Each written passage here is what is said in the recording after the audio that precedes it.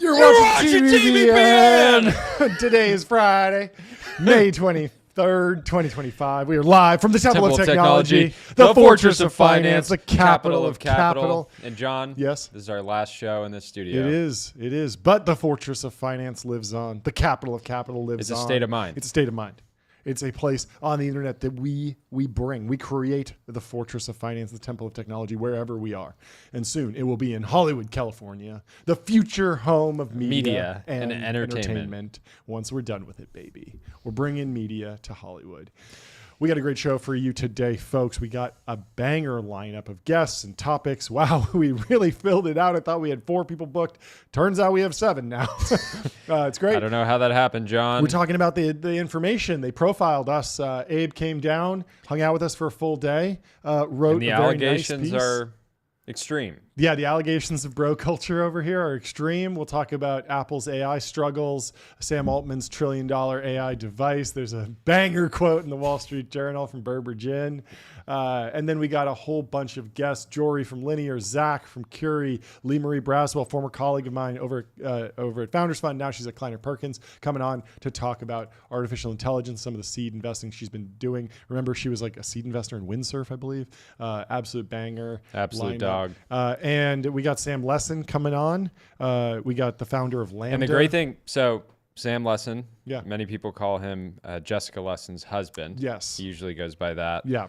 In most tech circles. Yep. So Jessica Lessin's husband is coming on, and this was booked before we knew if the information was going to be a hit piece or a puff piece. Yeah, and so it could have been, we don't, still unclear exactly where it landed, but it could have been a very, it heated. Could have been extremely confrontational. And it still could get heated. And I think the first or second time he came on, Jessica Lessin was in the background and kind of stopped by and said, "Hey," she said hi. Hi. And so, if this piece hadn't gone down the way it did, we could have been screaming on the call, and she would have overheard us berating her husband about what happened. But fortunately, the piece turned out I think it'll pretty be pretty good. PC later, Yeah, it was and I'm fun. excited to talk to Sam. And then one of the greatest yappers of all time. Bobby and Oren also calling in at 2 and 2:15. And so we're going to be going late. It's a 3.5 hour show. Let's do it. They said, hey, it's Friday. Are you going to take your foot off the gas? Absolutely, absolutely not. Absolutely not. Anyway, let's read through how the Technology Brothers seized Silicon Valley. The big read in the weekend section of. And I thought this image, by the way, if we can pull it up, I thought it was my immediate thought was AI, and you think it's handcrafted. You think they went. I think there are the pieces of AI in here, but then there are also things in here that are collage. There's a lot of Photoshop. Kind of like the TBPN. Suits might be AI, but the faces are just photos that have just been tuned up. And then I like how they made the number overlay. That is not AI. They made me quite a bit wider than you even. Extremely wide, which is not my exact build. Well, but I'll take it. So the screenshot that's up on the stream is the real one. But for some reason, if you on the information, there's like an HTML bug, and so if you shrink down the website, I don't know if we can pull up the one from the PDF, but it makes us look even wider. And so.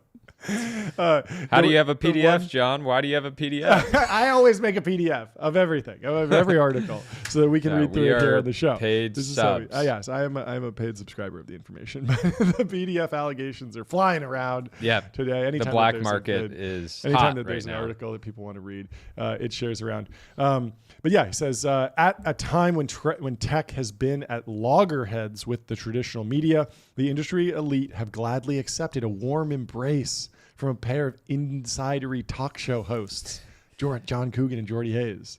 A warm embrace.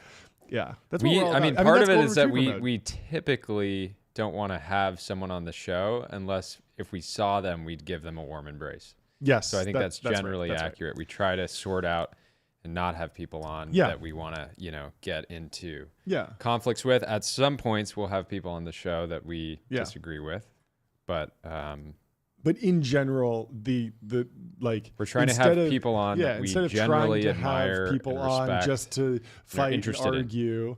We want to just hang out with our friends. Yeah, if we get to the point where we're getting ultra contentious, we'll probably move to like a pay-per-view model for that. Oh yeah. So if you want to see Keith Raboy fight with a journalist, we'll potentially physically, not just on the timeline. Yeah. We could set that up. And I'd love to. But anyway, so in recent months, John Coogan and Jordy Hayes, co-hosts of TBPN, a daily tech news show that has captured the attention of Silicon Valley's investors and founders, have followed the same morning routine. The two men meet in downtown Los Angeles at a members-only Jonathan Club to work out, then sauna together while reading print copies of the Wall Street Journal. Fact check true. You have your sweaty copy on the table today. Yeah. It's real. The image of Coogan, 36, and Hayes, 29, schwitzing away in such a manner is, well, a little ridiculous in this day and age. And I posted that God forbid men have hobbies. There's nothing ridiculous about two guys meeting up at a members club and having a sauna and reading the journal. And he thought I was joking with him, but I was dead serious that we had actually been in the sauna just a little bit earlier. Yeah, you quote in the article, this was in the sauna, pointing to a bedraggled A section of the journal besides him on the club's dining room table. It has sweat all over it. Yeah, there's the wide version of us because it's been stretched. The extra so you look wide. Even wider. It's great. So I had to prove to him. I actually did invite him to the morning workout. I said, meet up with us at 6:30. It's chest day. We'll hit some PRs on the bench, and then we'll go in the sauna. We'll talk. We'll get breakfast. He was traveling around, couldn't make it, so he just came to breakfast. So I had to prove to him by showing him the sweat on my Not the first time we've invited somebody to a workout, though. It's the best. And then had them come up with some range of excuses. Oh, I'm not going to be able to get there at 6. Yeah. I'm sorry. It is a high bar, but yeah. We don't do coffee meetings. Naval says, set your opportunity cost extremely high. He said, meet like a lion. Meet like a lion. It means be hitting bench when you're meeting with Naval somebody. is the original, the lion does not concern himself meme. Like that's where that came from, basically. Work like a lion. He doesn't concern himself with much. He doesn't concern himself with email. Yeah. Doesn't concern himself with coffee meetings. But the gym meeting, it's highly efficient. Actually, I mean, I Strauss Zelnick, the CEO of Take-Two, owns GTA, putting out GTA 6 soon.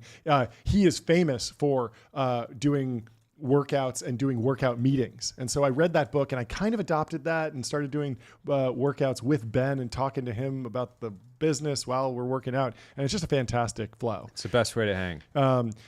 So they go on. Abe goes on to write. Coogan and Hayes live stream TBPN, which they originally christened the Technology Brothers, as a knowing nod to the concept of a tech bro on X and YouTube from 11 a.m. to 2 p.m. Pacific, and published the recording on Apple Podcasts and Spotify. When I found them sitting down to breakfast at the Jonathan Club, they had mostly prepped their opening commentary on the news: Airbnb's revamp, the Trump administration's proposed changes to AI chip exports, and they had a number of guests booked, such as Founders Fund, Delian Asparuhov, Lux Capital's Josh Wolf, and Eugenia Kudya, whose startup Replica AI hopes to develop chatbots that can serve as human companions. So here's where it gets interesting, John. Yes. He says, like the show's audience, the guests are attracted to quote unquote TBPN. Yeah, like it's not a real thing. Like it's not a real thing, Yeah. as a safe refuge from the mainstream media. Yeah. One that projects an unabashed, unapologetic enthusiasm for tech. I think this was my best line in here. I'm glad Abe included it. We genuinely love the private markets, the venture capital industry, the startup industrial complex, and I do. So there's something interesting here. TBPN is in quotes, but I'm on a different article from The Information, and it reads: Jim Cramer, CNBC's Mad Money host, took a swipe at our report today, and CNBC isn't in quotes. Why is that? That's so interesting. I Maybe wonder, they was see it just as a more bug legitimate. It could be a bug. in the CMS, in the content management system. Maybe they should switch content management systems. If bugs like that are sneaking it into articles. Abe's our boy. Yeah. And I'm gonna assume that it was just an accident. Probably it was just a some type mistake. of bug. Yeah. So. Probably just a mistake. Anyway, since TBPN debuted last October, Hayes and Coogan have warmly welcomed investors from pretty much every major venture firm in existence. Let's go. We're Switzerland over here. A marker of the podcast widening appeal. Sequoia, Khosla, Lightspeed. I could go on. A week or so ago, they dispatched one of their 4 producers to Las Vegas to set up a mini studio at Andreessen Horowitz's annual Investor Day Summit, where the firm's executives could chat about tech, the news, and what they were presenting to their investors, a level of access no one in regular media would ever get. Thank you to Eric and the whole team at Andreessen for making that happen. And I want to do more of those. I'm talking to Khosla about that. I think that's like an interesting thing. The sit down with like the full partnership to get the full scope of like how everything fits together, because most founders, even in my career, I've interacted with like every fund, but usually just a single partner. And so you usually have this very like point, like maybe you've listened to Mark, and then you've interacted with David George on a deal, or David Haber on a deal, or something like that. It's rare to be able to see like all in one, and I like the way that came together. So I'm hoping to do more of those. It goes on. He includes TBPN in quotes again, which is TBPN is in quotes every single time it's listed, and the information includes TBPN in quotes. Anyways, it goes on, talks about some of the guests that we've had. I thought this was funny.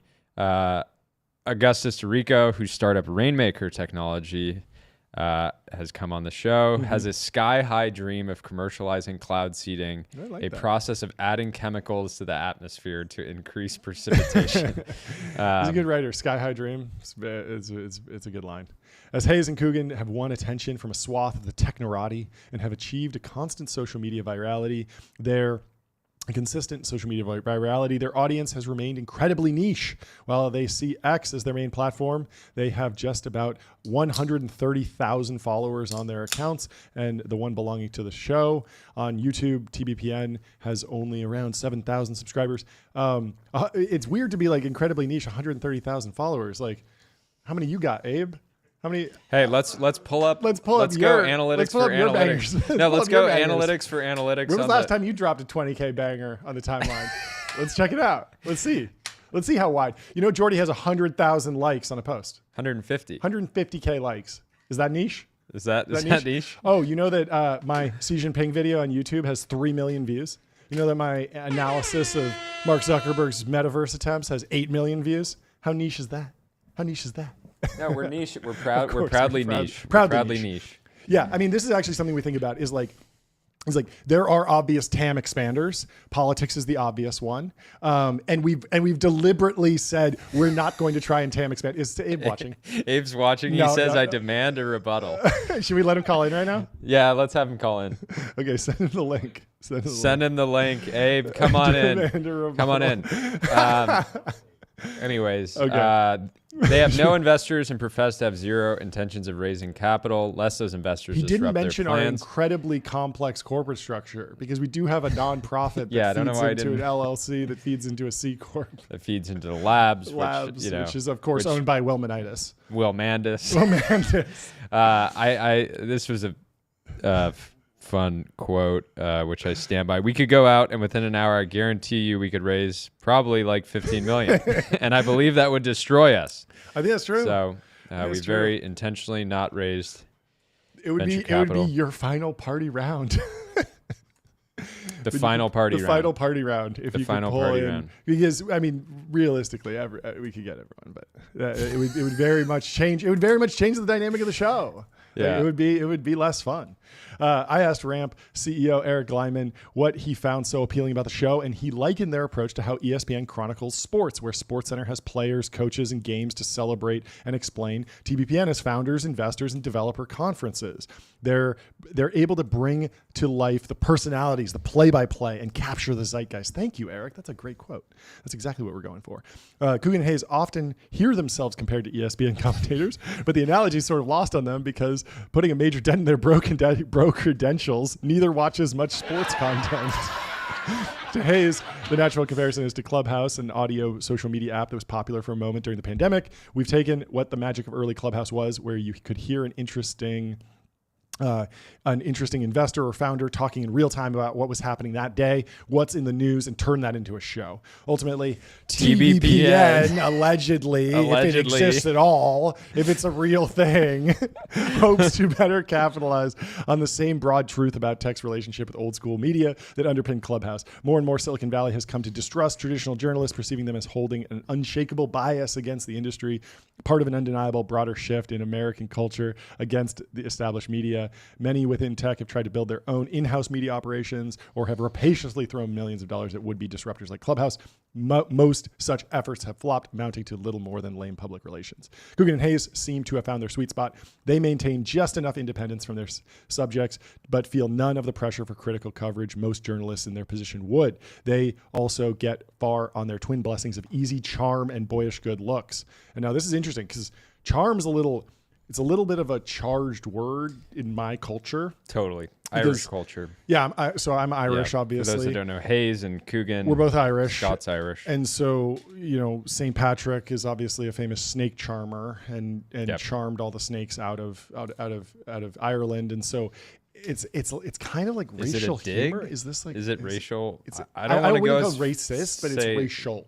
It's definitely racial. And so it's a little bit edgy, but I mean, I appreciate it. It's fun. We're in the post-woke era. We're in the anti-woke era. Totally. And so if Abe wants to go there, Abe can go there. He can go there. He can go We can go charm for charm with anyone. We can go charm for charm with the best of them. It's just a little crazy because I haven't been called a snake charmer. You don't normally think potato you don't eater. think of information drunk weekend Mick editor as an edgelord. Yeah, no, you don't. But he snuck it in. Yeah, it's good. It's a little. It's a little dig. Oh yeah, I saw him chugging Guinness, passed out like a drunk Irishman. He didn't go that far. He didn't go that far. He stepped it back. Yeah, but he still threw in a little bit of the Irish, a little dig at the Irishness. Yeah, it makes sense. They have an interesting voice that I don't think many people could pull off, said Ashley Vance, the Elon Musk biographer and former New York Times and Bloomberg journo. Journo? They use journo? I thought that was our word for them. And Bloomberg He's taking journo? it back. Abe's taking back journo. Wait, that's actually interesting. That's crazy. He highlights earlier. No, he highlights earlier in the article that we took back Tech Bro. They're taking back journo. But Tech Bro was a slur. We took it back as Technology Brothers, but he's taking back journo. Yeah. He's kind of inverting it. He's saying, I'm not a journalist, I'm a journo. I'm a journo. It's kind of cool. I like it. Cool. I'm into this. It's kind of cool. Journoism is back. Yeah. What is it kibitz? Do you know what that is? Kibitz. Because it said Ashley came on for a kibitz. look on and offer unwelcome advice, especially at a chat. card. A chat. It's a chat. Okay, so he came on for a chat. Yeah, and he's coming on. He's coming back next week. He's been traveling, shooting a movie. Very cool stuff. I don't know if you saw his cinema rig, but he's got like 25 different cinema cameras. It's amazing. I'm very, very excited to see what he's doing. Same. I don't want to leak too much of the project. Abe really is in the temple. He is? Okay, let's bring him in. in. Abe, we got to get to the bottom of this. Abe? Okay, we're pulling him in. Wow, Abe on TBPN for the first time ever. Abe from Brown. I could go into exactly why, CNBC doesn't get quotes and you guys do, but that seems boring. Let's talk about something more fun. Wait, hold on, editors. The Chiron's way wrong. Can we put the information in quotes? Can we put the information in quotes? We have to add quotes. Abe, it's fantastic to have you on. We talked about this earlier. We knew. Jessica Lesson's husband was going to come on later today, and it would have been a funny kind of dynamic if this had been a hit piece, which we obviously didn't know until around 9 a.m. when you hit publish. So this will be a fun show end to end. Yeah. It was great. I don't know. Is there anything else that, you've been listening to our analysis. Anything else you need to get off your chest? No, I think the story, is a piece of fair and accurate journalism. And, you guys are doing what you do best, which is, commentating on the news, on the breaking news about the Scalzi brothers. Wait, I have to ask, did you intentionally use the word journo instead of journalist when talking about Ashley Vance? Yeah, because we think of journo as like a tech bro style, like light word. dig, like it's almost a slur for journalist. It's kind of like a shorthand. Guys, in the way that you're funny on camera, I also try to be funny in the way I write. There we go. Just to make the jokes go around. No, you nailed it. You nailed it. I mean, it got us. We were cracking up. It's great. It's really good. I'll be back in LA soon, and I'll take you up on the sauna. Let's do it. Fantastic. We can't wait. Let's do it. Yeah, we got to get a big one in the new studio. Yeah. Like, we got to basically dedicate 2,000 square feet to just a single sauna. For sure. Abe, thank you for the fun and fair coverage of what we're doing. It's fantastic. And likewise, you guys are a good hang. Don't be too nice to Sam. Okay, we won't. Yeah, we'll be rough on him. We'll put him in the street zone. Bye. Awesome. Thanks for jumping on. See ya. Look at that. Media, crossover. Technology. Yeah. All together. Just broing down. It's great. Love to see it. They give a little bit of our background, but then go on to talk about how we met, mutual friend. Did they actually not? They didn't. They didn't name Will Mandis. He didn't name it Will Manitis. So an opportunity for a tech-focused podcast that could analyze industry news with a light irreverence and wasn't tied to a single company or venture firm. Last fall, they had enough free time on their hands to record a couple test episodes. When they attended Peter Thiel's Hereticon at the Fiena Hotel in they Miami. put founders in quotes. Oh, no. No.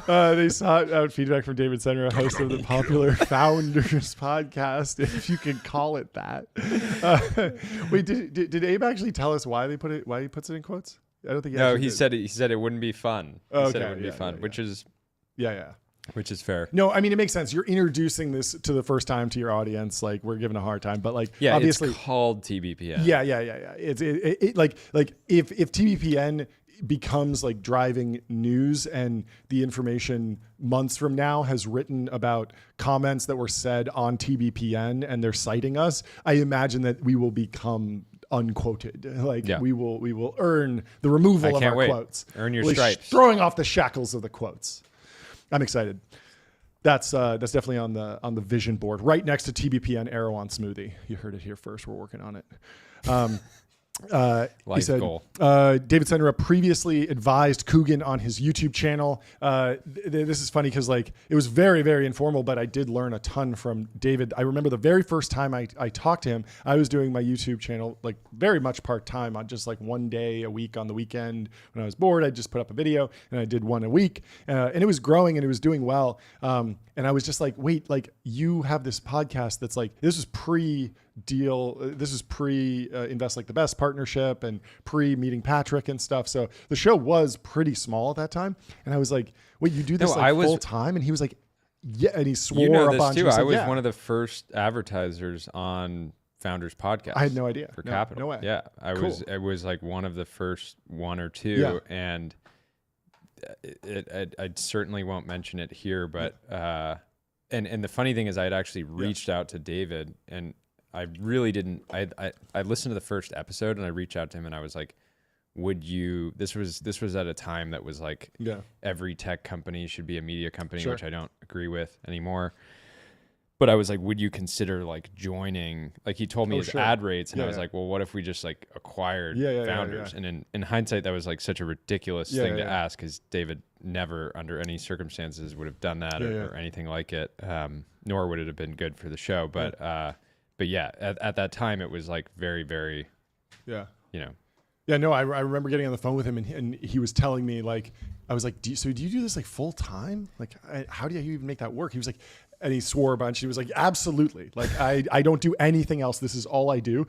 And I was just like super impressed that he'd been able to make this work. And it is like a niche show. It certainly was at the time, but he obviously found a really high value audience and was already monetizing very well. At that point, he had like a paywall for some of the episodes. He was starting to do some advertising. He's evolved the business model a ton and probably but it was very humble. 100x. But the product quality was incredible. Yep. But he was like, it was just still. It was just him, no employees, nothing, like just like building. So it was very, very cool. And so, yeah, I mean, I learned a lot from him and kind of kept growing the channel, and then eventually evolved into this. He thought that the two shared natural chemistry and encouraged them to go all in on the concept, which we've talked about before. For a model, he suggested they look at sports commentator Pat McAfee. Senra admires McAfee's always on persona. What is Pat doing right now? I bet he's live streaming, he said. And I wasn't exactly sure, because we've looked to Pat for as like a role model in many ways. But I wasn't exactly sure where that came from. But I thought the most interesting lesson that I learned from David was that he actually did not tell us, you guys should live stream. He told us, you should take this go harder, 100x more seriously. You should go harder. You should go full time on this. And what was interesting is that we were doing a weekly podcast with no guests. And once we started taking it way, way more seriously and working on it constantly, then switching it into a daily show, switching it into a live show, switching it into a guest-led show. All of that just happened very naturally. He didn't tell us tactics. He just told us exactly what he says in every episode. Even we left Miami and we decided to go to 2 or 3 days a week. We did 3 days a week. Yeah, maybe it was 3 days a week. But then I remember the realization that we would stop recording and we would be on X like an hour later. Yep. And I'd just be like, I wish we were doing the show tomorrow. Yeah, and then we just eventually decided to go to 5 days. Then we decided to go live. Then we decided to add guests. I even remember talking to you about like, maybe we should do like 1 day a week, 5 hours, and then slice it up so we're releasing 1 hour per day. Never podcast weekly, John. And it was a terrible idea. I'm so glad we didn't do it. It's a way better format. And so Abe goes on to write, soon Coogan and Hayes landed on an early gag that helped them gain attention, print out posts from X from founders and investors, then dress up in suits and film themselves with top-end 4K cameras discussing the posts, a very high-touch approach to assembling retweets. Later, they started to share the clips and tag the post's authors on X, and the authors would frequently pass on the clips themselves, giving Coogan and Hayes some of their first virality. The pair set themselves up on the 10th floor office that Coogan rented in the Jonathan Club, hired a small video production crew. Who they sometimes refer to as just the guys. well, they're all young men. And over the course of the next several months, the TBPN hosts and the guys have adopted a steady rhythm. When Coogan and Hayes go live, 2 of the guys control what appears on the stream, including the chirons, the bit of text below the guest. It's funny, we didn't even know the term chiron for like, we had been doing a chiron for quite a while. And then I knew it. I had to explain it to basically everyone on the team, we all learned. But I had, in fact, heard the term before. But yeah. You have a background in big television, John, that you don't know about? No, I've been to NAB. I've been a nerd for like production for like several years. Yeah. And so I've been like loosely familiar with all this stuff. I watched a lot of YouTube videos explaining how churches do live streams. Oh, yeah. Because mega churches are Elite. delivering at a level that is equivalent to Fox News on 1/100th of the budget. And so you can just go on YouTube and search church live streaming setup, and they will have tested everything, and they share all the information. It's a bevy of resources. It's fantastic. And some of them do like virtual productions. It gets crazy. Anyway, they try to make these funny. One example, venture capitalist yaps about venture capital. I'm excited to share a screenshot of Abe Brown, writer at The Information. Did you see the final Chiron? So good. So good. Steady crawl of the show. Sponsors appear next to the Chirons, along with a ticker available polymarket bets, with Coogan and Hayes see as telling indicators of market sentiment and their audience's interests. That's true. Another of the guys spends the entirety of the show, cutting up clips to publish across social media as quickly as possible. Fourth, Ben Kohler. Let's hear it for Vice President Ben, who worked with Coogan on his YouTube videos, serves as head producer. On a traditional TV show, a producer would normally pre-interview a guest. Sounds really boring. to help both the guest and the host. But Coogan and Hayes prefer to wing it. And since they're never brandishing any sort of gotcha question, we'll hit you with some gotchas. We're just going to do nerdy gotchas about scaling laws and build out timelines and end-to-end algorithms. We're not going to ask about your personal life or your politics. We do not discuss politics. The informality doesn't discomfort the guests. There's no prep. They just sent me a Zoom link and I joined, said Sham Sankar, Palantir's chief technology officer and a veteran of many CNBC hits.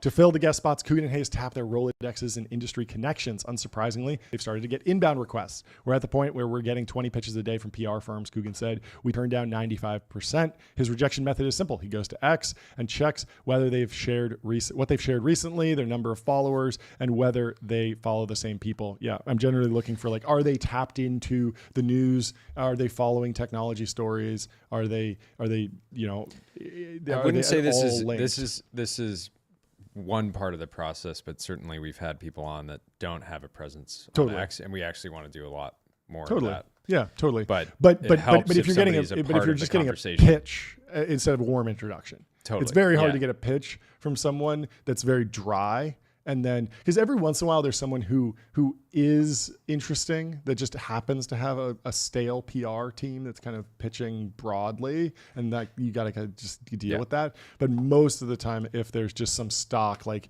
you get these big emails with all these bullet points of everything the person's accomplished, and then they link you to their LinkedIn account and you search them on X, and like they're not really in the conversation. And if they're not in the conversation, it's going to be hard for them to join and have a conversation, because that's actually not bring something really. They're just going to come on with talking points, and so it's pointless. Or if they come on with LinkedIn takes from it's not good 2 months ago, not good, going to be rough. Work.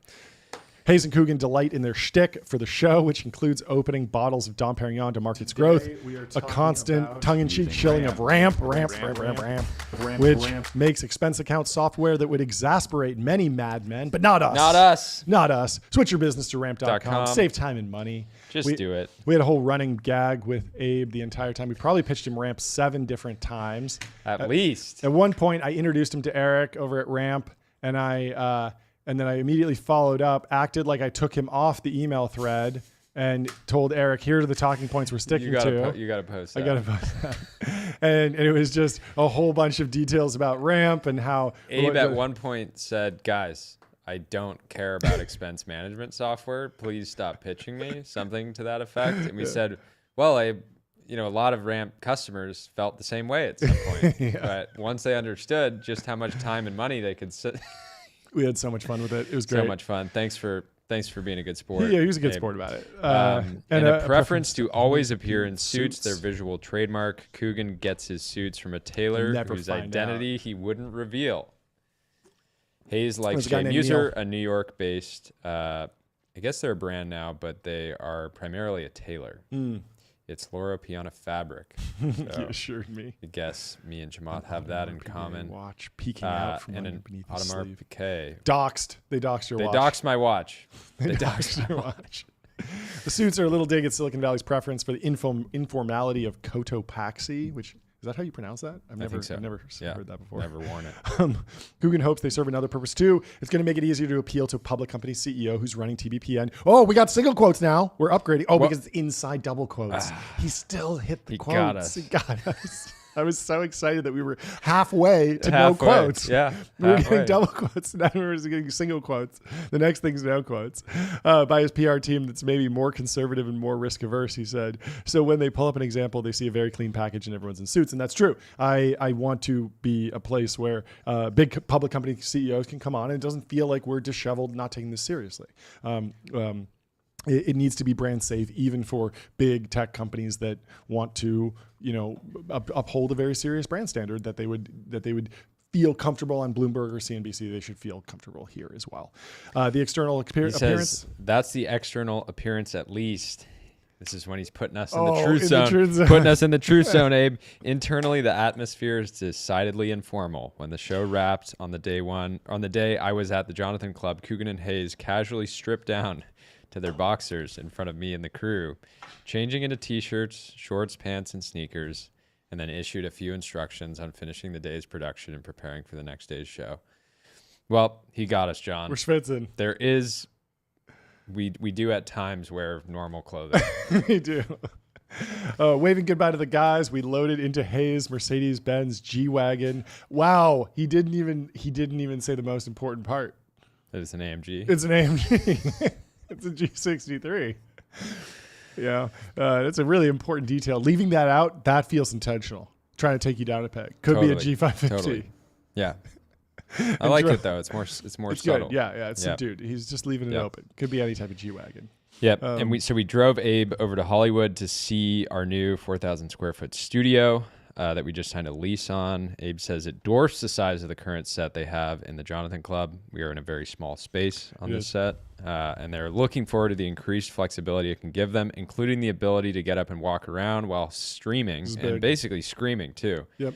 Right now, we basically sit down for 3 3.5 hours. hours. We get up for like a minute in between, but the energy be I able think to will just be so much better when we can stand. It's going to be great. It's going to be great. They'll also have the opportunity to host in-person guests, something we're very excited about. We have a bunch of people lined up, and we should be able to make those in-person sessions really special. And I asked them about the dream bookings. Of course, we've talked about this before. Our dream bookings are the Magnificent Seven, like all of them. We want the CEOs of Apple, Microsoft, Alphabet, Amazon, NVIDIA, and Meta Platforms, and Tesla. We want them all. The Thanos glove of technology leaders. We want them all on the show. So if you know someone who can give us an introduction, please make it happen for all of them. But we still have a lot to do on the production side. We want to be a fantastic show. We want their first appearance on TBPN to be memorable and cinematic and enjoyable. And I think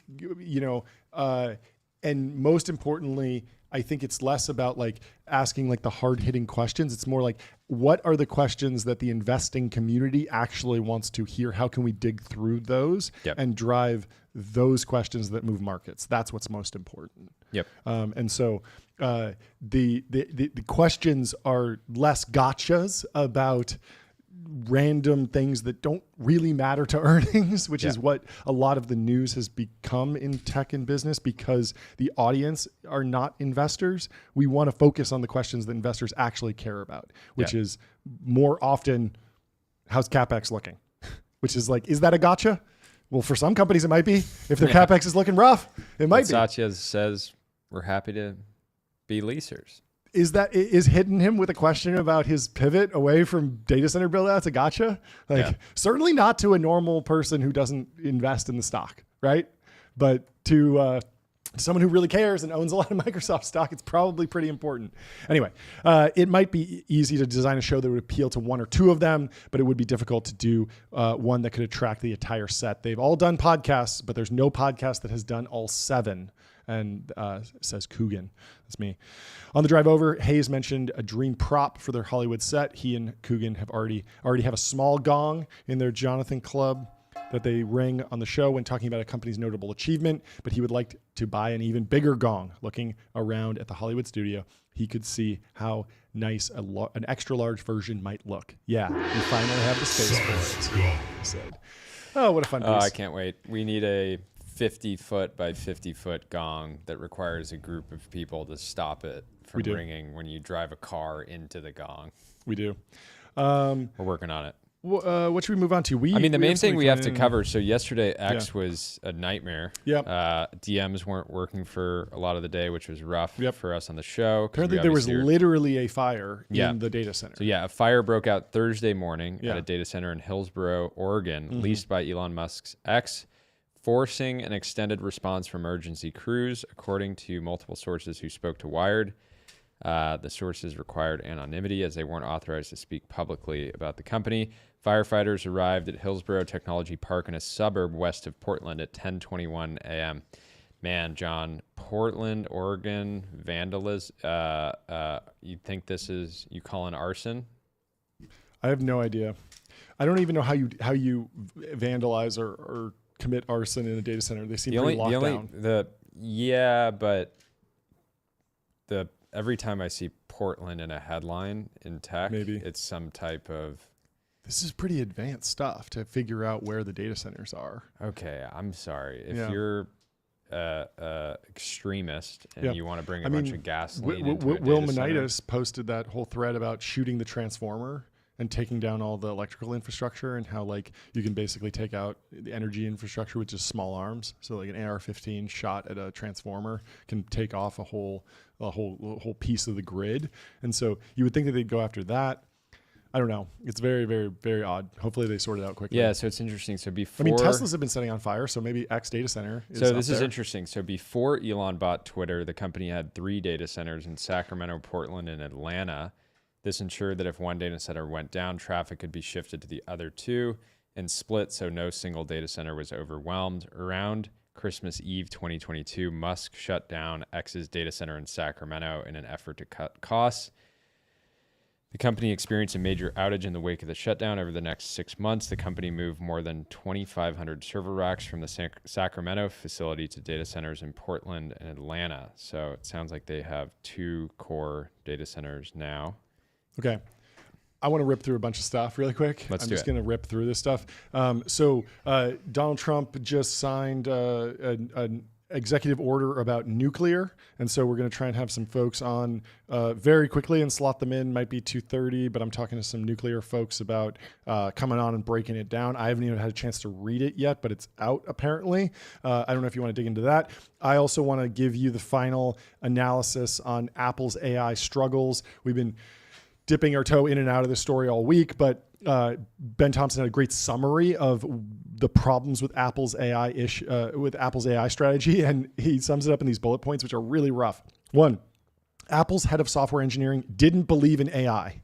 Apple's head of AI was skeptical about LLMs and chatbots. Apple's former CFO refused to commit sufficient funds for GPUs. Apple's commitment to privacy limited the company to purchased data sets instead of using their own, where Meta and Google and YouTube are all highly valuable training sources. Apple's AI team is understaffed, and the relative talent of an AI staffer still at Apple is uncomfortable to speculate about, but given the opportunities elsewhere, relevant. What should Apple do now? The baseline advice from Ben Thompson is make Apple's on-device models available to developers as an API without restriction. Make Apple's cloud interface, cloud inference available to developers as an API at cost.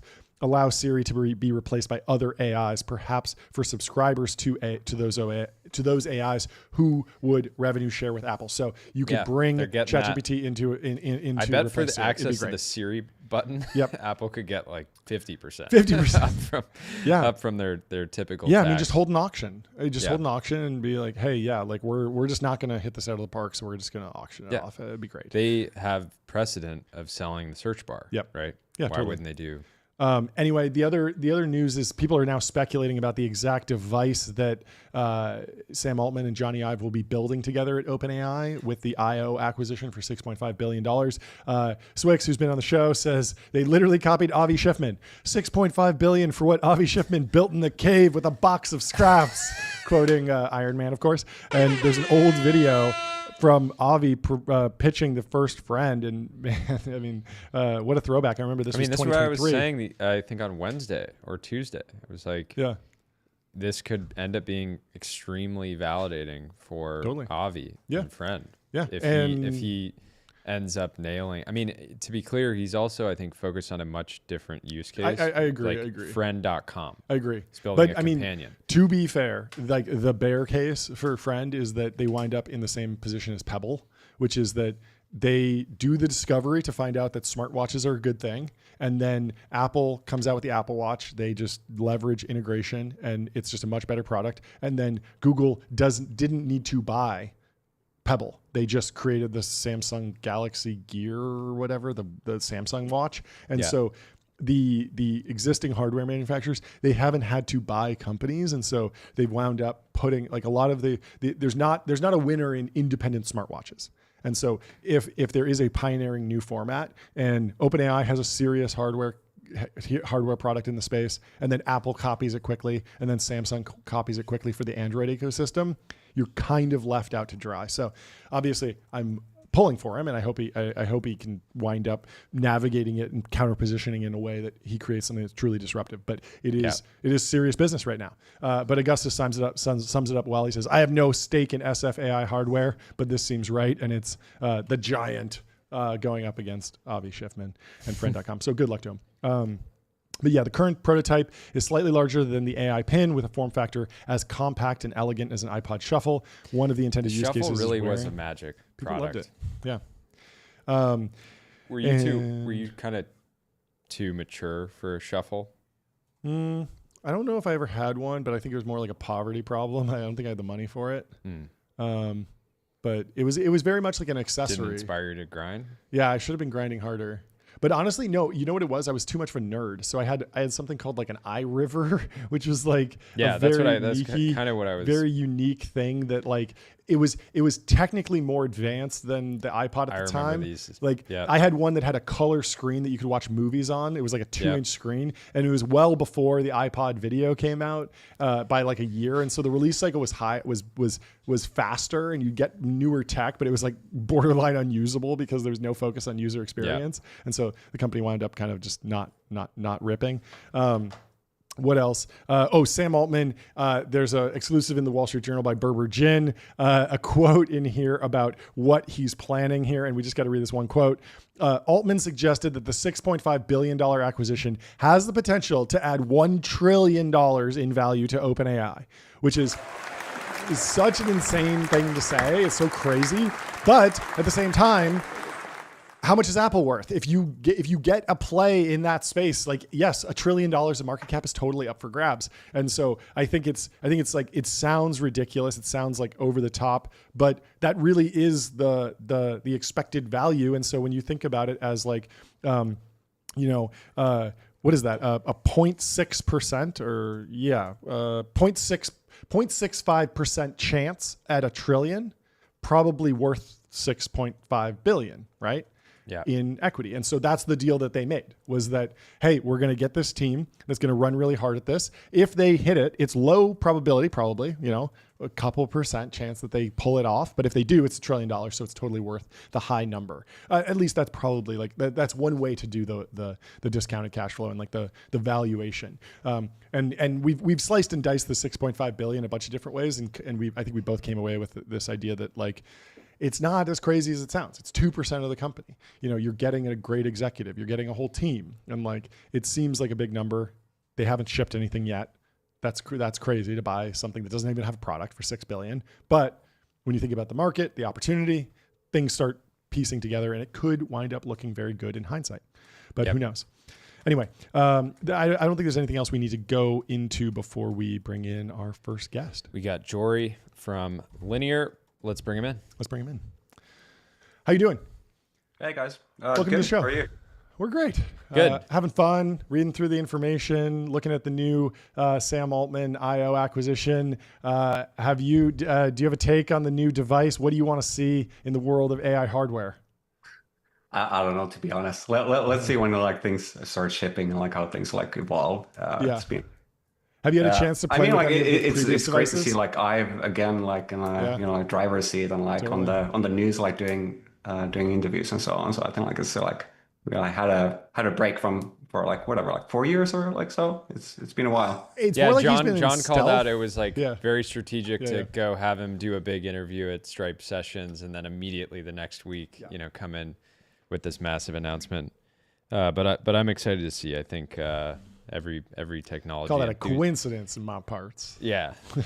But I think every technology enthusiast will benefit from him taking totally. a real crack at AI. What else in the news this week? It's been kind of an informal AI week over here at TBPN between Microsoft Build, Google I/O, OpenAI I/O, Linear agents. Linear Agents, and Anthropic Claude 4 dropping. What's been most interesting to you? What are you most excited to leverage? Pretty bad week for me for like following the news. It's like finished up moving, so I've actually been like relatively like off news and like I think like it's on the docket for like long weekend to like start catching up more on the on like all the keynotes and so on. But I don't know. It's good stuff like having more agents or like especially coding agents and like different like players like coming to the space. So I think like it'll be like interesting to see like over the next couple of weeks kind of like what like performs like how well and also like what kind of like in like user experiences are gonna be there because I think like that's kind of like the bit that we're like at Linear like now following much more as we're like also trying to like work with like different players and like integrate stuff into Linear is like what are like the patterns of like usage that will happen with this. Yeah, what's more important, just vague definitions around user experience patterns for agents versus standards like MCP and more technical advances?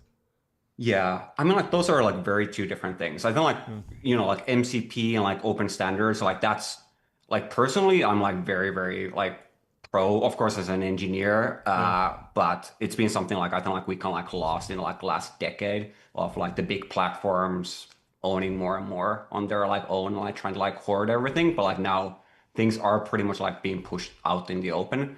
And people are like companies are like almost like forced to cooperate in the, like the new world. There's just so much demand. And it's been interesting to see from our side too, as like large companies like jumping very early and like just like a whole space is kind of like pushing all the companies to like act fast. Let's see how much is like hot air, like what like will come out of it. But I think like overall, it's like push for openness is good. But then How have you like, so for Linear's agents product, how do you evaluate how open is the product? If somebody's building an agent, can they build an integration with Linear by themselves, or are you guys really kind of doing your own internal testing to kind of qualify potential partners there?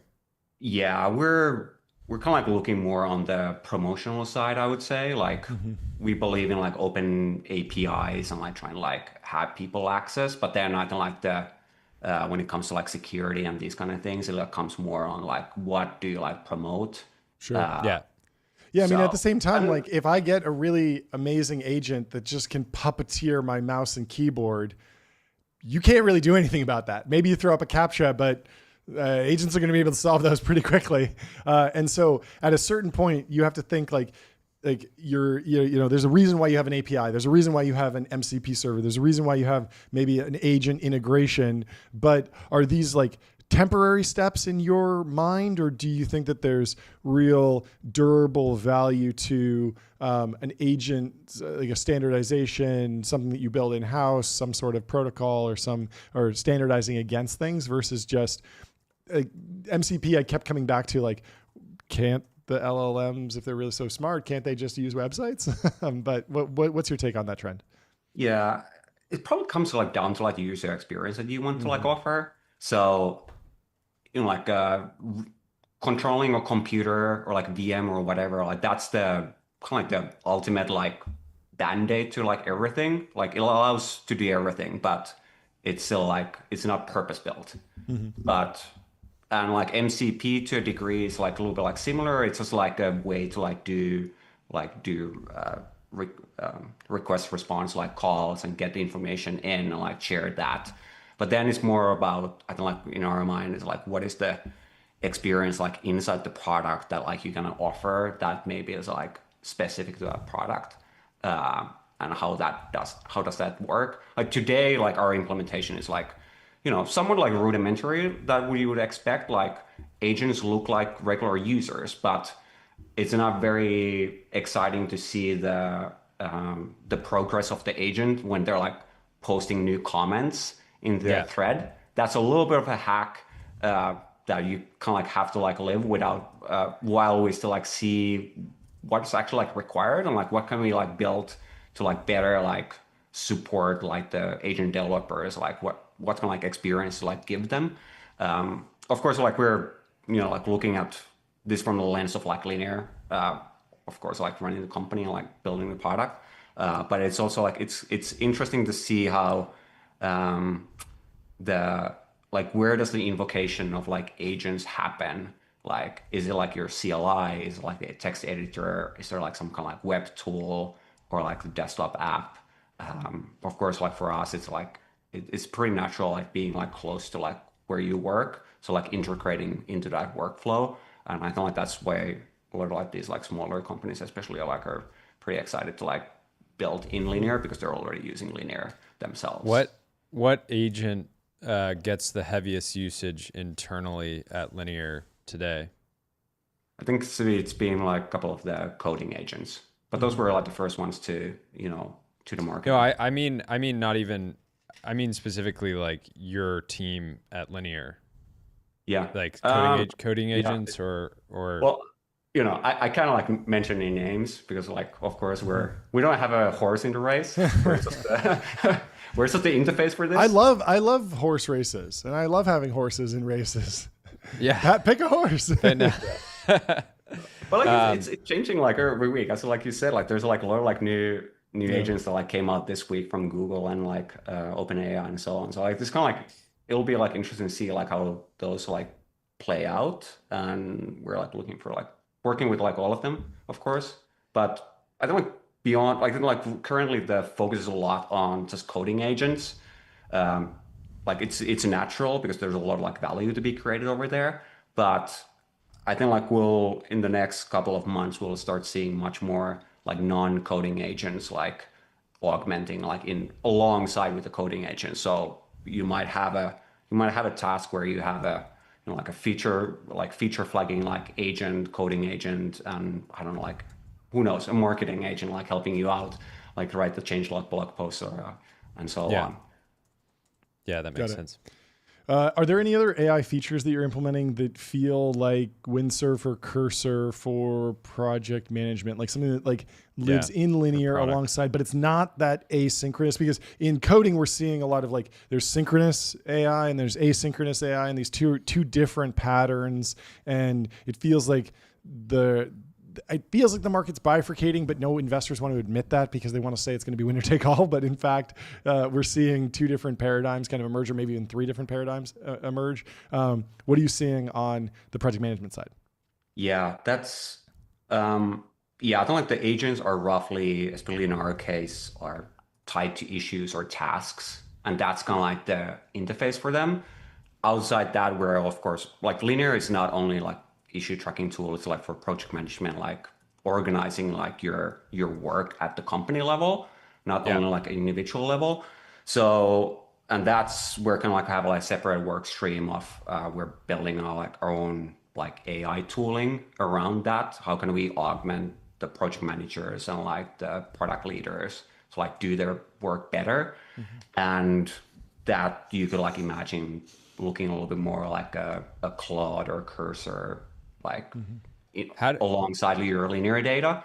But like with that, it's going to be interesting to see like how we can start like introducing like the external like agents or like MCPs as like part of that. That of course like the issues is that's like the first step because it's like much more natural. What's your team's approach to testing new, for example, coding agents, right? It's in many ways like the linear approach from my perspective is, you know, really thoughtful, ideally long-term planning around building, you know, beautiful products and taking a calm approach to doing this and in that way, you know, enabling other people to maybe have more calm, effective product development. But at the same time, like testing new tools, they can be super effective, but testing new tools can also be super distracting. You know, we don't do a ton of engineering on TBPN. We actually do a surprising amount, kind of like back office stuff to kind of automate production. But I can imagine an environment where you have, you know, call it 50 engineers, and on any given day, one of them can send a message into Slack, hey guys, you got to check this out. It's like amazing, blah, blah, blah. And maybe they just got like a couple of good results and it's actually not worth directing everyone's energy to, but at the same time, you want to stay at the edge. But do you have a philosophy or kind of an internal ethos around testing new tools? Not really. I think like mostly comes from people themselves. We're not like enforcing like certain tools. We're of course encouraging couple of tools where we can, you know, like maintain like security and those kind of things. We're like mature company at this point, so like we need to look after like our customers' information, and like a lot of like also lives inside Linear, so you know we need to like look after stuff.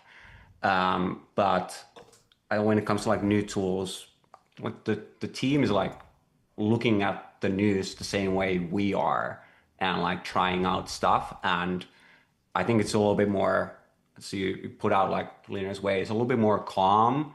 And I think like that also shows on the tool adoption and so on. Like you're like excited like to try out stuff, but like, you know, you take it with a grain of salt instead of like going on Twitter and like blasting like we replaced like all of our team like with AI.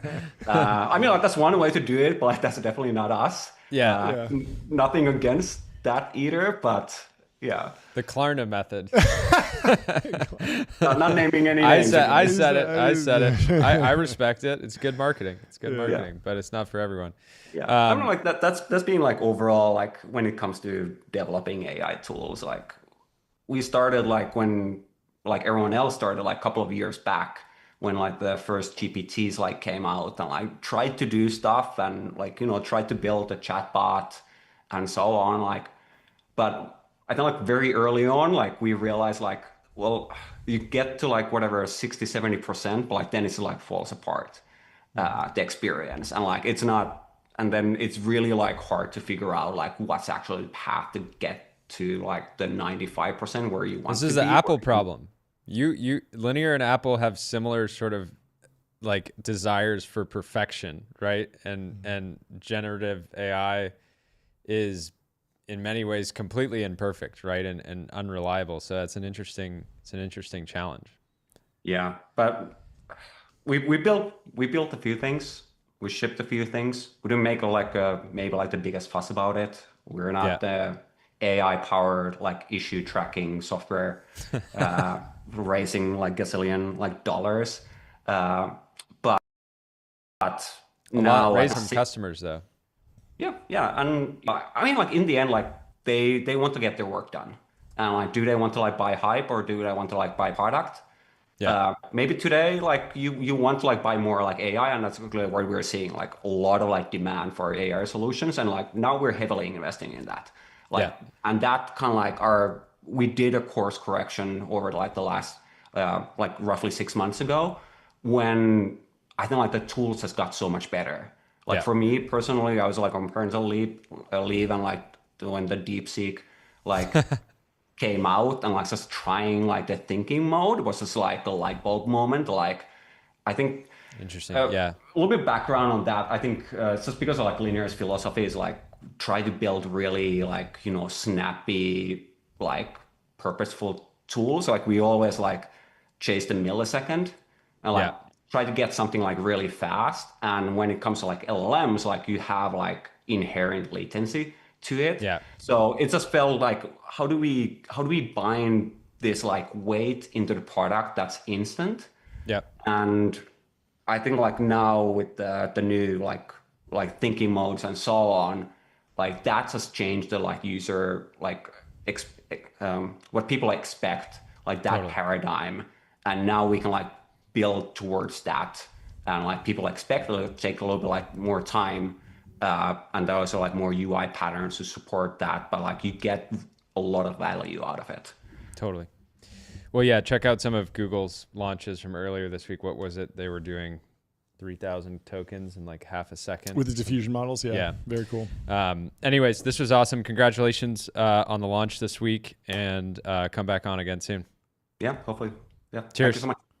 Later, Jory. Talk to you soon. We got Zach Weinberg coming into the studio. And we also have Doug Bernauer from Radiant joining at 2:30 to talk about the nuclear EO, which I'm very excited about. Welcome to the stream, Zach. How you doing? I'm good. We have like Welcome to the stream. full soundboard now. Full soundboard. yeah. We're getting better every Constant single day. iteration. Constant What iteration. other product updates have there been since I was last here? Oh, I mean, our Chirons. Yeah. Stop asking hard questions about our updates. We're doing fine. I This is noticed what- a sponsor, whoever Yeah. makes the yellow drink, I assume. Oh, no. this is, no, To they're be not, honest- they're to be not honest- sponsoring us. To be honest, I did grow up in the town that this company is from, but okay. we have no We have connection. no proper affiliation. Honestly, with if anything, we Guayaquil should from just wrap Yerba these Mate. in ramp yellow. We should, and we then, should. It's good. Anyways, yeah. good to see you. Good to see Yeah, you. yeah, good to see you guys. Thanks for I mean, we wanted to have me. you on initially to talk about the most favored nation drug pricing EO. It's been a week or two since then. There was kind of like, I think it that dropped was Sunday. 3 It felt like EOs years ago. but I mean, it felt like Sunday, like, oh, this is going to be Black Monday for biotech. It didn't happen. The biotech stocks did fine. They also, this was coinciding with the pullback on the tariffs broadly, so the market rose overall. Can you give us how you process the information, how you're thinking about it now? Does this thing matter? Should we even be talking about it? Should we just move on? Yeah. Maybe let's start with like why it's probably just like a misguided idea in the first place. Please. Or at least the trade that I think Americans would need to understand that you're making and as it relates to drug pricing. And what I think we may have talked about this last time, or I've talked about this with a lot of people, like the idea that America pays a lot for new therapeutics, right? And we do, by the way, like this idea that we pay materially more, even on like a GDP adjusted basis than other countries, and in particular, other wealthy countries. So you take Europe is probably like the best example, where the amount that we spend on new therapies as a percentage of our, like, let's call it GDP adjusted price, Sure. if you will, is still on the upper bound. So like America pays for the innovation for the rest of the world. But don't we get the innovations like 5 to 10 years faster than the rest of the world? We definitely get them faster. We are usually the first place all these new drugs launch. Yeah. There's also a set of therapies that we have that you just cannot get anywhere else. Like other countries refuse to pay for them. It's socialized medicine, right? So it's like a single budget.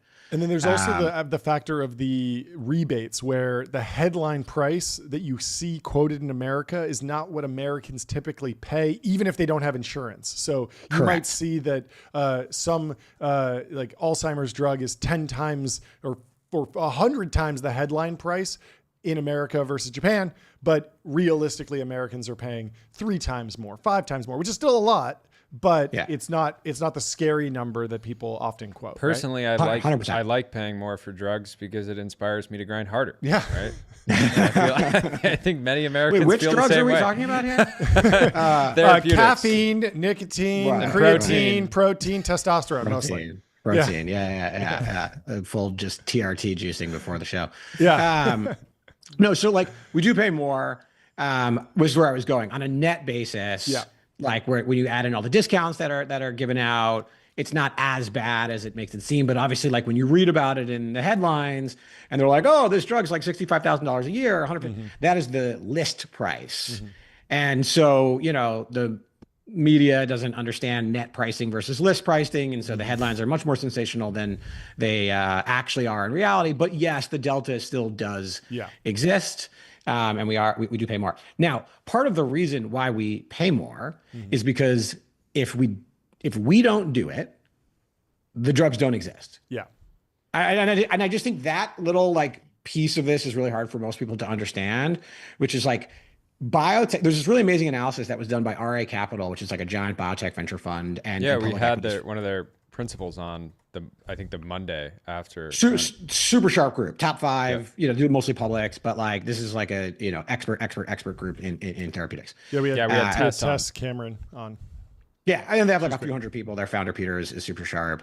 Cool. We respect them a lot. They actually were investors in one of our company's next rounds. All cool. that. Anyway, good group. They did a very beautiful analysis of the expected value of a biotech investment at various rounds. Seed round, A round, B round, so on and so forth. Like, what is the EV of $1 that you put in? And I will tell you that at both seed and Series A, the EV is negative. Negative at our current prices. And the reason for this is like drug discovery is the single hardest fucking problem that you will ever encounter in your life. Because you are trying to make a drug and using all of these tools that are not actually the human being until the absolute end of it. So you have to take all this insane amount of risk and spend tons and tons of money. And the data that you have to make your decisions are like in a petri dish or in a mouse or in a monkey or in a dog. And like, yes, that's useful, but it's not a human. And so like the amount of companies where, because you don't see this in tech, right? You don't see companies that have raised $300 million do one product launch and then go bankrupt. Yeah. And like that happens all the time in biotech. That's actually like the norm is basically, you know, you've spent a few $100 million. You think this thing is possibly going to work. It works in a dog. It works in a monkey, whatever. The drug-like properties seem all really great. And then you run a human clinical trial for $150 million and it doesn't work and the company's bankrupt and everybody loses their money. And like, and it's not like 20 million.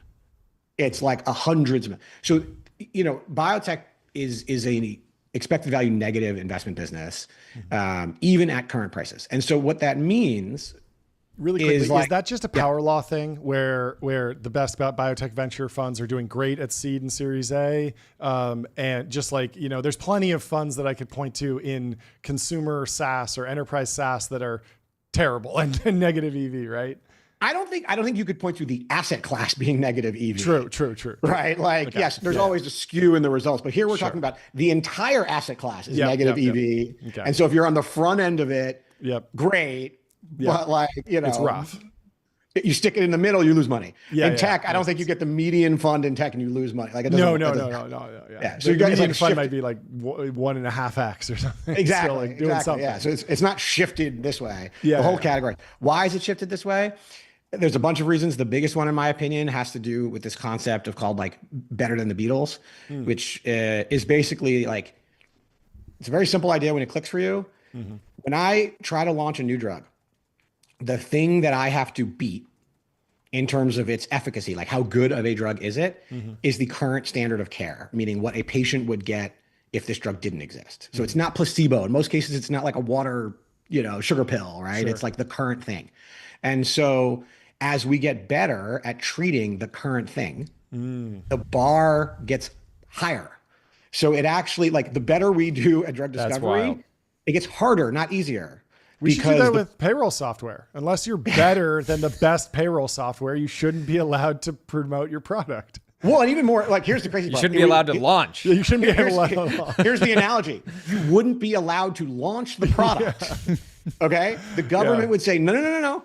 You cannot launch until you are better than the current solution. Your corporate card isn't better than RAMP, so you can't launch. It's just ridiculous. Could you imagine that world where you're like, oh, my new, someone would launch like, I don't know. Yeah, of course. ChatGPT search engine. And then like the federal government's like, nope, Google's better. You can't do this until you're better. Yeah. That is how biotech works. Wow. That is how biotech works. And wait, by the way, is that the right way for it to work? Does that contribute? Does it? You have to imagine it contributes to prices being high because it's somewhat anti-competitive, right? If I in the payroll market, right? Like a payroll platform gets super bloated. Yep. some founders and it costs $100 an employee. A founder comes in, launches an okay version. Also, there's just less 15. iteration on drugs, I would imagine, than on software, right? No, you can't like iterate through it. There's no learning. You got to like it either is better or not. Here's the problem: are you going to take the drug that's 30% worse but 50% cheaper, even though you don't pay for it? Absolutely not. Exactly. Yeah. So exactly. Now, if you were on the hook, or maybe you saw some of the rebates and went into your pocket, maybe you'd be like, all right, like my psoriasis isn't like that bad. Yeah. I'll take the like 30% less effective drug and I'll like clip some coupons but that we don't do that. Yeah. Because in America we view healthcare as like it's supposed to be free for everybody. We kind of do it with over-the-counter stuff. Like if you get like the Mucinex extra strength max, like it might be $3 more than just like generic stuff. Try telling the cancer patient that you're going to get the very slightly different less for that. effective. Absolutely, like very you're just not going to do it. Yeah. And so, the FDA is kind of like, well, what's the bar is current standard of care. That's the standard we've put in place. Yep. Look, if we wanted to create a system where you could launch slightly worse drugs cheaper, like that would be an interesting system. But the problem is the people using the drugs aren't the one paying for the drugs, at least not directly. And so cheaper doesn't win, right? Like you can't shift because the patient at the end of the day does not want the worst drug. Like there's so many situations where you're just like, absolutely not, especially in serious disease, chronic disease, cancer, all the stuff that really matters. Yeah. So going all the way back to pricing, one of these like weird issues in biotech is simply like, as the industry gets better, it gets harder, not easier, which is there's almost like no other industry where that is true. Yeah. And so it's the opposite of learning curve pricing. It's like the opposite of fabs, the opposite of software, the opposite and that's why of the internet. When you see all these stats of like innovation in biotech has slowed and all, a lot of it is because of this. And they call it better than the Beatles, which is this idea of like, imagine if you wanted to release music and the only way it would work is if you were better than the Beatles, because that's the best. And so like, how much music would you really have? And that's the, I like the phrase because it whatever, it's catchy, like the Beatles. Totally. Yeah, anyway, so it does. The one thing I'll say is it has an interesting effect of pushing for true excellence, right? Like that I mean, does not happen. are... That certainly doesn't happen in SaaS. There's a lot of people that see a good SaaS product and they're like, I can make an okay version of that and make a couple $1 million a year. Totally. And, there's less cynicism and there's less like we don't have a slop problem in pharma. Well, there's no like move fast and break things because you can't tweak your way to the front. Right? You've got to build the best drug before you put it into people, right? There is no tweaking. So I say all of this, which is to say, like, yes, drugs are expensive in the United States, but like, if you wanted cheaper drugs today, you are basically not going to get any in the future. And I know everyone's like, oh, that's not true, blah, blah. Like, I am on the front lines of this every single day. I mean, we are one of the larger biotech venture funds at seed, meaning like we take the most risk. We're in that negative EV category. Risk on. Built different. Risk on. Yeah. And so if the price on the other side is not big enough for the risk that you take, it's not that you like tone it down. It's that you just don't do it. You can't just to be very clear, like you don't need to do this, right? Like you could walk away from the game, right? And there's and by the way, it's not just me. It's our investors, our LPs. Yeah. Like if my fund and every other biotech and early stage investor can't make money, our job will cease to exist because our investors won't let us exist, right? Like there's this money will always be there. No, absolutely not. And so, you need a reward on the other side of it. And I think that trade is really hard for people to think about because you're like, well, it's a lot now. And you're like, yeah, it's a lot now. But if it weren't, that means 10 years from now, you're going to have the same drugs available in 10 years as we have today. Your kids are not going to be any better off from a medicine perspective. So the reward does have to be really big. But at the same time, like, do the Europeans kind of like freeload off of us? Yes. And so this kind of like rough idea of like, all right, this is what they're trying to do is say, we're going to index the US price to like a basket of comparable international countries, basically like wealthy first world countries, it's mostly European countries, and that we can't be like materially higher than they are on a GDP adjusted basis. At least that's the idea behind the executive order. Maybe two thoughts. One, this will not take U.S. drug prices down. It will not happen. What will happen, and this is not a good thing, is it may force, first of all, okay, this is likely not enforceable. I don't believe legally, I don't think the EO works. And that's part of why you didn't see the biotech market react, is every expert No one like, took it seriously. Yeah. Like it'll fail in the court 1,000 times. It'll never get implemented. That doesn't mean some future version of this, there isn't some like, loophole or whatever that maybe the government slowly figures out. But like this EO seems as if it's basically never going to happen. Yeah. What about is biotech being squeezed on both sides in some way right now, given that there's kind of an attack on the fundamental foundational research as well? Yes. And so like, if you take that, basically that's like investment that's sort of like, non-effectively, the biotech industry gets the benefit of. Yeah, like the negative EV bets are already being subsidized to be by closer to grants. zero, but not negative. This administration is doing absolutely everything it can to destroy the future therapeutics that you want. Every single decision they've made, basically, so far has been negative to future medicines existing. Right? Like you cut biology research, so we don't really understand what drives disease. You cut skilled immigration. Do you know who is like half of biotech? If you go to like any biotech company's website, you go to usually somewhere between 30 and 50% of the people on staff are foreign born. Yeah. Because who like doesn't want to do the 17 years of school to become a chemist and like do all the training? Americans. And so, we already have a skilled scientist shortage, and that's even with current immigration. And so like kicking these people out of the country, not letting them come here in the first place to train, like we're just going to have a massive, skills gap. This isn't like bring manufacturing back. This is like, you need to be a PhD in chemistry plus 15 years. Like these people don't exist. And so, most of our senior team at Curie is foreign born. Yeah. And I imagine that the biotech industry could very quickly absorb like twice the amount of PhDs and just do more research, right? And it wouldn't be like job displacement if that happened. Right? So the solution and like biology and chemistry PhDs and proteins, like specific types of PhDs. Totally. Yeah. Do we need like marine science PhDs? Yeah. No. But So I don't want to put words in your mouth, but are you saying the solution is that we need 1 million Brian Johnsons? We're looking for scientists, not crazy people. So no, we need 1 million David Liu's at MIT. Okay. And what about that guy in China, He Jiankui? Have you been following this guy? This is the one like testing stuff on himself. Baby. Yeah, exactly. Yeah, and he posts these like very vague posts where I thought it was an AI. I thought it was an joke. AI like meme account for months. And he keeps posting like, biotechnology should never be used to create super soldiers. And it's just like a selfie of him. And it's like, it sounds like you're making a super soldier, man. And it's unclear how much he's in on the joke. But recently, like he got married and his wife can't get into the country. Have you been tracking that story at all? No, because it's like fringe. It's like, it's like the New York Post of science. Yeah.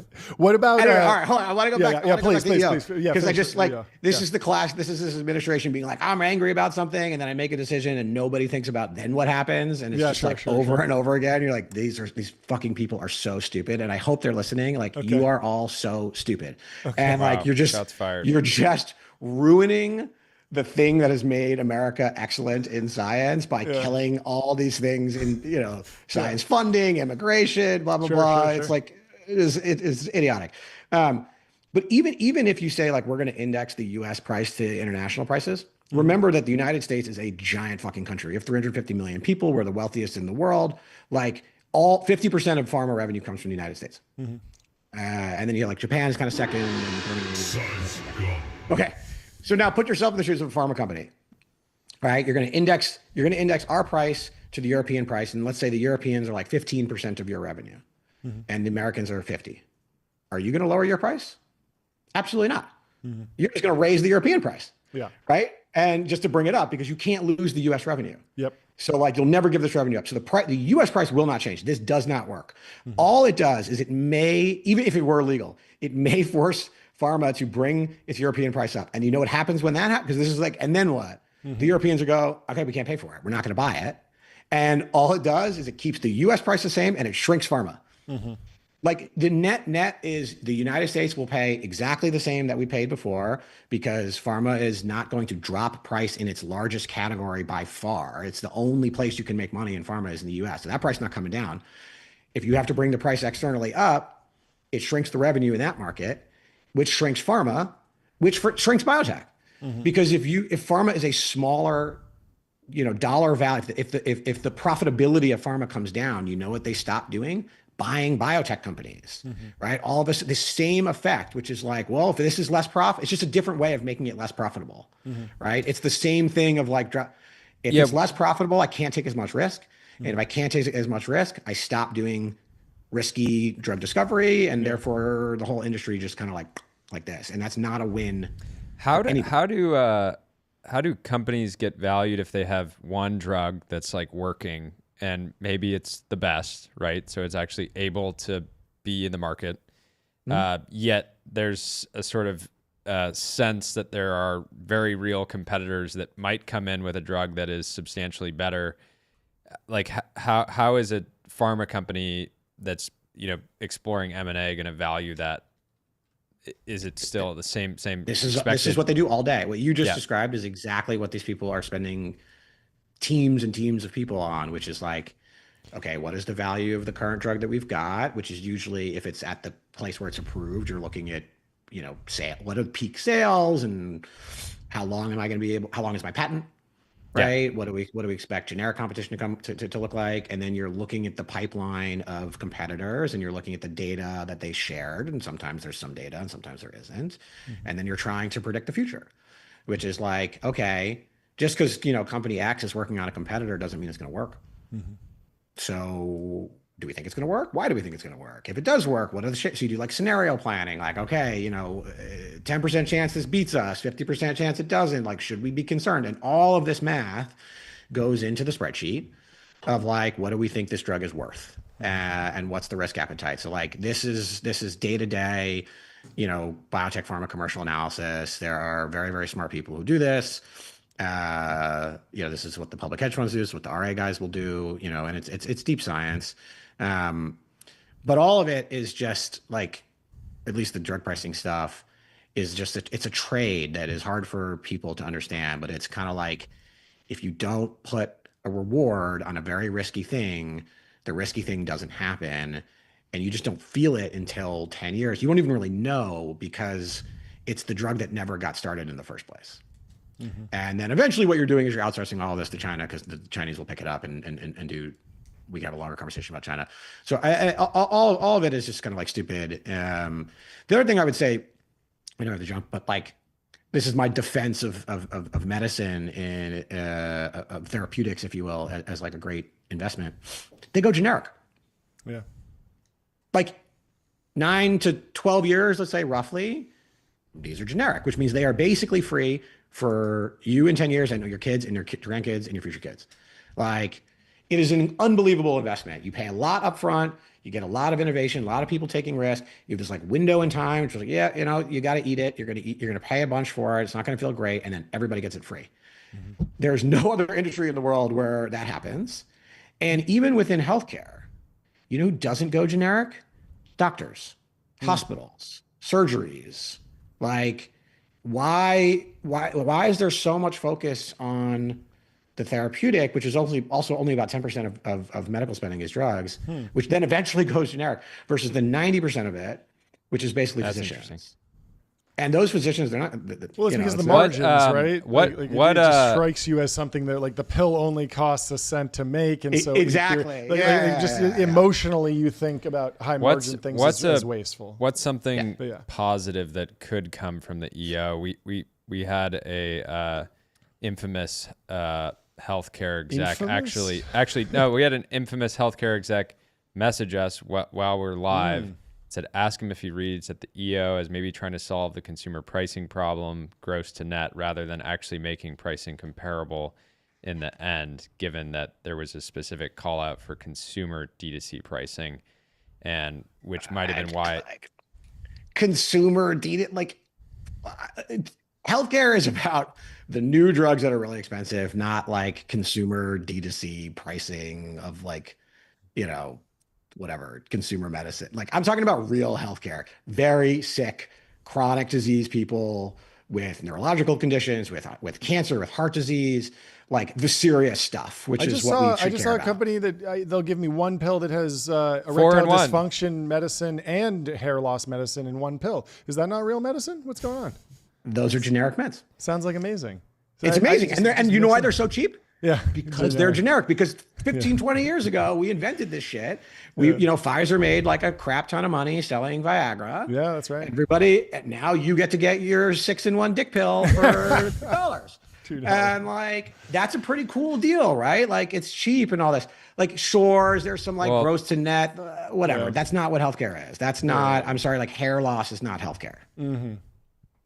Interesting. What about CRISPR on demand? There was this infant child that was saved with a custom gene therapy. It seemed like a very inspiring story. There was an inspiring video all about it. It seems like an amazing testament to something we've been hearing about for a long time, which is CRISPR. Maybe a decade we've been talking about this. Is that an opportunity for new companies? Is there already a company that's like ripping on the back of this, or is that just kind of like an outgrowth of what we'd expect with the technology given the maturity? I believe the company that did this was Beam Therapeutics. Is it them who did it? Yeah. Yeah, it's cool. This is a perfect example, right? Which is like that. I think it's Beam. I can't remember offhand which one it is. That company that successfully developed this therapeutic is trading for less than money raised. Whoa. Wow. Okay. Moment Breakthrough. of silence. It's terrible. Right. And why?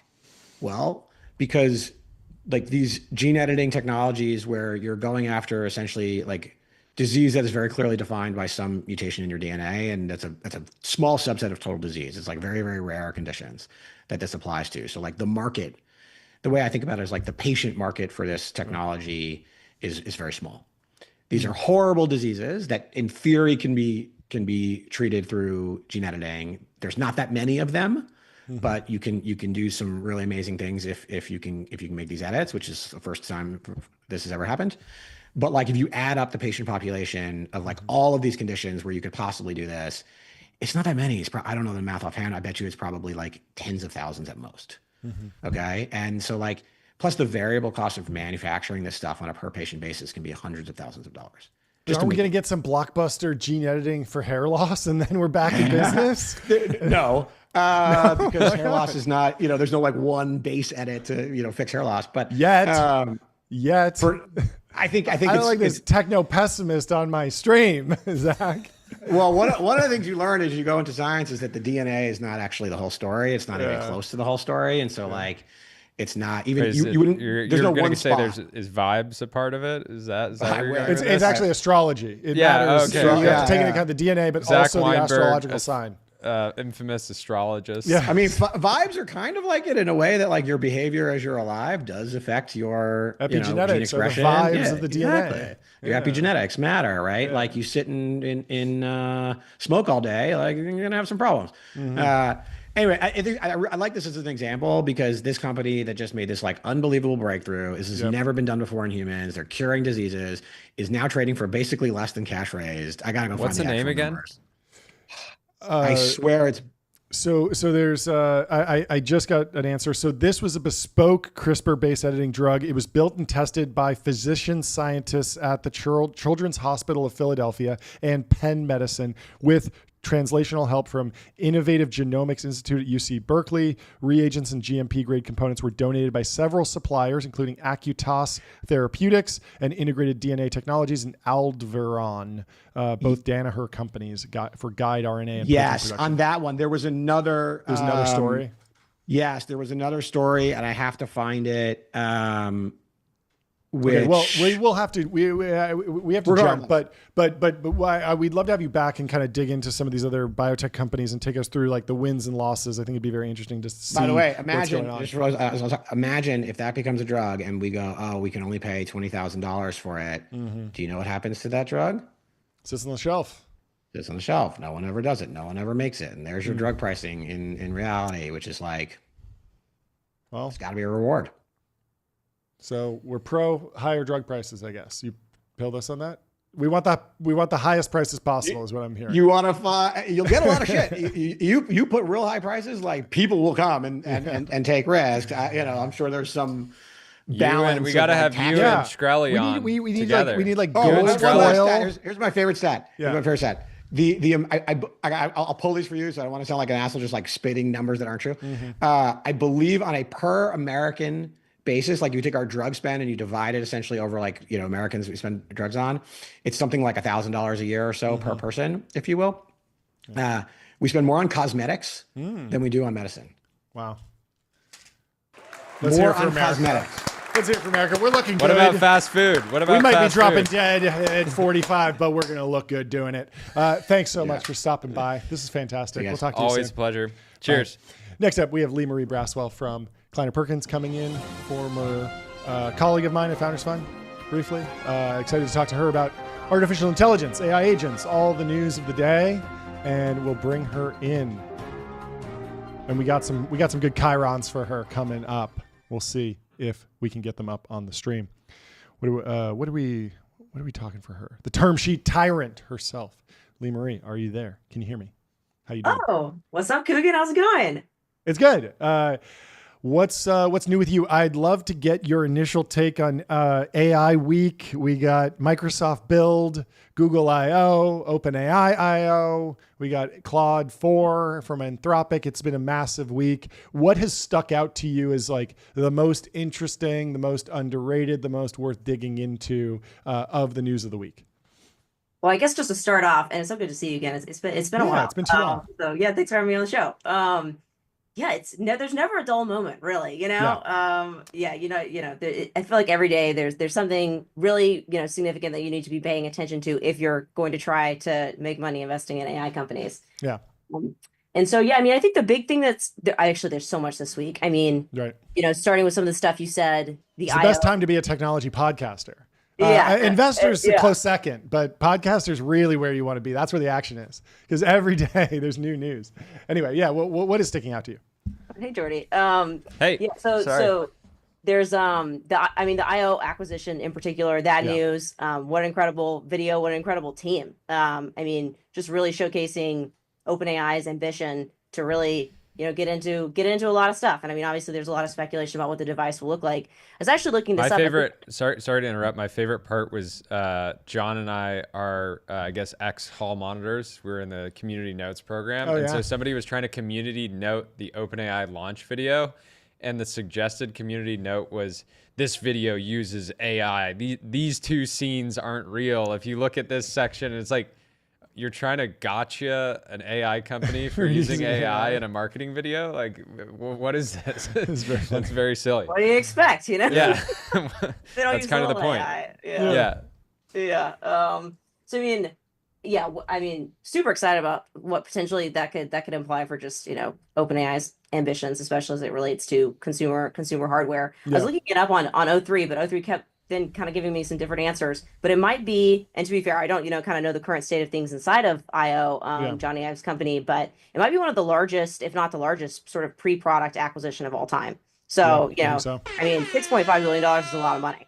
Yeah, we've been noodling on it. It's a couple points. It's a couple points for a key exec. Exactly. It's 2% of the company, which when you think about bringing in an executive at that level, that like comp for that industry team, legend. It's not that crazy to get to that number. And then today in the Wall Street Journal, Sam Altman was quoted saying that if they can nail it and get a major consumer device, that's $1 trillion opportunity. And that sounds crazy.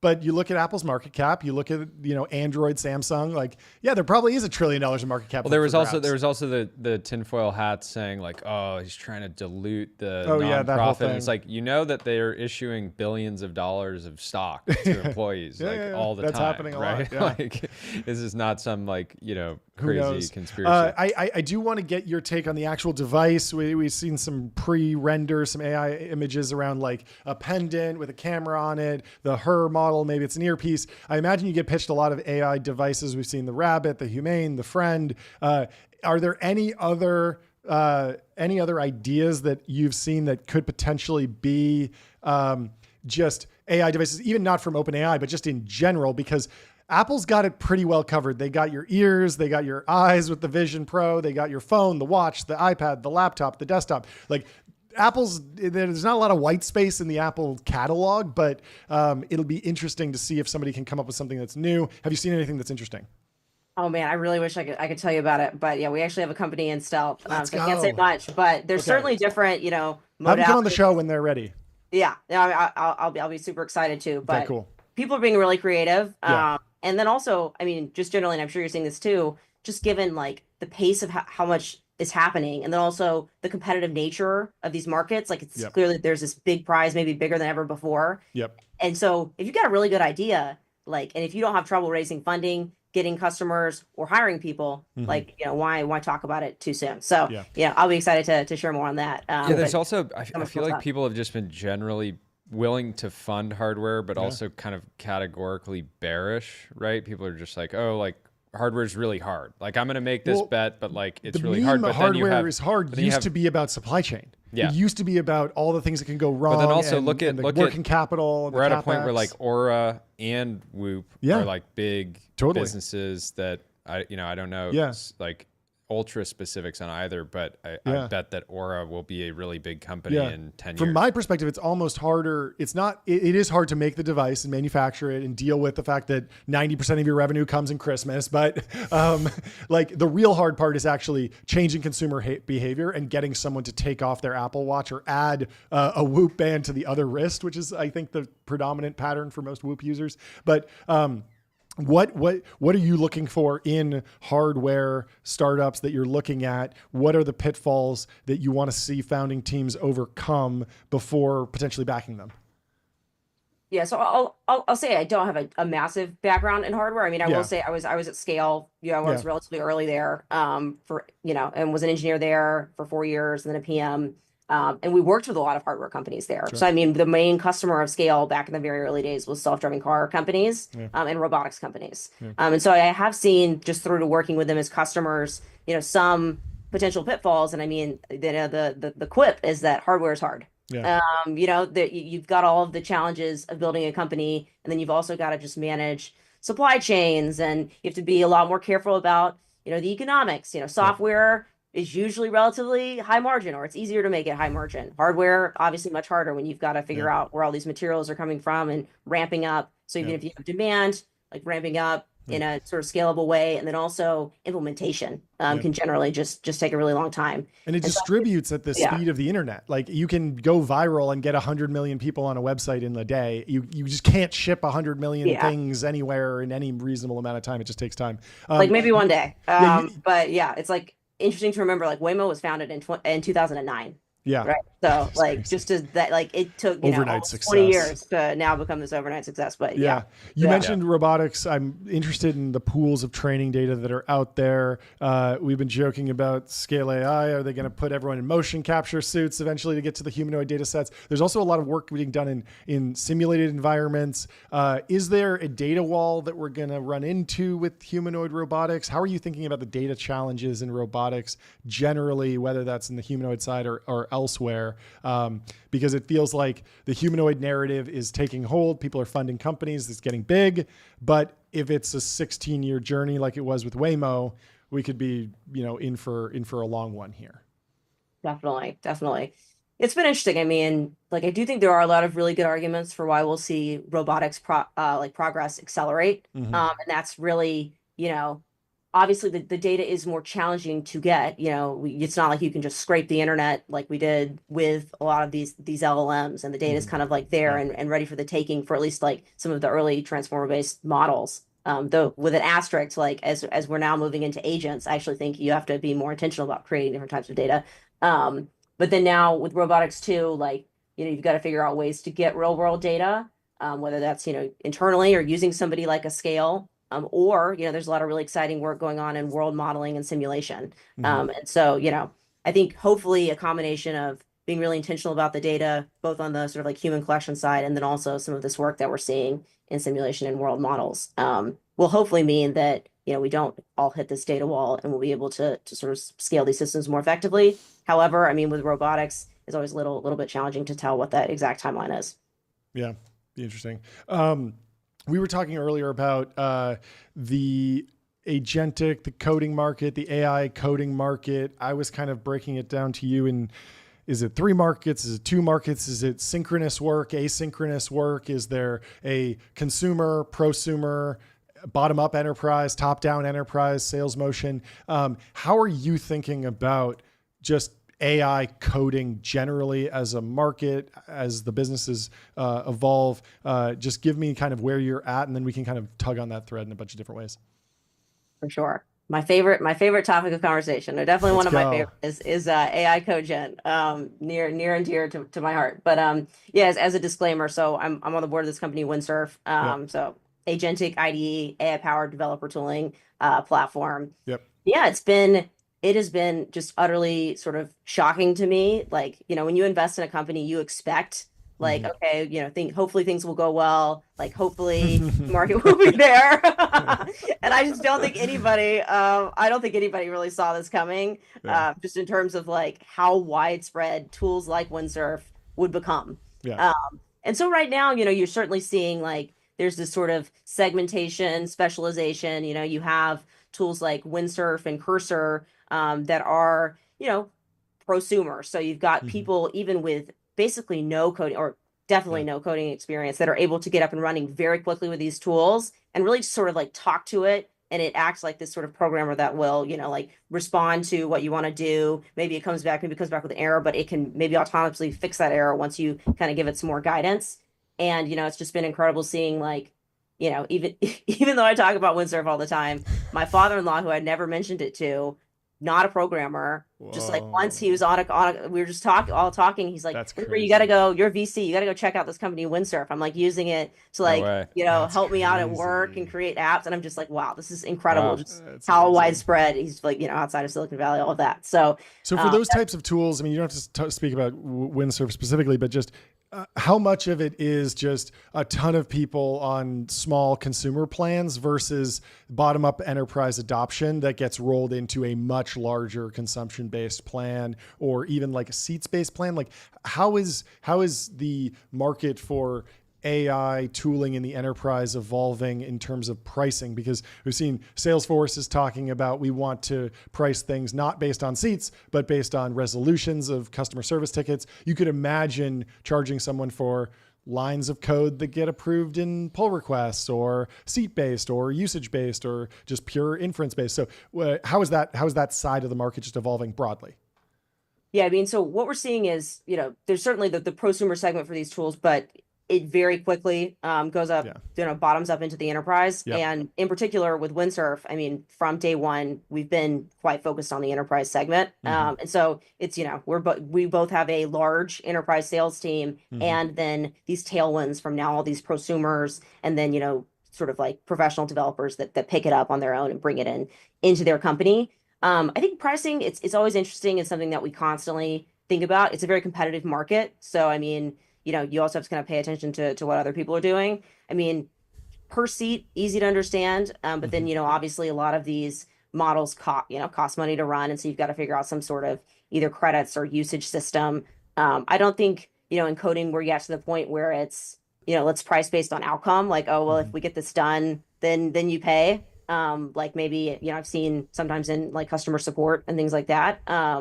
But yeah, certainly having like a usage element, I think, is pretty yeah, important. What's your reaction when an entrepreneur pitches you and they're like, well, we're building agents to go after this like end labor market, and the TAM is, $1 trillion, because they're just adding up like global payroll for like that type of work. Like, what's your reaction to that? Is that the wrong way to think about market sizing if ultimately these are software products that can be delivered very inexpensively, which will ultimately create competition and drive maybe pricing down for that end service?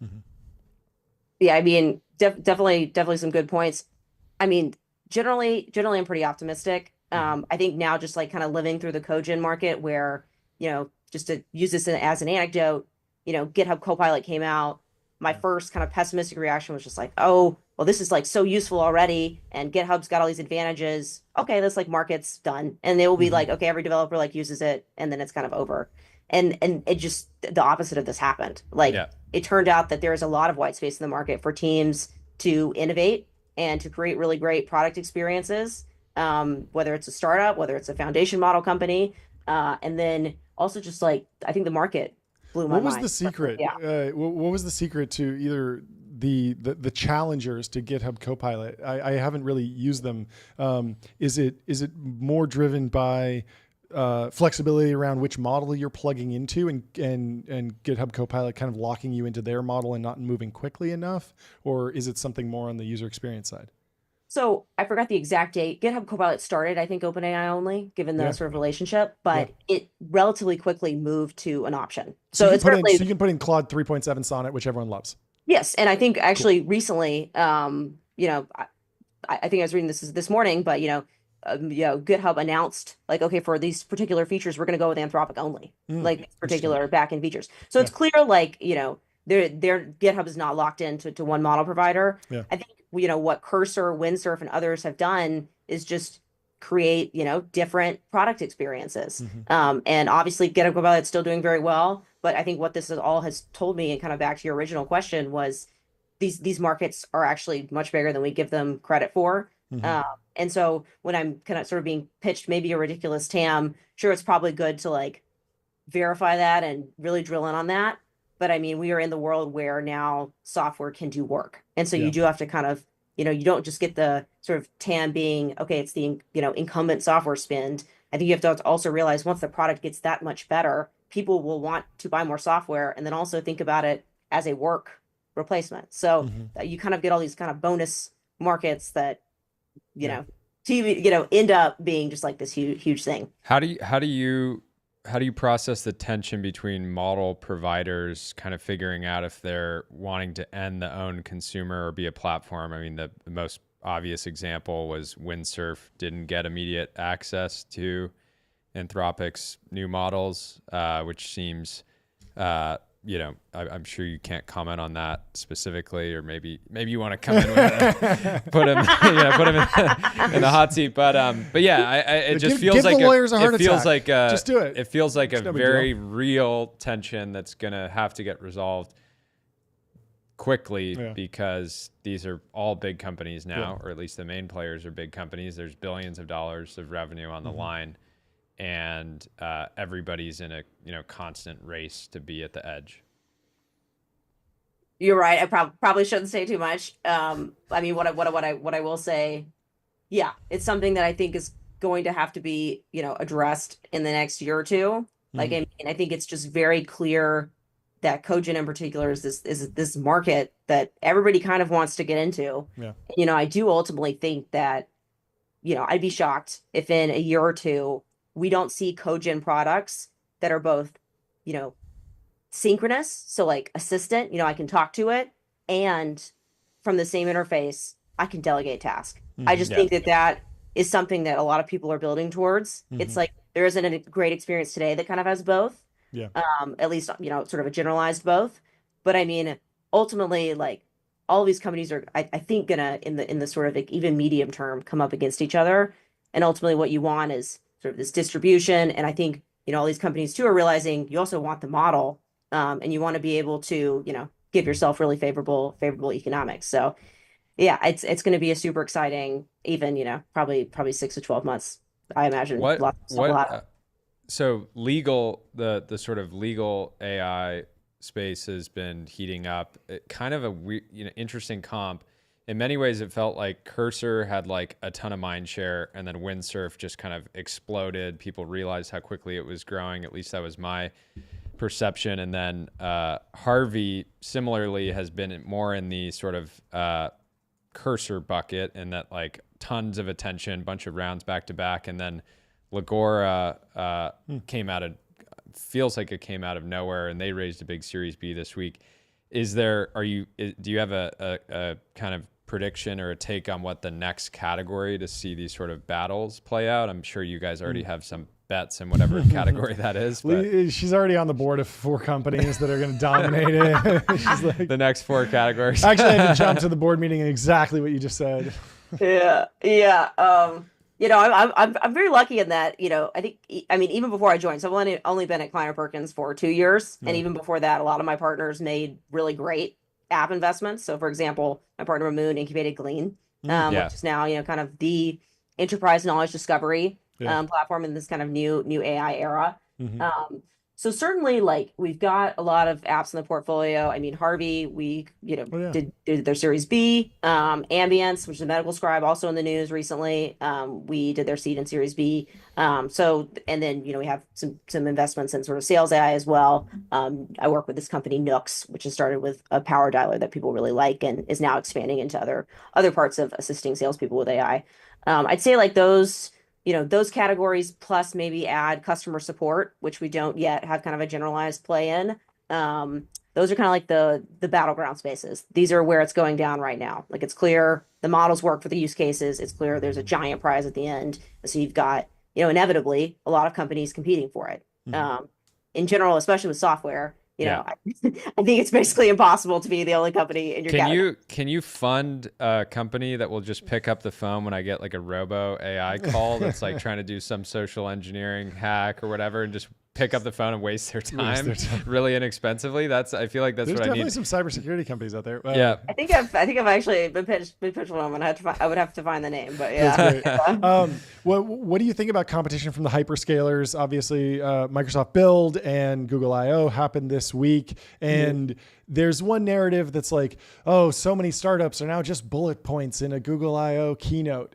But Ben Thompson wrote shortly after Google I/O that Google only cares about search, and they only win when it's directly impactful to search. And so you might, as a startup, not need to worry if you're doing something that's more in the labs or experimentation phase for Google, and Google is more just almost doing it as a demo of their platform, and then they really would be fine with another company just buying a bunch of TPUs on GCP and building a real company on top of their innovation. But how are you thinking about startups competing in these new AI markets with the legacy incumbents?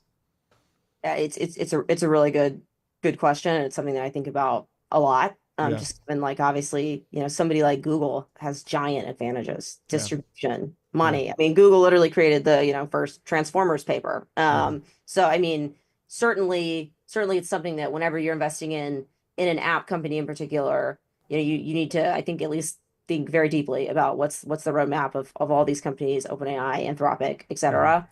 I mean, certainly seems like sort of areas in search and sort of like social and prosumer that seem like kind of the most under the microscope with these big companies. But it wouldn't shock me if they tried to compete in some of the other app categories we talked about too. So in general, though, startups, I like to bet on startups. Yeah, of course. I think focus is important, and then I think if you move fast, if you're very strategic, there are a lot of good sort of like wedges you can sort of start with, and then expand from there. What about M&A markets in particular? I mean, my reaction to the Windsurf acquisition was, and it's going to be kind of hard for you to answer this, but was basically that, like, whoa, like maybe that whole meme of like, oh, don't build a ChatGPT wrapper or whatever.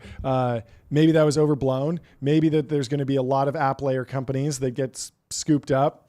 Obviously, OpenAI is moving very quickly, so they're kind of early to this, but you could imagine every hyperscaler needing application layer AI companies to slot in, especially if they've had distribution and they've actually scaled revenues and they have a really great team. And it feels like, unlike in the previous era, like 2010-ish, like the hyperscalers are more sclerotic than ever. It's been 15 extra years. They're less founder mode. And so I don't know what your read is on the M&A markets broadly, but how are you thinking about the hyperscalers' approach to staying on the leading edge of these AI application layer companies? Yeah. I mean, I think it's important to remember, and I have to remind myself that ChatGPT is less than 3 years old, I think. So it's like, this is happening so fast. And so when you think about, like, I'm a hyperscaler and I see a market that is like makes sense for me strategically, is it really faster for me to go and try to build it internally? Or is it faster for me to find a really great startup, perhaps with expertise that I don't have, and maybe, some other advantage, whether it's the product or the distribution or something else. And then, explore partnership conversations with them. And so, I mean, the one acquisition I can talk about is a company that I worked with at Founders Fund and still on the board of Neon is partnering with Databricks. Yeah. Cool. And it makes sense because it's like, you've got this team of database infrastructure experts, and then you've got this company who clearly wants, their customers to be able to realize the full potential of AI agents. And so you do need, a database and memory for those agents. And so, it's certainly now, now I'm trying to think in my mind, like, oh, well, what are the other categories that hyperscalers might be looking in, and what makes the most sense for each one? I mean, the big one to me that I'm trying to figure out is just video generation, which we had I wouldn't call it a Ghibli moment this week, but VO3 was close. Took a little bit. It just takes a lot more work, and it's harder to get a consistent quality output. And there isn't a single meme where everyone, like the Ghibli thing was like, just take your profile picture, take your whatever's in your camera roll, 2 words, boom, 1 shots, and you have something cool. Yeah. With VO3, you have to be more creative with the prompt. Well, yeah, and the interesting thing there is it's so easy to imagine in the future where consumers are using video generation tools daily, just for fun. Oh, totally. Yeah, there's some like consumers just like making memes on the internet. Then there's like kind of prosumer SMB. I'm going to make like an advertisement. Yep. And then there's the like Hollywood studio that's like, I'm going to make a movie or independent filmmaker. But where companies kind of fit into that, I can see a world in which hyperscalers are kind of dominating. Like Meta, for example, figures out a way to get really good at video generation because it fits into the Meta ecosystem, or YouTube, with VO3. And I think that from my point of view, I can see some of these more independent foundation labs that are focused on video having to really move up market to actually dominate, because that feels like an area that like Google's not going to necessarily build the thing that creates the next blockbuster video. Yeah. But if you're competing for the prosumer SMB, like feels like a really tough place to compete purely from a cost standpoint and with YouTube or Google's sort of YouTube data advantage. Yeah. Yeah.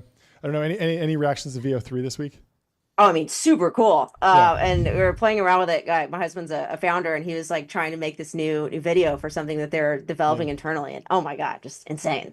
So it's really cool. And I mean, I kind of agree with some of the points that have been made, but then on the flip side, I will say, like, especially in video, there's so many really great models, and they excel at a variety of different things. And so if you're like kind of a third, a startup that is not connected to, I mean, Google obviously is developing their own models.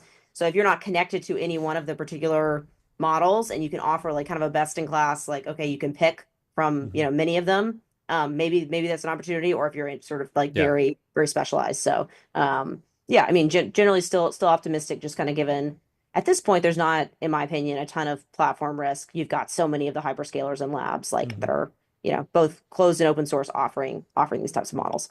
Yeah, very cool. Well, thank you so much for stopping by. We'd love to have you back. This is fantastic. Yeah, this is great. Thanks, guys. Super fun. All right. Bye. See you later. Really quickly, let me tell you about She has been on an absolute Figma. tear. Yeah. We barely got to Neon. Insane. Another $1 billion acquisition. Fantastic. For But really quickly, let me tell you about Figma. Think bigger, build faster. Figma helps design and development teams build great products together. Get started for free at figma.com. Redesign how you design. Explore your ideas TBPN. freely and iterate quickly. Let's also tell you about Vanta. Automate compliance, manage risk, prove trust continuously. Vanta's trust management platform takes the manual work out of your security and compliance process and replaces it with continuous automation, whether you're pursuing your first framework or managing a complex program. Go to vanta.com to get started. Thank you to Vanta. Thank you to Vanta. Anyway, we have our next guest coming in, Stephen from Lambda Labs. We've had Lambda School on. We're waiting for Stephen. Should we hit some timeline? Yeah, let's hit some timeline. Did you see Yohei? Pocket is shutting down, and so this We need a sound creator, basically. We need a soundboard that says "moment of silence." Yeah, Vibe coded a quick, free, open source prototype with some AI features called Keep Yard. It still has issues, but I challenged myself to push this in one night. I thought this was very cool. I've been joking about we need someone to vibe code a new Google Reader since that was such a popular product. It should just be out there, and it's already starting to happen with replacements for Pocket. And it seems like Steven's in the studio, so let's bring him in and talk about Lambda. How are you doing? Welcome to the stream. Hi guys, how you doing? Welcome. Doing great. How are you? Thanks great for to have having me you. on. It's good to see you. Looking fantastic, by the way. Thank you for wearing a suit. You know, Thank you. naturally, I guess when in Rome, but Yeah. that said, this is how everyone in Silicon Valley should dress. I agree. I agree. agree. We agree. You're Are just you ahead of the curve. in Silicon Valley right now? Can you give us a little drinking a monster. introduction? Drinking a monster. This Let's is go. So on brand. It's amazing. So I'm actually in my hometown of Charlotte, Vermont. Oh, It's where I cool. grew up. Yeah. And it's where I live. Great. And just got back from landed this morning from Cool. SF.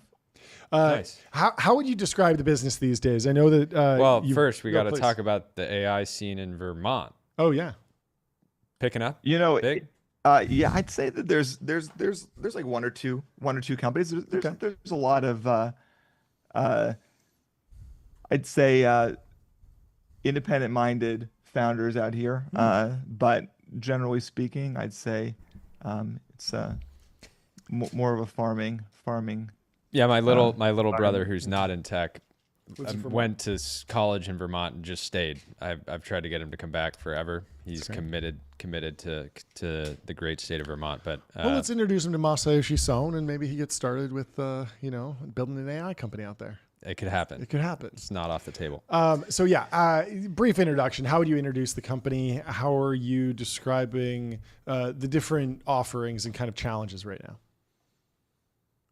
Yeah, so Lambda is an AI cloud. Mhm. It's a essentially really massive GPU cluster that all kinds of startups and hyperscalers use. Yeah. And we've both sort of invested a ton of work. It's basically around $1 billion worth of GPUs that we've deployed. Wow. And we've invested, at this point, probably around $100 million into the virtualization software that Sure. allows us to essentially take that massive cluster of GPUs. So you can imagine taking a cluster, let's say 16,000 GPUs, and you can sort of dynamically partition it and hand out little slices to people, Yeah. On as little as a 15-minute basis. And it's quite different from, let's say, a bare metal cloud where you need to sign a 3-year contract. We've basically implemented all this virtualization software that lets you hotel on and off of it, Sure. while still, maintaining high speed Yeah. InfiniBand interconnect. You did the meme. You another $1 billion for Jensen. Another How $1 many? billion for Jensen. Is it actually primarily NVIDIA chips, or are there other GPU providers that are competitive at this point? I've been following George Hotz's journey with AMD. Yeah. Is anything competitive with NVIDIA right now from your perspective? I don't think that there's anything that's competitive with NVIDIA right now. Yeah. What you just see in the customer demand is in total and utter NVIDIA supremacy. Yeah. And I think that this is going to continue on for some time. The test I always like to say is you've got to get a customer. They've got to be able to download kind of any arbitrary model off of Hugging Face, run that model, train the model, fine tune the model, and then they have to buy from you and then buy again. Right, so that's the test, I think, for any chip manufacturer, and it's really hard to get a stable software stack. Do you like the term neocloud? Is that appropriate? I think it's fine. I don't really have any opinion on it. We kind of look at ourselves as, we've always described Lambda as what would the cloud look like if it was reinvented from the ground up for AI? Mm-hmm. Training and inferencing large language models, training and inferencing large scale neural networks. Yeah. And I think that NeoCloud's an appropriate description for that concept.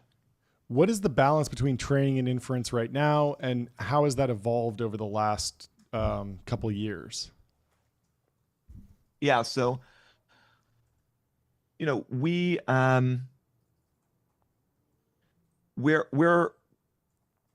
for the overall business, we're just a bit over $500 million of top line revenue, and I'd say that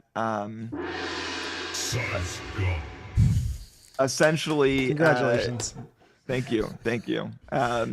Essentially, historically, that's been majority training, and then sort of minority interest. Maybe 80-20 for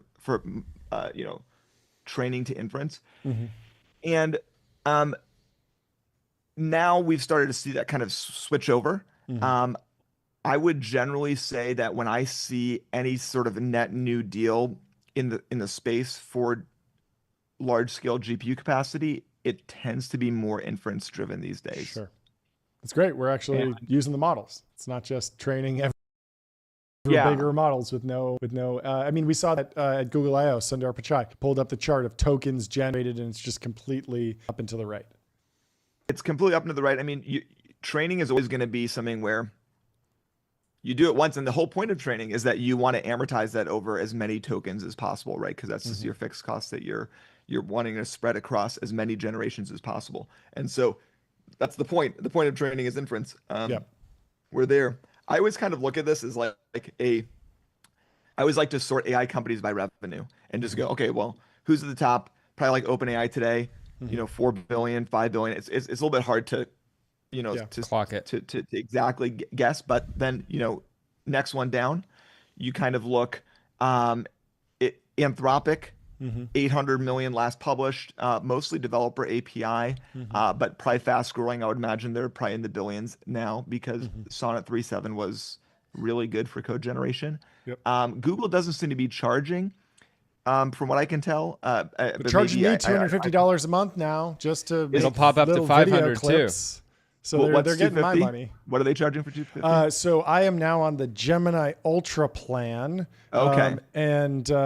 And I have 2.5 Pro preview, and then I also have access to VO3, but it's very limited. They can only generate 2 or 3 video clips per day. It's heavily throttled, but it's a $250 a month plan right now, and it's going to jump up to $500 a month in a few months. So I imagine that across Gemini Pro subscriptions, they're probably going to grow that pretty quickly, just because I'm seeing the number of 5-star reviews.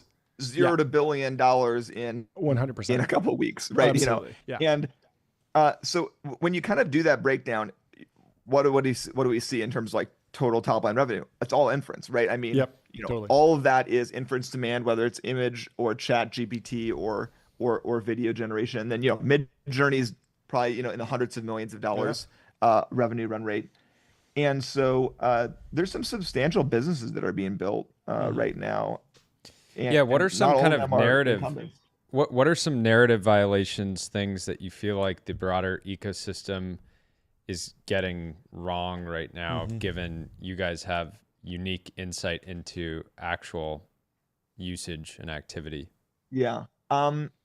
Okay. So the first one is just obviously, I think if you look back, there was that Sequoia Think Boy piece that was published on where's the where's the AI revenue? What's sure. They sort of did that. There's a lot wrong with that analysis. So I don't need to go into that, but I'd say the general pessimism of oh, it's a bubble, it's a bubble, it's a bubble. Yeah. I just remember, I started Lambda in 2012. 2013 was the year that Mark Zuckerberg went to Neuralink and hired Jan LeCun to start Facebook AI research at the time. And I just remember everybody in the field kind of at the time looking around, oh, is it a bubble? Google's just bought DeepMind and Facebook's buying Jan LeCun. So it must be a bubble because because Mark Zuckerberg just came to NeurIPS. But I think that in general, everybody underestimates how just what exponential growth looks like from, it always looks the same in the same, wherever you are, it always looks essentially the same. And how good the code generation has gotten over the last 90 days, right? If you were to flip back before January, state of the art for code generation was 4.0, and then 0.01 hadn't even, I think, been exactly released yet. With 0.1, 0.4, Claude Sonnet 3.5, 3.7, all this stuff, the code generation is getting so good that I think I can say here, which is in a couple of years, you're just going to have a function that goes from cache into software. And that is going to completely change the way that businesses operate, because, you're going to spin up 500 different versions of the piece of software that you're searching for. You're going to be able to do this sort of like high throughput search through software space. And it's going to spit out a bunch of things. It's going to have like maybe a tastemaker model that just rates it based off of, the computer use compiled version of that software. And say, hey, well, these are all the source code bases for all 500 pieces of software. These are the top 5. I'd recommend you launch this one. Go for it. And I think that's going to really change the way that the world operates in technology. So should you learn to code if you're a teenager? Yeah, absolutely. I think that you still need to learn how to code. I don't see. I think it's really hard to. In the intermediate period, you're still going to need to learn how to code. Sure. I think that you're just going to see just much higher leverage teams in the world, right? Yeah, you might always need to think like a programmer, and so learning to code is part of that process. That makes sense. What about the evolution of chips and semis? Before we dive into that, sure. I feel like there's this general thesis that sort of we've talked about this on the show, this idea of like we call it like Jiro dreams of sushi software, right? This like really craft, more art than science. Art and science, like super intentionally built software that is just, super, super thoughtful. And you can see this in companies that like maybe go after a category like CRM, where it's like, okay, Salesforce dominates CRM, but they come in and they build this sort of really beautiful, really thoughtful experience. And typically, if the teams are good enough, they'll end up doing well. I think there's this sense that like that class of software is like safe from completely AI generated software. But in the scenario you laid out, where you generate 500 different variations of a potential tool that you'd use, and it sort of automatically ranks it based on some taste driven benchmark, is it possible that class of software is at extreme risk to disruption as well? Yeah, well, certainly. I think anything that's just software is at extreme risk. Look at a business like Salesforce, right? It's almost as if, how important is the software? How important is the brand? How important is the distribution model? And I think that when you look, the bigger the company gets, the more important the latter become. The distribution model, the brand of the company, how deeply embedded it is inside of the day-to-day life of the customer that's using it. And it's sort of like, well, what is the value of Salesforce? Is it the software? No, not at all. The value of Salesforce is the fact that every single company in the world, the first thing they do when they hire a VP of sales is like make sure they have a Salesforce implementation, and then it sticks with the company until they're a S&P 500 component, and then all of the company's data is in Salesforce, right? Yeah. Does that have anything to do with the software that Salesforce has written? Is that anything? Does the moat have anything to do with the replacement cost of developing the software? Crowd app. Yeah. No. Right. So it's kind of interesting because like stuff like software will be solved, but then stuff like how do you build moat and how do you build a business won't be solved. So it's sort of like maybe just, this is we're in the world for just the business co-founder dominates. Wow. The era of the ideas guy. The era of the ideas guy is upon us. Yeah, That's the golden amazing. yeah, that would retriever. be really exciting. For Okay, everybody. I want to talk more specifically about the path to this future of like turning money into software and creating value that way.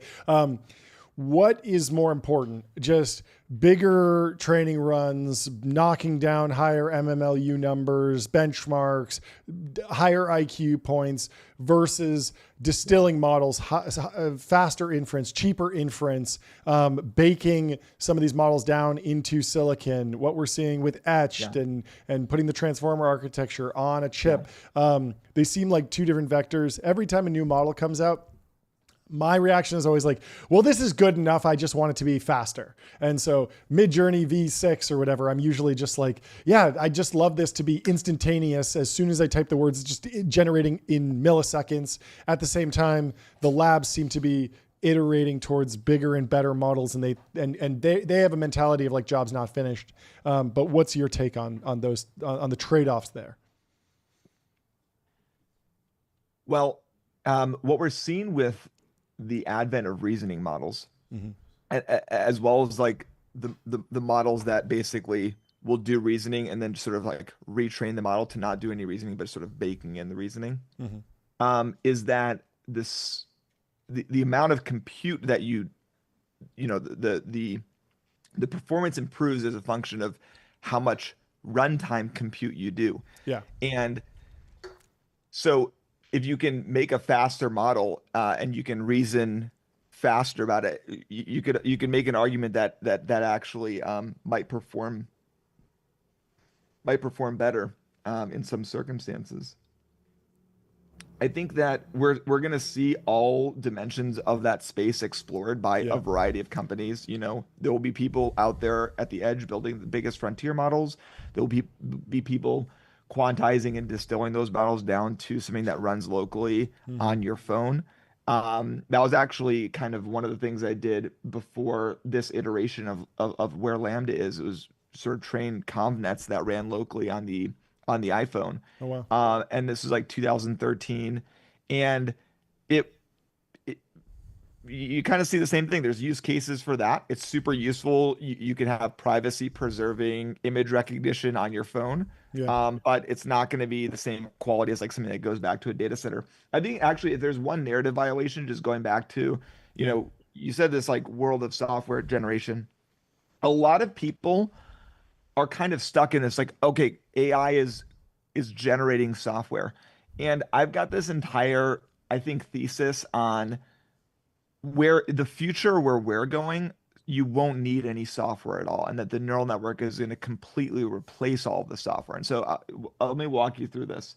The idea is that instead of generating a program, let's say a calculator or an Excel spreadsheet, just go to ChatGPT and say, hi, please behave like a program. Please behave like this calculator or behave like this spreadsheet. Generate an ASCII user interface for me. And I want you to essentially just respond, implement the logic of that program in your mind. And that is what I call neural software. And it's really squishy. Normal software is really brittle, right? If you make a typo, you leave a keyword out, you miss a semicolon, it's not going to compile. This type of neural software, it's not really possible to have a bug. It's really more just that you've have a misunderstanding or you've misprompted it or something. And I think that that's where all of this is going. It's not code generation, but it's going to be your large language models are going to be, sort of take over more and more of program space. And you will be largely interacting with these sort of transformer models or next, token, prediction models generally, and they will be the software that you interact with. What about diffusion models? We saw Google bring diffusion to text models. I was seeing something like 900 tokens per second. They generated, I saw a demo where someone generated a full calendar application, all the code for the calendar application in 3 seconds. It was 3,000 tokens or something like that. That feels like an algorithm from image generation that now we're seeing in the text world. Simultaneously, we're seeing images in ChatGPT maybe do something more transformer or token based. And so these lines are blurring. Can you give us any insight into what's happening there? Or is that exciting, or is this kind of just in the experimental phase? Well, I mean, this is like, if it's, whether it's exciting or not is going to kind of answer the question you had earlier, which is how successful are baked in transformer ASICs going to be, right? Sure. Because sort of like as the underlying space changes, then every one of those sort of ASICs now becomes a lot less valuable. And you kind of have to go back to the more general tensor processing that you see inside of tensor cores and you see inside of the architecture of like things like TPUs, and away from, really specific things that have to do with like the KV cache and different transformer specific architectural things you might want to put into an ASIC. And so I think that it's interesting to see. You've got diffusion models, you've got things like Mamba, and where there's alternatives to the transformer that have what's called basically linear complexity in terms of the amount of memory that you need for the context length growing, which is better than the quadratic complexity you see inside of normal transformer models. And I think there's going to continue to be a lot of innovation in the model architecture space, and that will probably benefit NVIDIA a lot. Got it. Are there any other side projects in semiconductors that are exciting to you? Huge wafer scale computing like Cerebras. We talked a little bit about baking things down onto ASICs. We saw that path play out with Bitcoin, with the FPGAs, and then the ASIC kind of Bitcoin mining. There's other approaches, and I'm sure NVIDIA is not asleep at the wheel. Jensen Huang's in founder mode. He's aware of the boom. He's aware of the demand. I'm sure people are asking him, how can we run diffusion models faster? How can we run transformer models faster? What are you expecting on the semiconductor side over the next few years? Well, it's pretty clear that I'd say the front runners for competing with NVIDIA, which are all very far behind NVIDIA, but the ones that are sort of, I think, the farthest along is probably, I would say today, is Google, and to some extent Amazon with Trainium and Inferentia.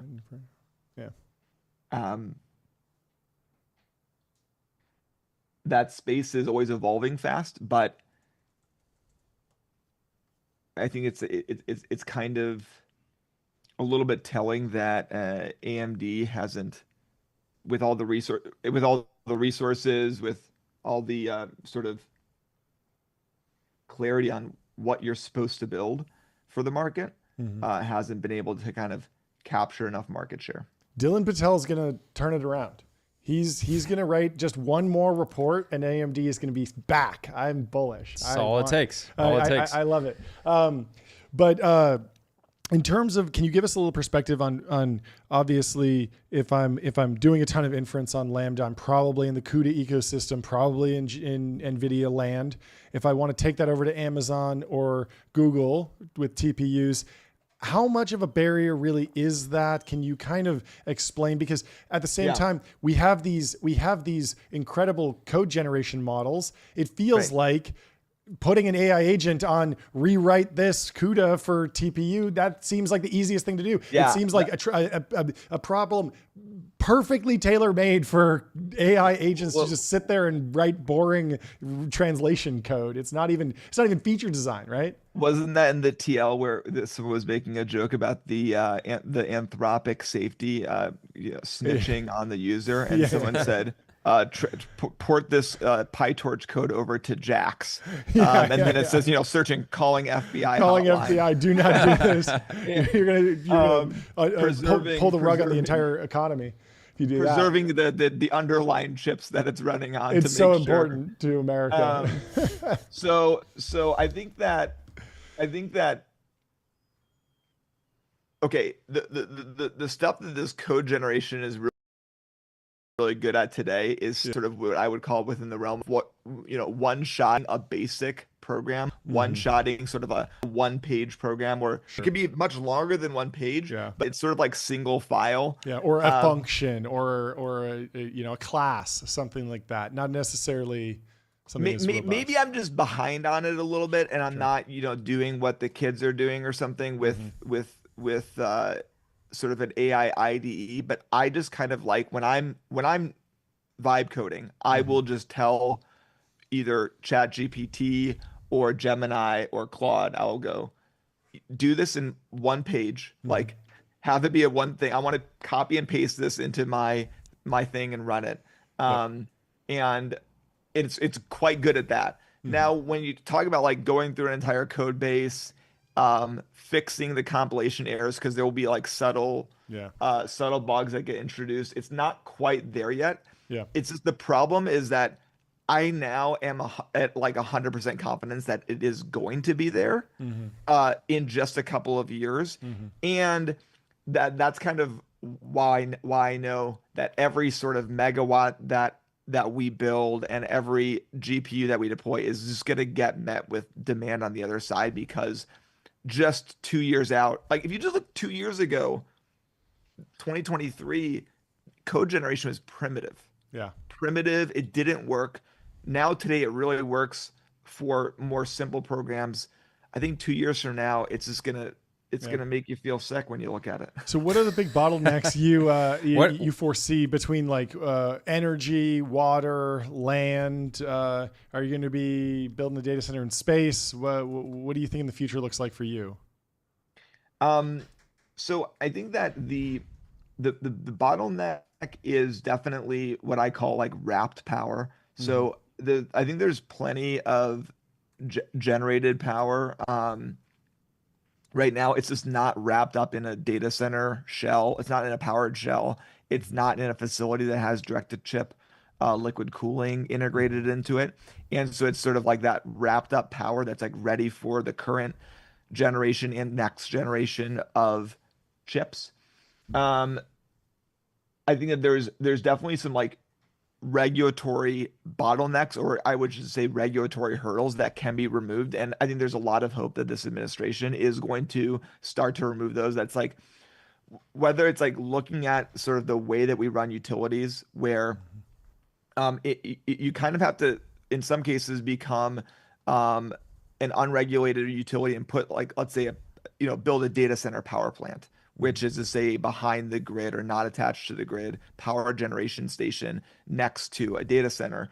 And not every state's going to allow that. And I think that there's probably a lot to do in the regulatory side to unleash the free market and let people build. And so I think that I think there's some hope there. And the other thing is just really, I think, building large contiguous spaces is pretty clearly the answer, in my opinion. Well, good luck with that. I'm glad I don't have to deal with it. But it's a lot of logistics. It's a real pain. Yeah, it sounds like a lot of work, but you've been doing it for 14, 13 years. Yeah, so classic I'm sure you got overnight another success. decade in you at least. So good luck to you. Yeah, we'd love to have you back on. This is a fantastic come back conversation. on again soon. Thanks, guys. So many fun. Love what you do. Long time fan. I didn't really awesome. clock you as a monster guy too. We got to go deeper on energy drinks. Yeah, next there's time. so much to talk about. Lots to talk about. But this is fantastic. You're the man. Thank you so much for coming on. Take care, to you Great soon. chatting. Bye. Cheers. Quickly, let me tell you about Numeral. Sales tax on autopilot. Spend less than 5 minutes Sales per tax month AGI. on sales tax compliance.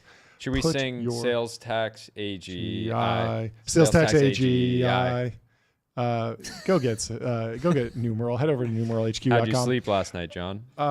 Terrible. I woke up at 4 a.m. It was a disaster. I know I'm going to get cooked, but you don't have to be cooked because you can go to 8sleep.com. Use code TBPN. I got a 76. It was brutal. Ugh. 99. I can't get 99. I'm You can't back get to to back 100. 99s. I don't know what I'm doing wrong. And then also we got to tell the Just folks about trying to inspire me to public.com grind harder. investing for those who take it seriously. They got multi-asset investing, industry-leading yields. They're trusted by Let's give it up for folks. multi-asset investing. Yep. And in their partnership with Aston Martin, which we might have more information on soon. But stay tuned. I cannot wait. We got Sam Lessin coming in the Temple of Technology very quickly. Do you want to do some timeline while we wait for him? Is he here? You know I love timeline, I know. John. Dwarkesh Patel dropped a banger on Claude 4 Day. He sat down with Trenton Bricken and Shelto Douglas talking about Claude 4, how far reinforcement learning can scale. I haven't had a chance to listen to the whole thing. I listened to about half of it, kind of in and out while I was trying to sleep last night.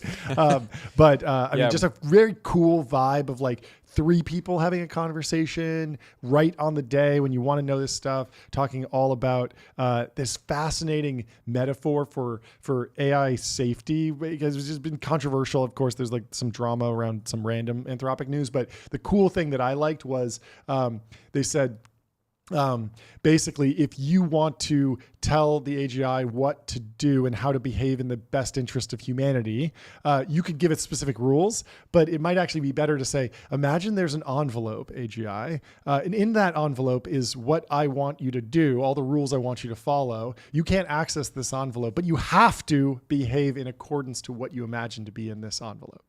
And so the AGI is just like, I have to behave in the interest of humanity. It was a cool like thought experiment almost. But it was very cool. Anyway, Patrick O'Shaughnessy was shouting it out. He says one of his favorite genres of podcasts is recurrent expert guests on the same show. If you're interested in the nitty gritty of AI model progression, you'll enjoy this. So go check that show out this weekend. It's a great listen. And we have Sam Lessin from Slow Ventures in the studio. Welcome to the studio, Sam. Gentlemen. There he is. It's Jessica Lessin's husband. Put it on the camera. camera. In the flesh. I saw her like literally minutes ago. That's how No famous way. I am. Tell her to come by at least and say hi if she's not busy. Yeah. She's busy this moment, but Okay, you know, well, maybe later. Yeah, well, we got We're- 30 minutes. We, you know? we got the crossover of the century, TBPN, the information. It dropped today. It was great.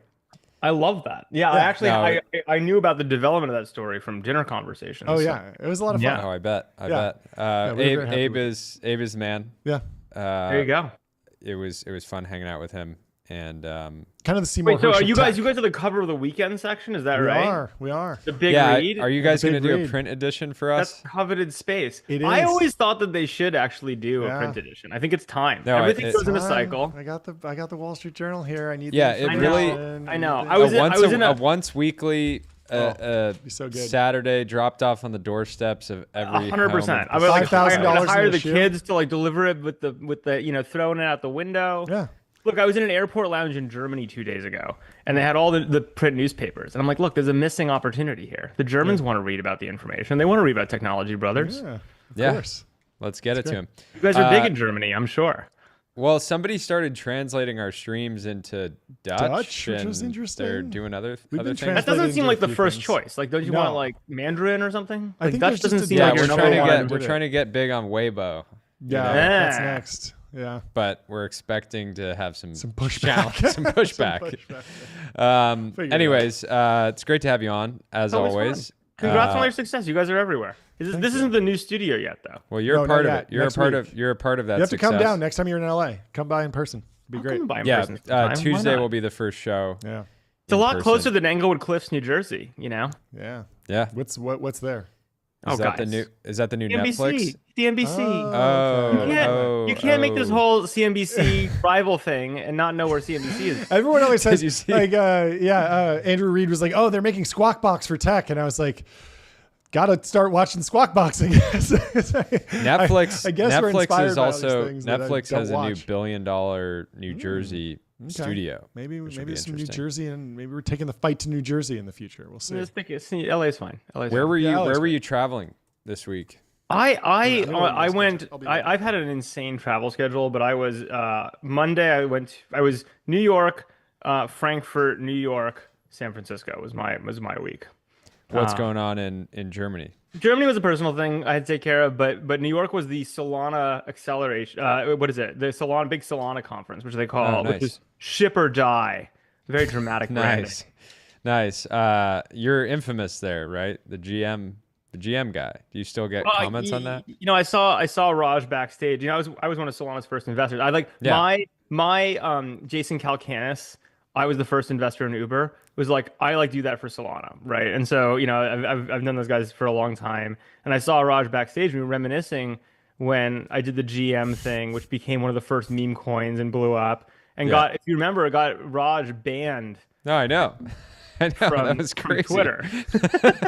It was So such he and a I funny. were It was joking such- about that. Yeah, this was like Twitter still, right? So it was like somebody Yeah. at Twitter was like didn't get the joke, obviously didn't have context that like you guys are boys and just Yeah. hit the so ban button. the thing is, I unfortunately have other people on Twitter legitimately threaten to kill me, which that's not so good. You got to get that taken down. But the Raj was a pretty funny one for them to respond so quickly to. Yeah, quick reaction. There's so much to cover in It's the news. AI week. It's AI week. Isn't it every week AI week, boys? No, but this this one was week- particularly AI week Because because of we I/O. got Microsoft Because of Build, Ivy. Google I/O, OpenAI I/O, Anthropic. A big. Are you taking a victory lap on the idea that this is a sustaining innovation that Google's going to You win? know, you guys actually, I'll tell you a funny anecdote. Yeah. You guys know my associate Jack Rains. You know this guy? Yes. Yeah. You're Jack's sitting. He's right over there. Okay. Jack, he can come wave for a second. Hey, So Jack, come say hi. Jack sends me this long missive this week about how amazing Google is and how Google is going to win the AI wars. What's up, dude? And I'm like, what value are you adding? I've been saying this for 2 years. I'm like, thank you. I'm like, I wanted to check out all the little Google. I was like, Google's Jack, you know, you're an associate at an early stage venture capital fund. Telling us to buy Google stock is not exactly. Hey, and you guys, I want to see Slow as the next crossover. Yeah, crossover. Let's Become put- an RIA. put do 30% it. of we the will fund. never. We've actually looked into it. It's definitely not a thing we will ever do. No, I mean, But- the my favorite comparison. I forget who posted it, but they were like, do you want Google at 17 times earnings or Costco at 50 times earnings, like at this moment, at this AI guys, inflection on- point? Sure. Post. Actually, Look, here's the negative on IO. The negative on IO is that, per usual, Google's actually terrible at marketing, right? And so they just launch everything, and so you're like, I have no idea even where to focus right now, right? Like it's not. my value comes in figuring out. Thanks, Chad. Focus on generative AI videos. VO3. Anyway, That's the thing. It's like so many things. You're like, I don't know, I but know. the net of it is like they're just crushing it, right? Like from a tech perspective. And I gotta say, I'll tell you a funny story. I spent like 20 hours, quote unquote, vibe coding over the last week because I was on so many airplanes. And it turns out airplane Wi-Fi, vibe coding, perfect match of activity. So I just Yeah. was like messing with these things till my eyes bled. And you know what happened in hour 11? What? I stopped using ChatGPT and went all in on Gemini because it's actually better. 2.5 Pro is just like way better at a bunch of these coding tasks. It's better at structuring. There's like a bunch of stuff. So I think it was absolutely a Google week. But we're using Codex. No, I wasn't using Codex. Oh, I there you was. go. See, well, then, like, There's always This is a there's skill always another issue. tool. Look, this is one of my other insights from the week. Spending a week, literally flying around the country, vibe coding in the air. Yeah. Is the whole what model to use thing is a complete fucking mess, right? And I think the analogy I now have in my head is it's kind of like, imagine walking into a crowded room where you don't know anyone and saying, who should I trust, right? And then, by the way, every 2 seconds a new person pops into the room. People are like, oh, they'll be stalking or you can trust this person 95% of the time. You can't trust them with your life, that's a totally separate train of thought, which I think is important. I was talking to some entrepreneurs today about, if you think about what AI is today, it's like having it a B- employee or like an 80%er. And the question is, how do you get value out of 80%ers is actually more difficult than it looks in a lot of ways, right? Because the reality is so much of work is about trusting But isn't someone. it more their B- because you're averaging their effectiveness on different things? In my experience, it's like for certain tasks, it's like 80-90% of the time it's amazing, and then some percentage of the time it's so bad that you would ask the employee, is everything okay? Like you've Kind never of, but I think the thing I really think about, guys, is, if you think, people are always like, oh, there are all these tasks that AI is more efficient at, and so clearly those jobs will just go away and it'll be it. And I think that's like exactly the wrong model, because the reality, what people don't understand is the real reason you hire people to do work is not to do the work. it's to have a throat to choke when the work goes badly, right? It's like, why do you have an accountant? You don't have an accountant to do your taxes. You have an accountant so that when the IRS comes and says, what's wrong with why did you get this wrong? You're like, I didn't do it, that guy did it, right? And so I think that's the interesting thing is like, there's all these models like, great, good news, you get rid of the employee, now you get a queue that's mostly right and you approve, and you're like, I don't want to approve that stuff. Like the whole point is to have someone else. Yeah, I think our example is like, we use a lot of the different deep research products, and like we still would love to hire an amazing researcher. Yeah, so that you can fire them when they're wrong, right? Like you need like it's just the point is like there's this whole I think there's a lot of like nuance. Well, it's an agency thing too. It's like if you could tell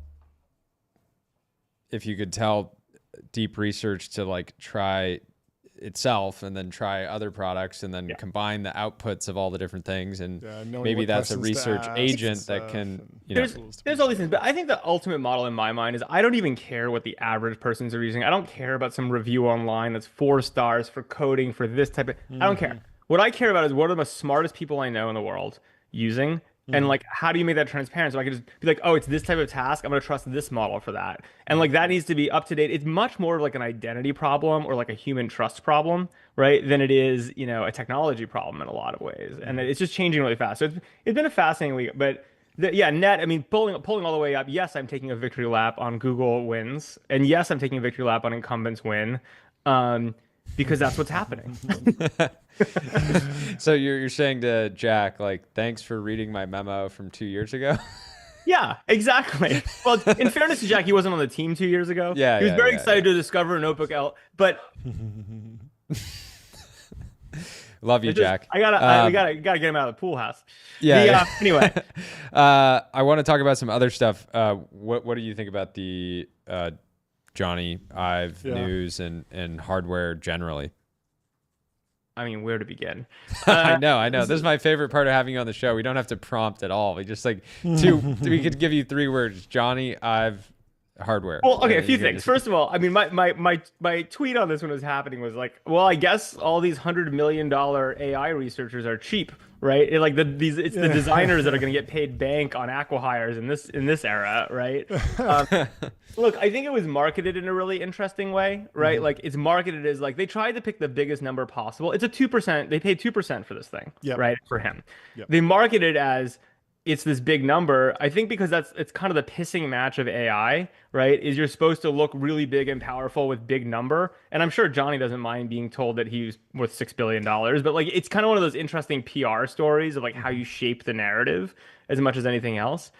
The hardware thing is interesting. Like on one hand, I actually think it's like, if you're OpenAI, you do need a hardware play. You're gonna get fucked otherwise, right? Like how Meta discovered this years ago, which is like being beholden to other people's hardware is really tough, right? In this case, it's only more so, right? Because of kind of the way these chips are gonna fall with Android and iOS. So I don't think they're wrong. And like Meta's got its glasses. So like it's not strategically wrong from first principles. I think the problem is that I just think that like the likelihood they're gonna successfully introduce a new piece of hardware is like 0, right?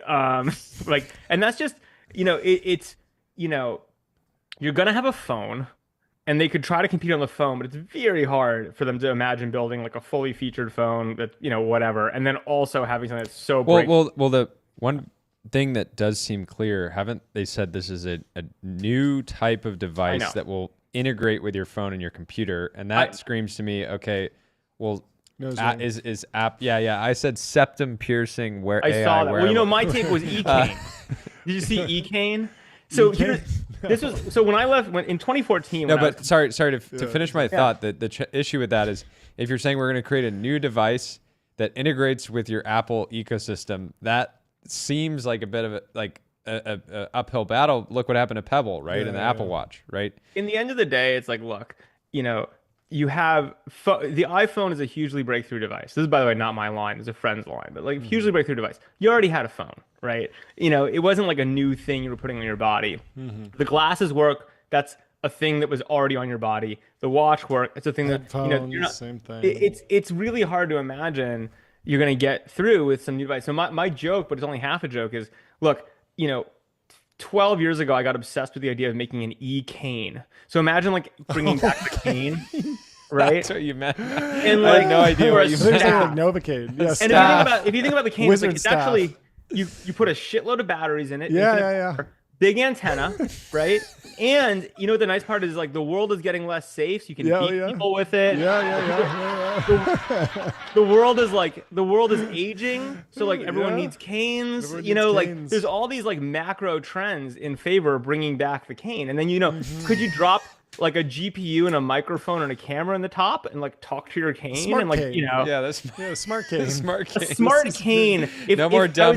I don't if- want to be pitched any more non-AI canes. Okay, I've had enough. Like, I'm just get saying, with- like, if they actually, if OpenAI came out and like we're bringing back the cane, I'd be that'd like, be great. all right, listen, for The all my stack. shit Well, on this. you know that Johnny Ive got his start at a design firm that was working on bathrooms, and so maybe there's all like smart toilet.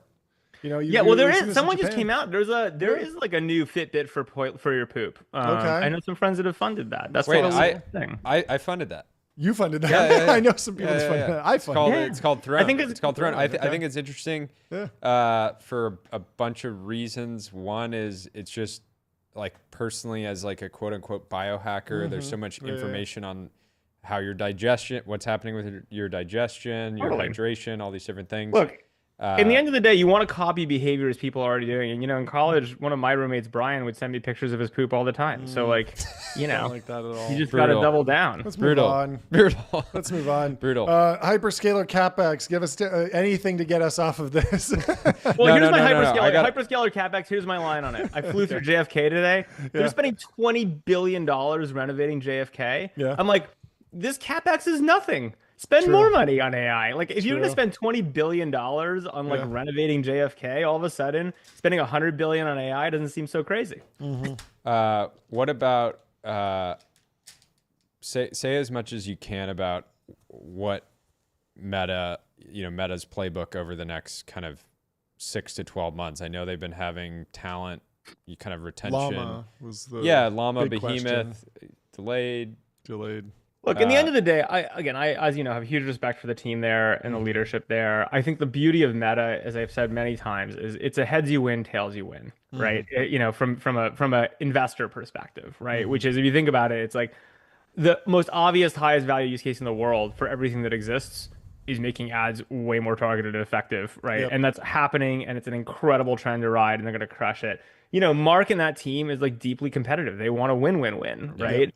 And so just from a pure competition perspective, I think they're going to like go to the mat to win-win-win. And like there'll be many chapters to that. But the good news is they have a massively profitable business and a immediate use case, right? That is deeply aligned. And so I learned a long time ago to never bet against Mark, especially when he cares about it. Yeah, it feels like with clearly Meta, does. there's huge value to having Llama be a free LLM for them that they can vend into every corner of the app, even in places the consumer doesn't feel or see. So profanity filtering and understanding what content goes where, ad matching, generative AI to clean up Instagram photos, all these things that will Serving just be better under the content. surface. Yeah. As opposed to what Google's doing, which is like, now we have 10 new apps, Notebook LM. Like we're not seeing that from Meta, and maybe that's the right strategy.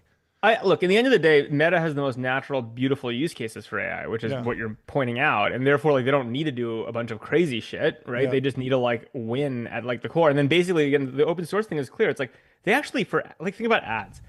They don't really care if they're doing the AI or someone else's, because it's all going to go to them either way, right? In the end of the day, it's just better if more people have access to it and the innovation will happen. So look, one of the things I did in my vibe when I got really into like all the platforms, right? I spent a bunch of time. Remember DigitalOcean? DigitalOcean's doing a great job with AI, right? way. It turns out like their services are really good, and like cool. it was really easy to boot up some agents on top of like a knowledge base on top That's of amazing. That's always the an worst applet, part is like deploy. You write some code and you want to actually get it on a server. It's always still a hassle. And it's Now like it's they've not. actually done a great job. great. I was like incredibly impressed. But like and then you say like, where is Llama showing up? It's like, well, it's like right there. Like you just click a button and you're using Llama. And it's like no bullshit. We got to get a killer video generation model out of Meta. Like they're the how do only you one see that that- has another data source Yeah, that's how do you similar see to that YouTube. market? How do you see that market evolving? There's a bunch of foundation model labs doing video generation, and I can see some of those getting to the point where they could crush it for big Hollywood movie studio, making very specific types of scenes or assets. But then it feels like the low end of the market for, if you're a random SMB, and you want to make an ad or something like that, yeah, maybe use some vertical SaaS, but also I wonder maybe... how much it matters. I mean, like, I had this conversation actually with my good friend Dave Morin on our little weekly, bullshit session. More or less. More or less. We were talking about the fact Dave that also somehow cracked like the top of the angel. There was like the yeah, top he's angel number investor one. list, and he was the top dog. It's amazing. So well, let's stick on the AOL. We won't talk about Hall. the validity of that list. We'll talk about we could. But I mean, I just like to see my boy Dave at the top. I like to see. Look, my boy Kevin. My partner Kevin was like number 4 on the list. It was a very interesting list. Let's go. But I wasn't on the list, but that's okay. But what I was gonna say is the thing Dave and I were talking about is like, look, if you think about what's going on like with memes, right, in this whole world, there's this like high road, low road thing. Everyone's really excited about like super high end video generation and Hollywood and da. You know what's happened in the media landscape? Those things don't make any money. No one cares about these movies anyway. Like they're consuming like low-end crowdsourced memes on the internet. Like that's where attention is. That's where the energy is. That's where entertainment is. And so I think obviously the pure technologists and like the highfalutin people are really excited about like the narrative storytelling, beautiful da. But when it comes to like what tools will actually be used, how things will be marketed, how humans will interact with each other and communicate in the store, I think actually it'll be much more budgety tools that actually win. And the other stuff is kind of just, intellectual, masturbation a little bit. It doesn't mean you shouldn't do it. Like people speaking should of do it. that, Like, speaking of that, speaking of masturbation, why is OnlyFans getting priced at 8 times earnings? I so desperately want to buy OnlyFans, guys. I've wanted to buy it for years. I had plans, like there's been a few iterations of this. No, it's so good. It's so good. And I just what do you have against OnlyFans? I just so good. Your reaction is part of the reason I want to buy it. Right? No, you love the controversy. The buyer pool is small, so the price is low. Well, that's part of it. The other thing is everyone, because the buyers, it's actually the best AI short you could possibly think of, right? Because part of the reason it's getting sold, my understanding, and like the whole story is like, well, we're gonna have all these AI girlfriends, so like the creator economy is gonna get crushed on these things. And I think that is like a very 101 simplistic take on what's the other thing is a lot of the cost that goes into basically generating revenue on OnlyFans is from messaging, which is done by people in the Philippines and AI. So this is the thing. Everyone, the OpenAI is like the greatest human loop AI platform in existence, right? From a position, because I think you still need real brands. I think that having human brands matters at the top end. Your ability to then like effectively automate, it's kind of like the Facebook story, which is your ability to slot in AI and bank it right on messaging is like off the charts with OnlyFans and improve the quality. So I think it's interesting. I think it's like this classic thing where it's being sold. I've always loved the asset. It's the #1 creator platform in the world. It's so defensible because they actually have a very low take rate because they're so big. No one can assault them, right? Because of how they're kind of set up. What's the take rate? It's really low. I want to say it's like 10%, maybe 15, but it's like much lower than you think. And as a result, like you have this incredible cash engine. I mean, YouTube's like 45%, and many other sites are 30% just for general content creation platforms. So just the upshot is like this is incredible position. It's I think there are huge product opportunities. There always have been with it. But then you have this double storm of like, one, people like you guys boo it because you patrician technology brothers, right? Like, and you won't like acknowledge human nature and people want to do this. And then two, there's all these fancy investors who like think it's dead because they read the front page of the Wall Street Journal about AI and don't understand what's actually going on. I'm like, that's great. This is my zone. Underpriced. Yeah, I have no. Well, you're gonna have to become an RIA to do it, probably. So good luck. I got to figure out how to not do that. I also like, for what it's worth, I'm a seed investor. I don't know how to raise the $2 billion I need, but call me if you got it. Well, speaking of seed investors, I don't know if you saw this chart from PitchBook. Emerging managers are on track to raise less money this year than they have in a decade. That sounds right.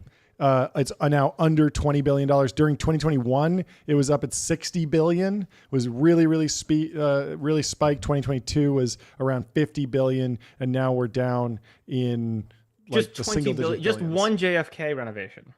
That is a lot of money for emerging managers. This is, I assume, this is defined as like where are you going to put $20 billion as an emerging manager? Wait, how much did they get in 2021? Well, you put it. You put it in like 20,000 $50 million funds. That's the idea, at least, or that's what happened. They're all. I've been so I don't see any of this working out for anyone, right? Like, you know, I know it's one of they'll always be the random winner. Yeah, but isn't that the nature of the game? It's like startups follow a power law, so do funds. I just think we have to hit a size gong because the 64 billion that they raised in 2021 still earning fees. 12 billion of fees. Yep. And so let's just give it up. Congratulations to the emerging managers. But it's kind of, guys, I think you guys are cheering too much. I mean, if you do the math on I'm joking, to be clear. I mean, doing the math on being a small fund and being locked in for 10 years as like a solo GP with your emerging manager fund and your kind of shitty subscale, it's actually a pretty bad business. What's right? wrong with being locked in? No. Like what you're saying is so real, which is imagine you have a startup and it's like, okay, you have to commit to this startup for a decade, even if by 2.5 years in, like, it's is that not real working. though? It's is that not real though? working. I feel like most emerging managers, they write the checks in the first 1.5 2 years, and then they get investor updates. They pass them along to LPs, but like they could go and get a job at big tech and sure, but just it's become still PM. even if it's a couple hours a week for 10 years. Yeah, I guess that is a kind of look. hassle. It's also it keeps you from doing other. It's just messy and complicated. And the reality is, again, like if you're earning 2 and 20 and you're never going to see the 20. Right, like the 2 ends up actually, you know, on a $50 million fund after you pay for actual things, you're doing fine. Like no one's crying, but like it's not like some great business, right? Like I think the only reason to raise a $50 million emerging manager fund is like to have enough card flips to prove that you can size up a bit. Now I think the flip side is true too, which is I don't know how anyone makes money on a seed fund that's over $200 million. I the math doesn't work, right? I think there's like a sweet spot of fund sizes that work. Too small, you know, the economics to make it work. Even if you have a banger, it's like not that important. And like too big, it's just like the law of big numbers. You're never going to produce an important fund, right? From a returns perspective. So look, what we do, seed investing, we're, I think, in the sweet spot, obviously, because why would I not think that? You know, we've made money. I'm very proud of that. I care about DPI, whatever. But here's the thing. Sorry, we're laughing. We have to explain because you can't see it. But the Chiron right now says seed investor. Don't become a seed investor. Stay the fuck out. But then the reality is that, like, you know, it's not, even from my perspective, it's not the best business. You do it because you love it, right? Yeah. Like, but if you just did the math, being an asset manager and earning 2% and just getting enough DPI to justify more 2% fees is for sure a more scalable business model, which is why most people do it. Do you think part of why every emerging manager jumps into seed is just like they can't do growth? Because I feel like the skill set of being a growth investor is in some ways more repeatable. You know, you get people that come out of investment banks and they have all the skills to underwrite a company that's at $1 billion. There's less risk. But at the same time, when you think about someone who's, you know, starting a new fund, if they're going out and raising a growth fund on fund one, like that just feels harder to marshal. Well, I think that it's capital. an LP question. It's like, who's going to give you LP level dollars, right? And like, by the way, if you're going a later stage fund, you're trying to like model to like a guaranteed whatever it is, 2.5x or whatever. Yeah. Why would you give it to the crazy kid, right? The crazy kid you give money for because they might be right. Mm-hmm. Right? Yeah. And so you want that seed bet. And then also I feel like a big part of the emerging manager dynamic is just like essentially scout funds. And there's a lot of like, you know, horse trading around like, we will do the deal from our fund of funds. We started that way like, you know, 10 plus years ago. And like that when the market was much looser and it was a different market. Yeah. And it worked for us. And we were able to scale up into being like a legit seed fund, you know, with legit dollars and legit institutional investors. I just think like most things, that all paths get super crowded, right? Mm-hmm. And so once the path is super crowded, it's just really hard to differentiate. It's really hard to make a good business out of it. And I do think like almost everyone's going to go away, right? Don't Not become everyone, a seed but investor. You heard it here first, folks. Last, want your quick take. XAI's Portland data center fire. You think that's just a little accident, or you think Portland is doing Portland stuff? That'd be really funny. That'd be really funny. It's God, have you guys ever read the science fiction book Parable of the Sower? No. Great book. I'm just finishing it now. But there's a whole subplot where there's all these people who are addicted to this drug that makes them like think that fire is the greatest thing on earth. So they're just like setting fire to everything. And like, wow, if that this is drug funny. were- I just looked it up. It's a post-apocalyptic story set in 2025. Wow. I don't know if you caught that when you're reading. yeah, crazy. and like they're basically about people like trying to walk north from LA to like north to That's crazy. Seattle Yeah. to escape craziness. But the yeah, so I don't know if you told me that that drug was invented in Portland, it wouldn't blow my mind. Yeah. I think we got to get a Well, this is poly market on it. fantastic having you on. Thanks so much. Always a Always fun, pleasure, always Sam. Fun time. Happy We'll talk to you Friday. soon. Happy Friday. Really Talk soon. quickly. Cheers. Let me tell you about adquick.com. Out-of-home advertising made easy and measurable. Say goodbye to the headaches of out-of-home advertising. Only AdQuick combines technology, out-of-home expertise, and data to enable efficient, seamless ad buying across the globe. And we got Bobby They are coming simply into the the best. studio. Yep. I'm going to do some VO3 generations for all of our partners. Get those in the mix. Pull those up. I think it'll be fun. Get a little creative. We got Bobby coming into the studio. Welcome to the stream. How you doing? Thank you for having me. Where My are goodness. you? Are you in Miami right now? I'm the last one standing in Miami. Yes, let's give it up Yeah, for I've seen some Hold photos. Miami I love down. Miami. You actually stuck around. Thank you very much. Yeah, I love Miami. It's beautiful. Every time I get to go visit, it's always struck me as like it's like a classier version of Las Vegas for tech, and it actually worked really well. Where in every industry, there's always like the CES conference that happens in Vegas, and it's a little bit below tech's prestige. And so if tech could assemble in Miami for events, that's great. We tried. We gave it a real college try. It was happening for a while. There was Hereticon Yeah, and I mean, Miami Tech Week Huracan's and like the stuff. best conference I've ever been to. Exactly. And it was cool that you get people that come from New York and they're not just going to go home on the after the conference. They're going to stay. And they might. Same thing with SF, same thing with LA. So it was actually a feature that not everyone was there. I feel like if you throw a conference in LA or Yes. SF, half the people are just going to go home. It was special for a moment. Anyway. I gotta What's up? I gotta dox Bobby. Oh, yeah? Because he pulled up to Hereticon in a Ferrari. Let's It was go. beautiful. We love You remember? I called it out. We were walking. Yeah, I was yeah, I like, remember. "This Ferrari is- is actually just getting the buttons redone. Oh, really? We were Wait, just so talking about this. you have the button. No way. You have the Sticky button buttons. issue. The The sticky sticky buttons. buttons. No. You got sticky buttons. No, it's That's seriously, ridiculous. it's like the worst thing to be in this magnificent machine, and then it's like, I don't know, somebody Yeah. Sticky. like ate a hamburger. You have a date, and you okay, great. I'll pick up my Ferrari, and then she tries to adjust the seat, And it's and sticky. then she's like, "This is disgusting." Oh, Yeah. no, it's terrible. Yeah, what were you doing in here? This is terrible. Anyway, so that's all fixed now. Okay, that's good. Yeah, That's good. We're good. glad to hear it. Find us. But yeah, give us the news. Give us the update. Give us a little introduction on yourself for those who might not know. Yeah, so I'm so glad you guys had me on today. We had a very big announcement today. So this is something I've been thinking about for 15 years. And we announced our new email client called Sunflower today. Cool. It is basically thank you. Thank you. It is like basically the opposite of Inbox Zero. Okay. What does that Like, mean? I Love don't it. think you should have to have an email client that makes you work for it, right? In other words, like you load up Inbox Zero. I don't care how many keyboard shortcuts. I don't care what you give me. But if I'm having to triage every single email that comes in, keyboard shortcut this way, that way, Yep. from the Applebee's email, no. Yeah. Yeah. You need an email client that actually works for you. Okay. So on our marketing website, we don't mention the word AI one time. Huh. Wow. But this Bold. thing is entirely this product would not be possible 5 years ago. Okay. It's if you think you need to be a superhero to use your inbox, there's a product for you. We're building a product for actual humans, Bold. and it launches. The waitlist launches today. Sunflower.me. Yeah. So walk me through And the the product I is should like, have used my phone before this because literally we broke Slack today. Like apparently there's a limit to how many notifications it can send you. Like it just keeps dinging, dinging, dinging. That's great. amazing. So, And the product is like already like you guys are the product's like real. You guys are using it, right? This is not, you're not just launching a wait list. Like there's something under the hood. We've been working on this for a year and a half. I use it every single day myself. Yeah.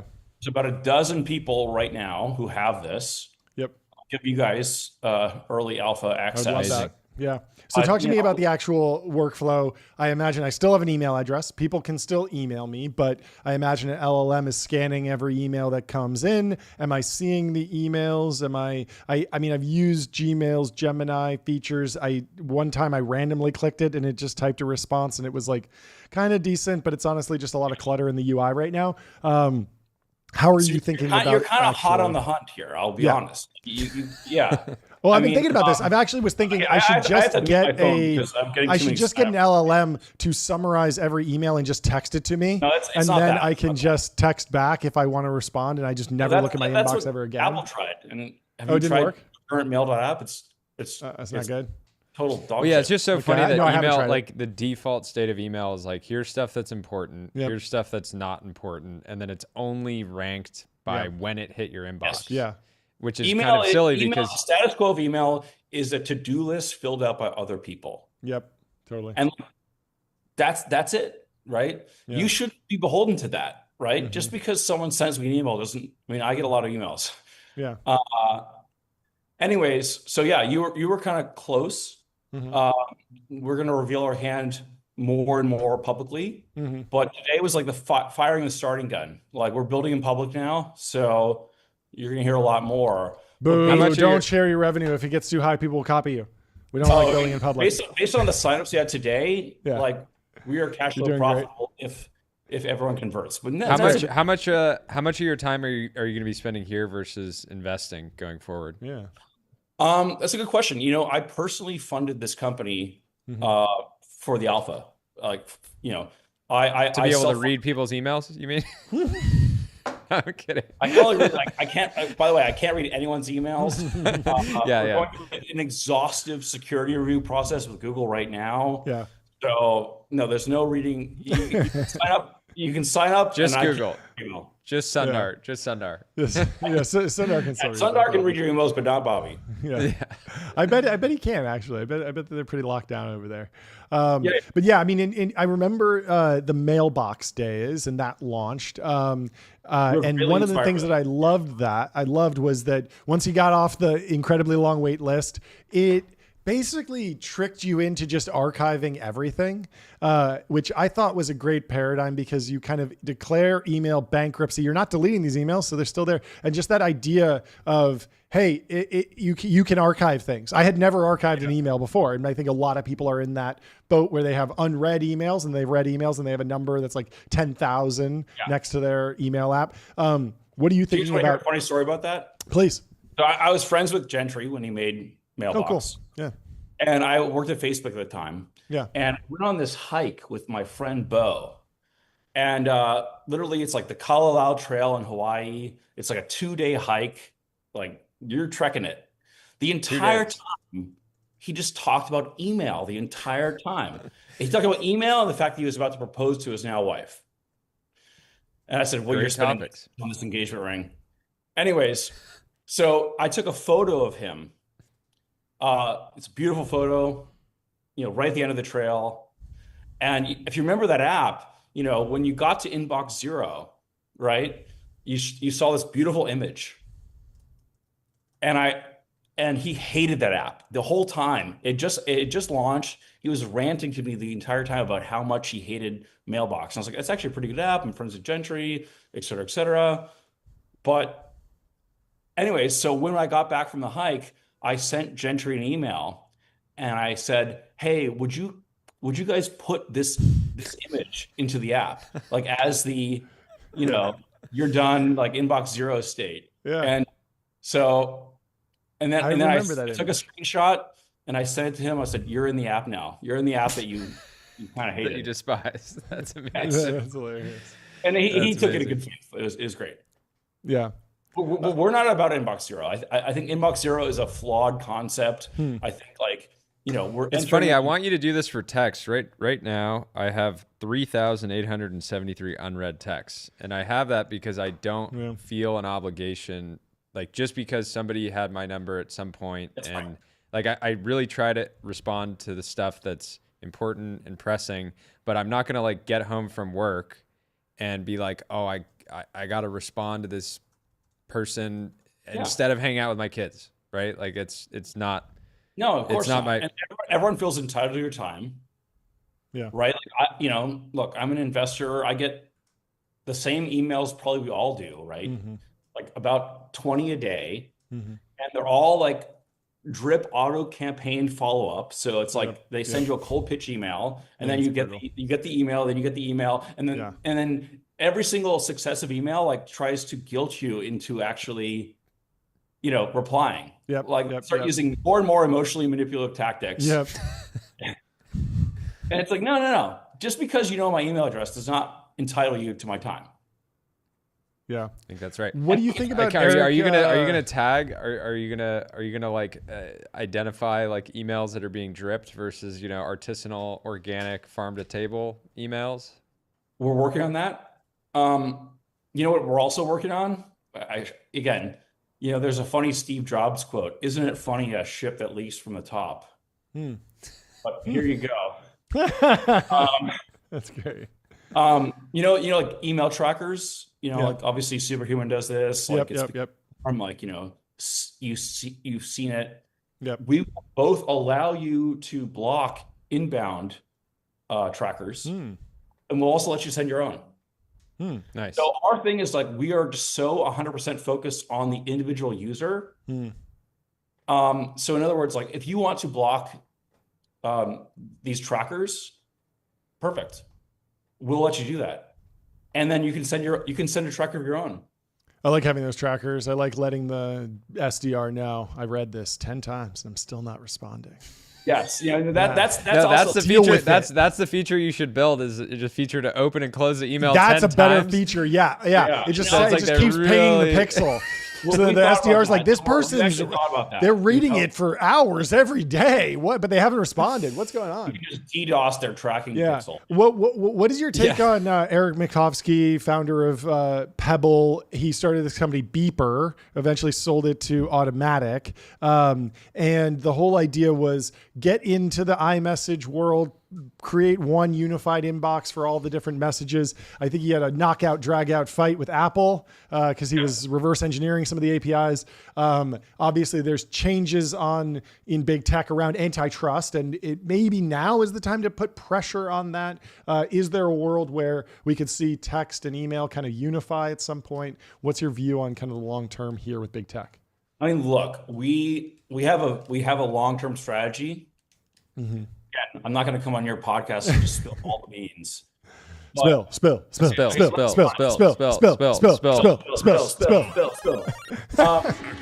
golden retriever mode. What was that? It was activate. What did I sign up for? Golden retriever mode, where you're hot, friendly, and dumb. Yeah. Golden retriever would just tell. A golden retriever would just tell entire it all. roadmap. Just say it, tell everyone. No. You can come on again and spell it I'm an every investor in time. one of your companies, and I passed another one. So. Okay. Anyway, future of text email. So I'm mostly concerned about email. I think email, it's like what's old is new again, right?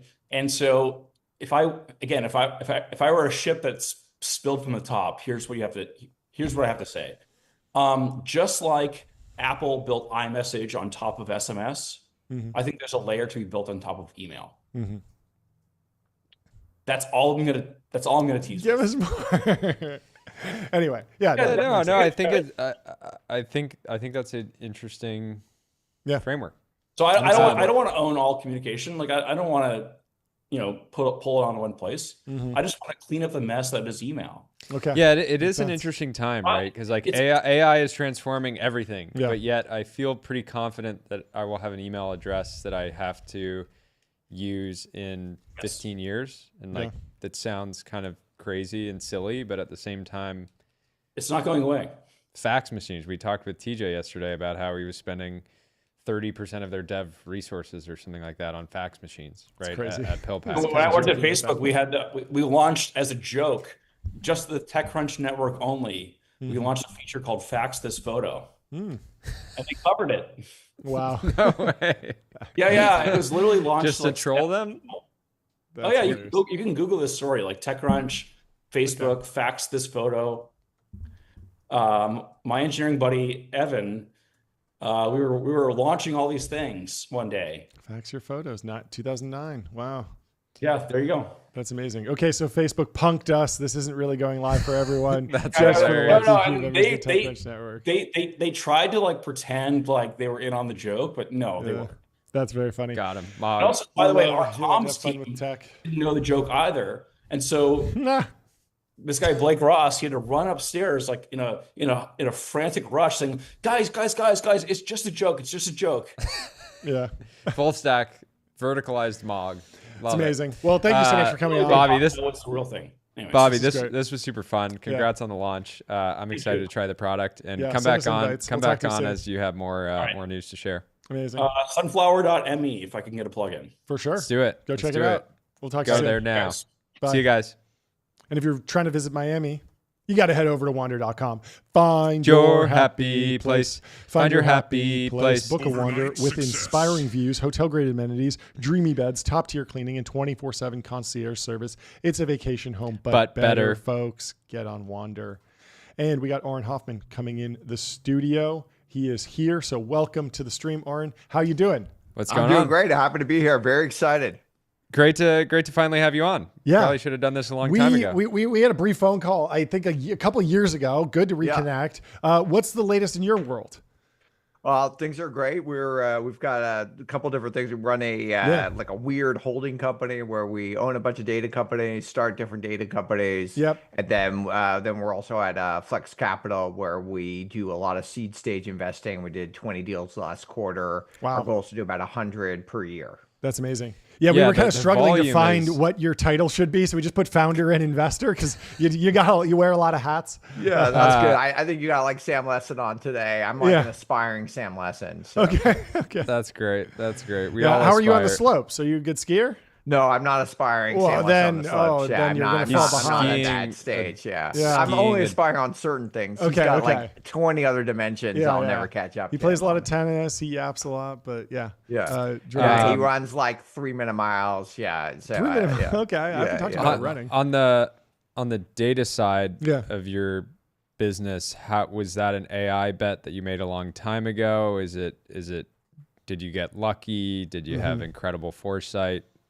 Or a bit I of think I both? got on. I think I had the wrong bet, and so I think on the data business, I think we had believed that that these companies that sell data, like data as the ingredient, not just like analysis on top of the data, the ingredient.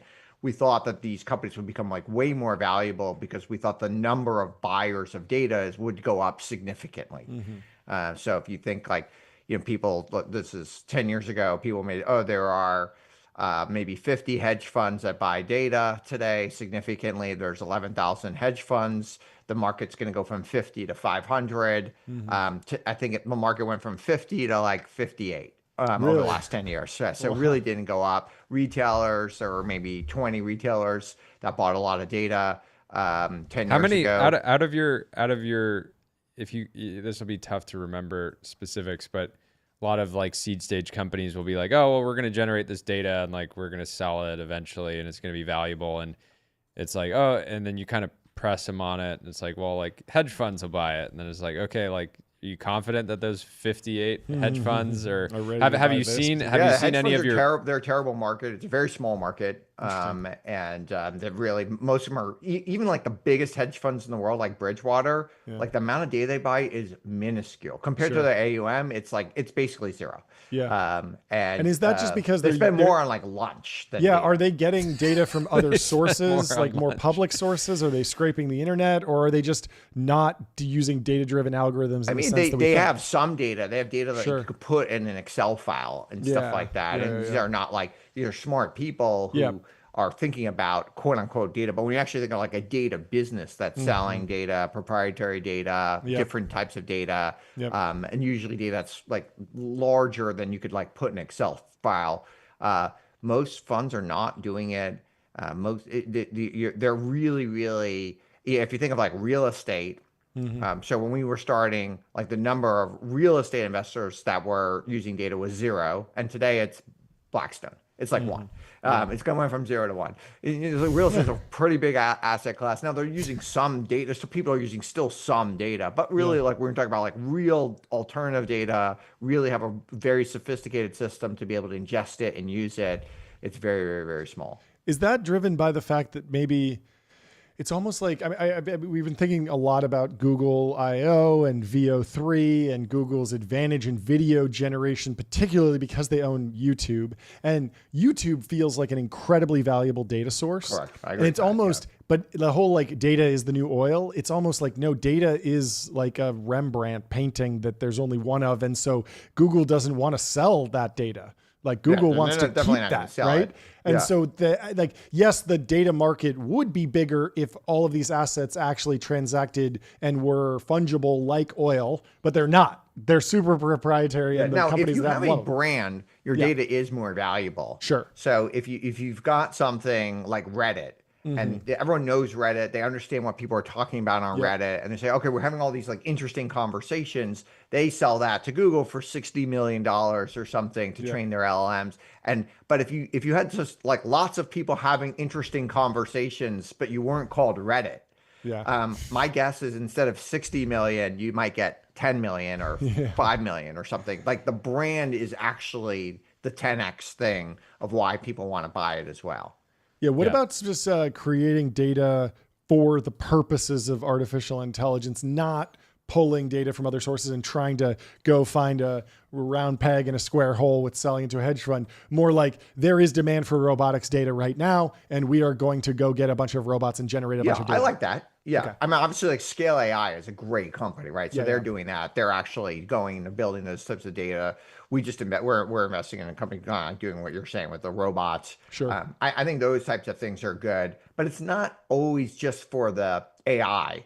Like there's other types of buyers, because if you just are selling to like AI core model companies, you're talking maximum of a dozen buyers. That's not a great market. And you went from 58 to 12. Yeah, exactly. So do you just want to sell to OpenAI, Anthropic, Google, and Facebook, like, and maybe a couple of others? Like, I don't know, that doesn't seem like a great business long term either. Yeah, and if the first deal that you do is 100 million, what's the deal size on the next one? Correct. Are you going to create $100 million worth more data that you can sell to them? Is it even that valuable?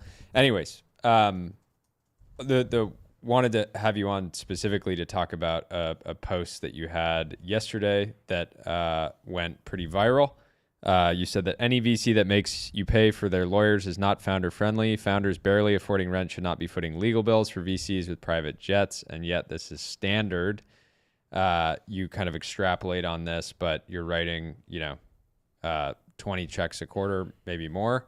I'm sure that almost every single one of the companies you back ends up, having to pay some VC's lawyer bill, maybe in the next round. But what I would love for you to kind of break down the post and what inspired so it. for those people who don't know, in a standard in a term sheet, somewhere in the term sheet, usually it says the company must pay up to X dollars of the venture capitalist legal fees, and that X can be negotiated, and it can be as low as 10 grand, and I've seen it as high as 300 grand for more complicated deals and stuff like that. And it's there. And it seems odd for a whole bunch of reasons. First, it's like there may be many different investors, but you're only paying the lead investors types of things. Second is that why are they actually having the company pay? It's like a little bit of a backdoor way to get your fees paid. And then there's like a more complicated argument as well, which is I don't think this is LP friendly. A lot of VCs will say this is LP friendly, because now I don't have to like. Yeah, wouldn't the person paying presume you can pass it? I mean that the VC could pass the fees on to their LPs. So correct. So they could pass it on to their LPs, and this is a backdoor way of doing that without actually telling the LPs that you passed it on to the LPs. By taxing the company. It's taxing the company, but it's even the LP isn't aware of it. Whereas if you actually normally if you use Tegas or something, and you pass that on to your LP sees the bill and they're like, why are you spending 50 grand on Tegas? Like, you should be spending less. And they can have a conversation. Or if you're having air travel, they can understand that as well. Wait, there's a whole bunch of can reasons you give me why more it's, clarity like, wrong. around like the idea of passing fees on? So like the to real fees. So VCs LPs? have like 2 and 20, right? But then there's certain fees that you can pass back that it gets it closer to even 3. You could get it up to like 2.5, 3, 4%, and that could even be like when a VC pays for lunch with a founder. You can pass that on, correct? Interesting. Yeah, and every VC has a different model. Different structure. So like when we go to I always lunch thought it with would the be like founder, there's 2% fees, and then you got to do whatever you want with that. If you need a private jet, like that's coming out of the 2%. If you need to pay salaries, if you need to pay for Tegas, if you need to buy lunch, like it's all coming out of the 2%. But you're saying it can be passed on. The true loaded fees can be much higher than 2%. Interesting. Yeah, like at Flex Capital, we try to almost do everything in the 2%. So if we go to lunch we take it out of our own management fee, which means we get less compensation because that, of course, you most VCs want to protect that 2%. That goes directly to them, right? So we get less compensation, but we think it's more LP friendly. And then there might be certain things like your fund audit might be done to the. So you have to decide, okay, what's actually done to the fund versus what's done to the management company. So we are more to the management company. Every VC will do it different on how they do it, but some can be like, but at least.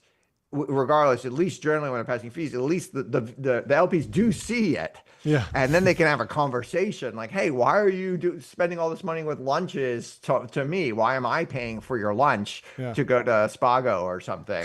So whereas with the legal fees, they don't know. What about the LP has no way of accounting that money. What about like general pressure to bring down the cost of startup legal fees at the Series A level? Justin Kahn was working on a project with Atrium to try and automate the Series A before you can even get there. There's Harvey's like I think Ahmad had a good response to your post from Mercury saying that like he just basically tells the lawyers we're going to cap it at this, and you agree up front, and then the lawyers are super motivated, but that's still. Ahmad's amazing, and that's definitely step one. Like you got to negotiate that cap. Maybe you can't negotiate all the way down to 0, which is what I would like to see happen more. But you've got to negotiate it. My guess is also it also depends on how, the higher the cap, the longer it will be to close your round. So as most people know, you get a term sheet. Shouldn't it be the other way around? No, the higher, if it's a high cap, the lawyers are just going to be like, this is going to take 6 weeks. Because it should be. I mean, surge pricing. I'll pay you $300K to close it this weekend, or $50K, and you can take a month. That's what I can basically tell you. Like, here's how you close your round. It's going to be it's 15 days. Plus 1 day for every $2,000 that's in that cap. Oh my God. I can guarantee you that will be exactly what it is for every single round that is in there. So backwards. Shouldn't one defense of startups eating the cost is that, if you have an emerging manager with a $20 million fund and they're barely, paying themselves $1 in salary, and if they want to lead a round that ends up getting priced, it could get expensive. But your argument is still like, okay, well, LPs are still eating that cost.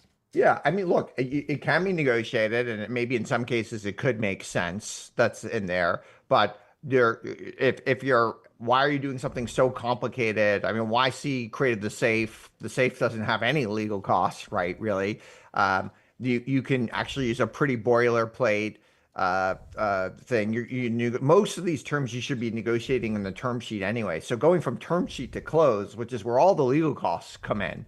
From term sheet to close, like, why is that expensive anyway? It's because probably you're not managing the lawyers. The lawyers have no incentive to keep the costs low because they know what the cap is.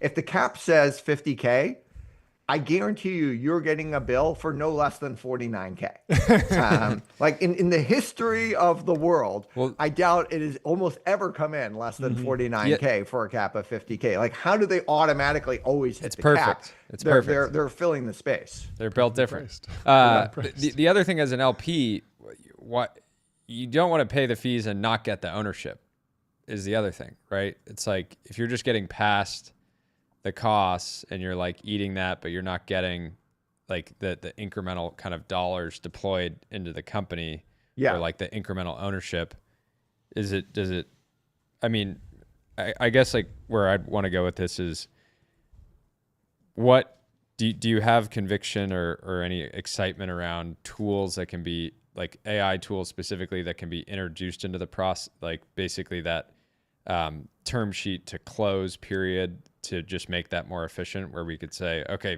In most cases, but first of all, like we just did we were just involved in a company that did term sheet to close in 6 days. Like, it's not that hard, especially in the early stages of a company. Like, how much diligence do you need to do? You need to, and look, the company did a good job. They got all their stuff in a data room. They did all the things that they were supposed to do. Then, as the venture capitalist, okay, well, you've got to somehow read through it. Maybe you can use AI to read through some of it. You got to go check it. You have to make sure that the bank account is legit and all these other types of things, that isn't fraudulent. But it shouldn't take that much time. The main reason it takes a really long time is just the back and forth. You put a red line in, I send it to you, then you don't have time to look at it that day. It takes you 3 days, then you send it to me. It's like, if we actually all got in a room, that's what they did. So they got all in a room on day 6. That's and cool. They basically put like a 4-hour block. And they said, we're going to just go through every single issue right here. And they were able to iterate on it just live. And then you would put it on mute. You would talk to your lawyer to go back. It just got done. It's so much easier. And obviously, even M&A agreements, like, you should be able to get those done so much faster. And actually, those often do get done faster. Yeah. Like, sometimes you can do an entire M&A from term sheet to close faster than you can do a VC financing. Many M&As go faster than VC, because everyone's just motivated Incentives, to really work on it and put in the time to make it happen. Yeah. Well, thank you so much for stopping by. Come back on again soon. We'll have Sorry, to we talk to only you. had I love it. 15 Invite minutes. me anytime. Yeah, this is great. Yeah, we'll make it happen. Yeah. Great hanging. Talk to you soon. Cheers. Bye. We have some breaking news. The first nuclear executive order has dropped. I'm going to read here from one call out that people are celebrating.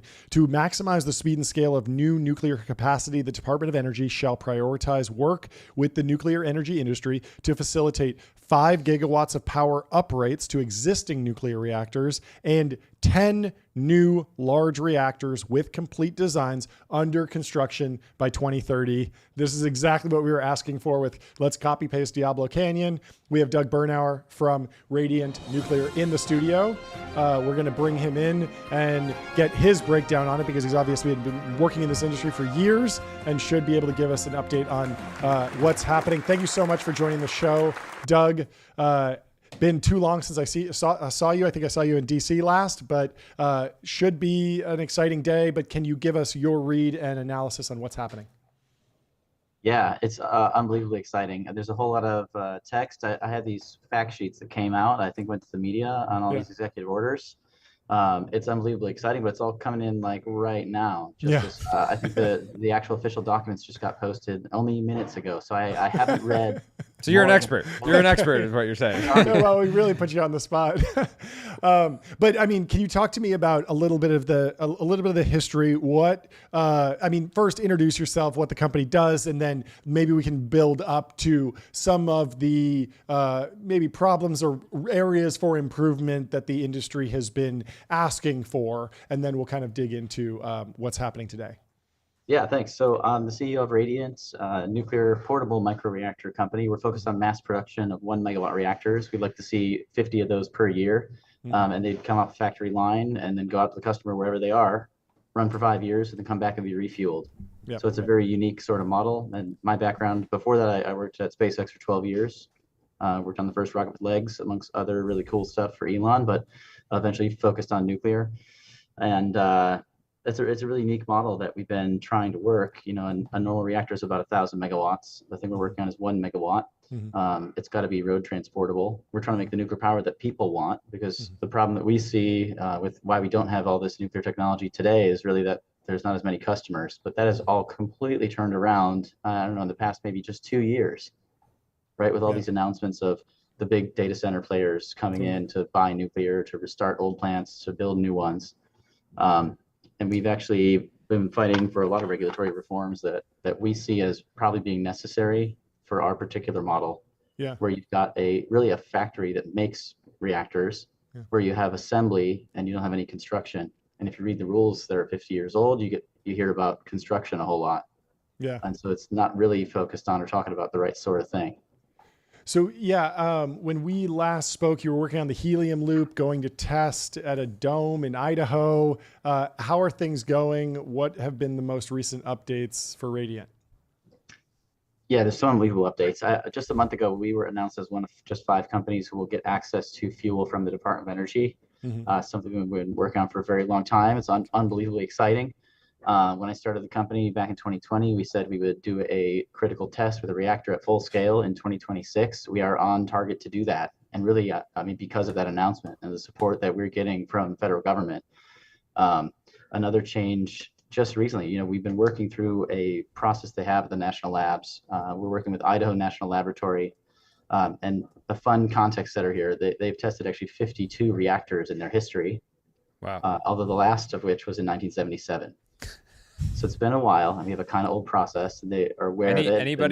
Was there anybody that was a part of that last test that's still there, or is it all just kind of lore at this point? It is sort of lore. It is sort of lore for the new reactors, but there definitely are staff who are there who, there are the Advanced Test Reactor, the ATR reactors where they test all the Navy fuel. That's been operational for a very long time. You can go tour it today, it's still operating. So there are definitely staff there who are very familiar with reactor operations and refueling. They also have a transient pulse test reactor, which is pretty amazing. It actually has an original core from the 1950s still running and operating. I forget what the numbers are, but it pulses into the several gigawatts range. So that there's some expertise there, but certainly there are not people there from the early 1970s anymore. Okay, I have the Wall Street Journal article pulled up. I want to read some of the key points and just get your reaction. So the high level is that Trump signed executive orders to boost nuclear power industry, citing the need to overhaul regulations and fast-track licenses.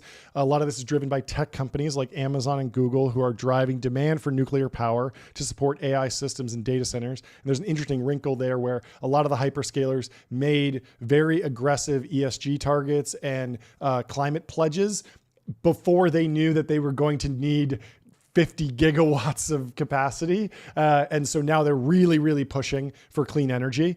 The executive order aims to shorten approval times for new reactors, but critics worry about the impact of safety. Now, I want to talk to you about that balance between speed and time to market and safety. I wouldn't trust myself to design a nuclear reactor and get it approved in a day, but it feels like we haven't had a new reactor design approved in way too long. And so we're probably on the too slow side of the curve, but where should we be? What is a reasonable amount of time to actually approve a new reactor design in your opinion? Yeah, I mean, probably on the shortest scale, it's got to be something like 6 months. Like if I use that context I said earlier, 52 reactors in up till just 1977, nuclear technology only existing since the mid 50s. That means they were doing more than 2 per year. Yeah. Yeah. Right? So let's get back to that standard, right? Walk us through what just as a citizen, not as an entrepreneur or founder or executive, as a citizen, what type of tests do you actually think are the most valuable? Is this, I need a physicist to run all the numbers in a spreadsheet and run simulations? Do we need to just fire this up in a place where even if it explodes, it's we've seen that it didn't explode, and so we've done real world testing? Is it a balance of those? What kind of testing do you think is best that can be executed at speed? Yeah, well, it's a great question. The best is immediate testing and incremental testing. Yeah, and there's no reason that you necessarily need to go slower. You can regulate along with the speed with which you can do the design, the analysis, the procurement, the assembly of a reactor. If a company is willing to spend capital to take that financial risk, the goal is don't put fuel in unless you get an approval. Yeah. But there should be really zero barriers up until that point because there's no safety risk. Yeah. But then when you get to that point of like, okay, now there is risk. We are going to load fuel in. You do want someone to go and check your numbers, and you want them to dig deeply and thoroughly into what your reactor is and does and what the plan is. But the fact of the matter is when you load fuel, it's not anywhere near critical. You can make you can look at subcritical multiplication factor that will trigger little sensors that are effectively, it's not, something that sounds like a Geiger counter. We use fancier things today. We use fission chambers. We use boron line proportional counters. You can do the analysis to show that you will get many, many counts per second, even with a very small amount of fuel loaded. Like let's say you construct 1/6 of your core, you can already validate models. And yet you are ridiculously far away from being able to go critical. Interesting. They haven't even assembled the whole system, right? Yeah. So the FDA has similar approval timelines for new pharmaceutical drugs, but the reason that it takes a long time to approve a new pharmaceutical drug in America, it makes more sense to me. If I'm going to take a drug, I kind of know, hey, is it have an effect on me in 30 years? So maybe I want to see a mouse model, a monkey model, or a dog model, or even human testing over a long period of time. And sure, there's some acceleration there. We don't need to wait a full lifetime to approve a new drug, but there is an element of time. Is there anything that's comparable to that in nuclear, where the behavior of a system over a 2-year time period is different than a behavior of a system over a 2-hour period? Yeah, I think the most similar thing would be the effect of neutron fluence side of the core.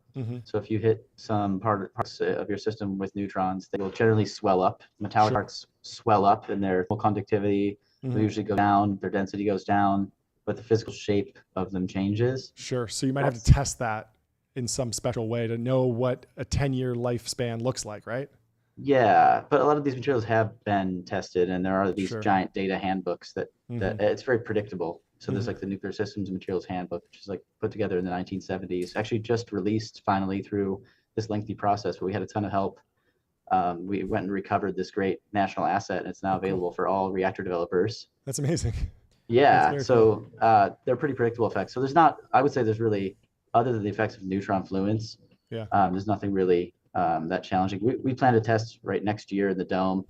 That is a hermetic structure, totally sealed with its own radionuclide detection in it. And so you can partially fuel a core, and you can do it in a hermetically sealed chamber at a facility where it's surrounded by scientists, right? And experimental hot cells and other test facilities that would allow you to see what any problem is, solve any problem. But we are using all well-known standard materials. Got it. Makes sense. Is it funny to you that the news of Taiwan decommissioning their reactors hitting the same week that we're saying that we need more? Or is there something about Taiwan's as an island? I'd read something about there being a bunch of enough earthquake activity in the area that like there was some potential reasoning around that, but then we also had someone else on who said that we have solutions for that at this point. It's not a risk that should require shutting it down entirely. I don't know that these things are linked, actually. I think I'm behind on the Taiwan reactor news. Those might have just been around for a long time, might be coincidental.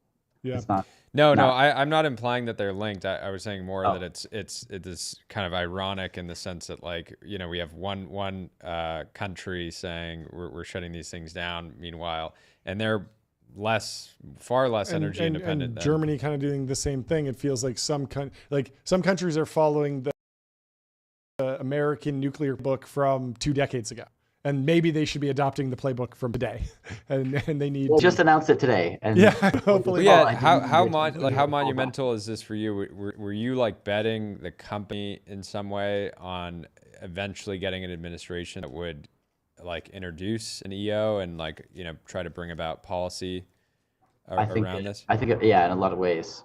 Absolutely. If you're working on something innovative, there's going to be regulatory gray areas. You have to know about those gray areas and manage the direction they're going in to make sure that the vision that you have is the way that the administration or the regulatory agencies go, so that you're not decoupled from reality, but you do have impact on that. And you actually, you can't write down rules ahead of time for something that's not invented yet. Right. So, but you do always take some risk in doing that. But I think it's actually pretty beautiful. Yeah. You lay out a vision, go like, imagine you have like a bunch of reactors. They're all built identical to one another. So they're super reliable. You deploy a whole fleet of them. They all stream data back continuously. We're in the modern world. We're in the information age. why can't all that data just stream to the regulator? Why can't it be completely modernized?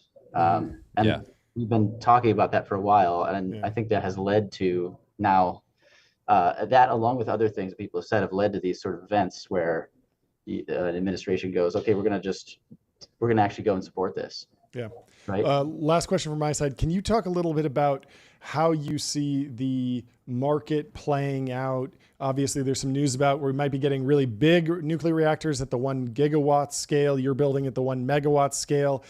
Is there going to be a 10 megawatt company, a 100 megawatt company? Is it a smooth they're curve? all the same company, and you just or maybe they're bundled or broken down or scaled up or scaled down. Like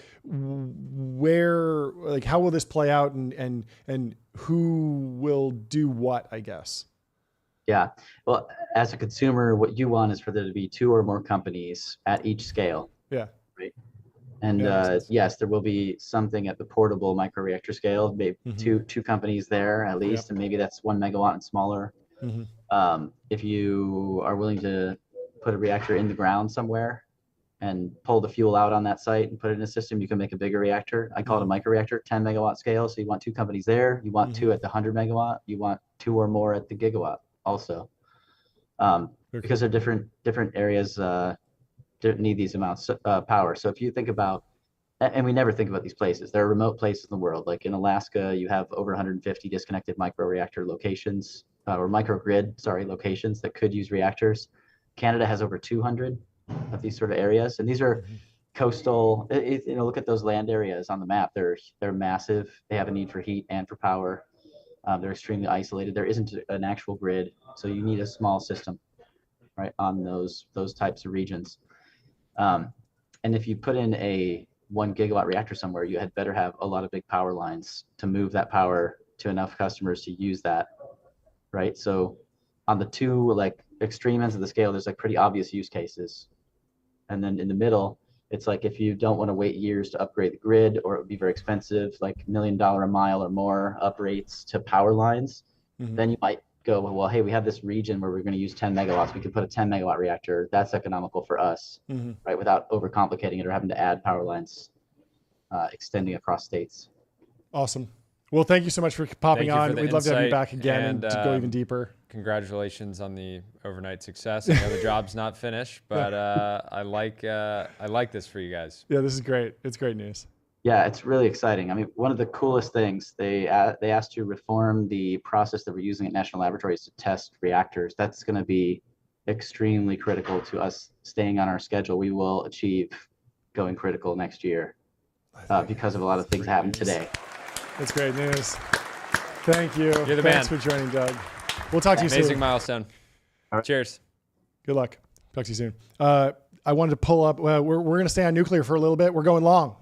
We wanted to pull up Scott Nolan, my former colleague at Founders Fund and the CEO of General Matter, a nuclear fuel refinement company, was in the White House. Nolan, CEO of General Matter. We're an American enrichment company trying to bring back the U.S.'s lead in producing nuclear fuel. So just like car engines need fuel, nuclear reactors need fuel. Right now, the U.S. is completely dependent on other countries to make the key step of enrichment in this fuel. And these executive orders are going to pave the way for the U.S. to regain its lead. So we really appreciate it. Will you be doing the AI plants? Because we have a lot of them going up now, or soon going up, and they need tremendous electricity. Are you going to be involved in many of those plants? Yes. Will Scott Nolan, CEO of General There we go. Matter. We're an Let's hear for American Scott enrichment Nolan. company trying In to bring back the White US House. Color temperature, a little bit off on that video, but otherwise fantastic. Anyway. Yeah, well, Congrats we have to Scott. I mean, what Asaya great- from Valor in Yeah. the waiting room. We'll bring him in. Let's bring him in. I Welcome think he's to the also stream. has he been in he's been in the Capitol today? Yeah, I think he was over there today in DC. Let's bring him in. And he is building at the 10 megawatt scale. And so everyone's playing in the different Everybody's market. Gotta play. There he is. Thanks so much for calling in. Can you give us the breakdown? How you doing? Doing really well. Thank you so much for having me on, guys. I'm actually just coming back from going live on a little upstart called Bloomberg TV. Very so, you know, nice. it'll take a while for them to catch up to your stature. Yeah. But, yeah, it's kind of like a thank you so much for feeder. having me It's like on. kind of like a feeder system Yeah, for feeder TBPN. system. Can you go That's horizontal right. with your phone? Yeah, sure. Yeah, that's Thank right. you, A little, that's little right. feeder network for the technology others. So yeah, Fantastic. great to be in the Temple Technology today. Yeah, it's good to have Great you. hanging. Break it down for us. We read kind of the highlights, but what were the key pieces of the EO in your opinion? Yeah, listen, this is a total rewrite of the regulatory system in the United States for nuclear energy. You know, nuclear grew up in the US with a total dominance of nuclear power in terms of US strategy, right? So we had the only nuclear reactors in the world for a while. We piloted essentially every nuclear reactor architecture that there is, and we wanted to protect that edge and protect that advantage. And so what we did is we built these high regulatory walls around the nuclear environment, hoping that nuclear wouldn't spread around the world. We wanted to protect this advantage. This is a natural instinct. I think it was a good instinct at the time. But the problem is that over time, our competitors or geopolitical rivals built nuclear anyway. And where we are now is that these walls that we built to protect our advantage in the United States actually eroded our advantage. And we ended up building a large wall around an empire of dirt. And so today, this is about bringing those barriers back down, allowing American entrepreneurs to build nuclear energy again. There's a couple really important things announced here. One is revitalizing the Department of Energy. So the Department of Energy was created to be a nuclear test agency. Not a lot of people realize this, but the DOE, we kind of imagine it to be this, broad-based energy agency, and it is, but it was actually created to be a nuclear reactor test agency. And since it was created, it's only done that one time. And so this is about revitalizing that. And actually, President Trump has given a strong commission to the nuclear industry. He wants 3 test reactors critical on U.S. soil by July 4th, 2026, America's 250th birthday. And just a few minutes ago, we announced with the governor of Utah for the first time that we're partnering with the governor to, full charge, full steam at hitting that goal at turning on a reactor by July 4th, 2026 at the San Rafael Energy Test Center in Utah. So that's what we announced today. Congratulations. Wow. That's amazing news. Good luck. Thank you. Overnight success. So yeah, I mean, it seems like with any nuclear project, regulatory is always the main risk, the main rate limiting factor. With regulatory out of the picture, is this more of an engineering challenge now? Is it a manufacturing challenge? Like, how do you weight the different challenges ahead for you to hit that deadline? That's absolutely right. Listen, nuclear is a technology that we've been exploring for 70 years now. We've done an enormous amount of physics around this. We've done an enormous amount of research. The thing that has stood in the way is one company deciding to be the SpaceX of nuclear, right? Deciding to own nuclear energy, full verticalization from the design of reactors to construction to manufacturing to deployment to operation. That's what Valor Atomics is attempting to do. There hasn't been a Ford of nuclear energy yet. There hasn't been a Tesla of nuclear energy yet. There hasn't been a SpaceX. Valor Atomics is intending to be that company, and regulation has absolutely been the long pole in that tent. So this executive order is incredibly important. I think this is really going to set the tone for the next 100 years of energy dominance. If we're going to win on AI, on manufacturing, on supply chain, we're going to do it with a ton of cheap energy. Talk about the first product, 10 megawatts. Is that correct? 25 megawatt electric is our commercial model. So why'd you settle Valor there? Atomics is, we've gone out and we've really hit an ambitious milestone. I founded this company about 17 months ago.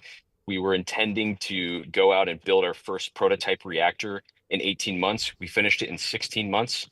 This is a test reactor sitting in our Los Angeles facility today. We've operated above temperature, above pressure, not with uranium, not splitting atoms yet, but with electrical simulation. And really what we've proved is that it's possible to build a nuclear reactor in under 18 months. Now that we've done that, we go and actually build it again in Utah and another one in the Philippines, and we actually load them with uranium for the first time, turn them on. After that, we go and build our commercial model, which is this 25 megawatt unit, and build thousands of them around the world. Very cool. Jordy, anything else? Sounds pretty simple. Just draw the rest of the owl. Boys. Yeah, just draw the rest of the owl. Yeah, we make thousands of nuclear reactors. We make trillions of dollars. I'm very excited. It's a good day in energy. Yeah, I mean, it's fantastic. We were just talking with Doug from Radiant, and in many ways, like if you started a nuclear company at any point in history, it'd be rough.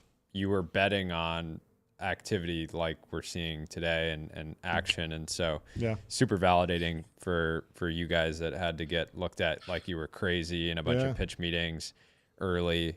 because it feels like one of those things where like culturally, I think in 2020, people started kind of waking up to like, hey, wait, nuclear is pretty cool and probably good, and we probably want more reactors, not less. Yeah. And then companies that, have started picking up. How important is it for you to vertically integrate into the actual productive use of the energy? It feels like there's so much demand for energy. You could just become a mass manufacturing for nuclear reactors, and that would be enough of a business. When we talked last time, about a year ago, you were talking about generating fuel out of the air with this energy, but it feels like you might just want to let the free market decide what the best and highest use of the energy is. Is there still a plan to do something with the energy that you own and control and just and decide, or is it just like, let's just make as many nuclear reactors as possible right now?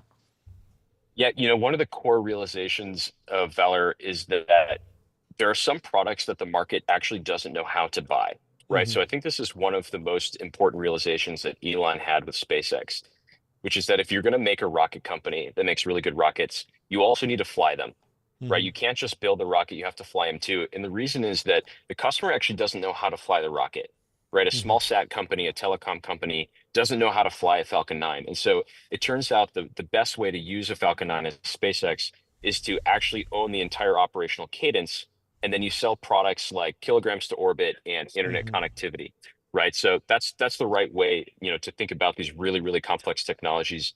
Nuclear reactors are like this as well. So yeah, when we think about building lots of reactors, we think about building them on these very large energy campuses, and then we sell energy, right? We sell energy, not nuclear reactors. That might mean energy to AI data centers. Absolutely, it means hydrogen, and it means eventually synthetic fuels, right? If we can make a synthetic fuel cheaper than diesel, cheaper than gasoline, we can actually become, the energy company of the world, right? Because the majority of the energy today is in a hydrocarbon format.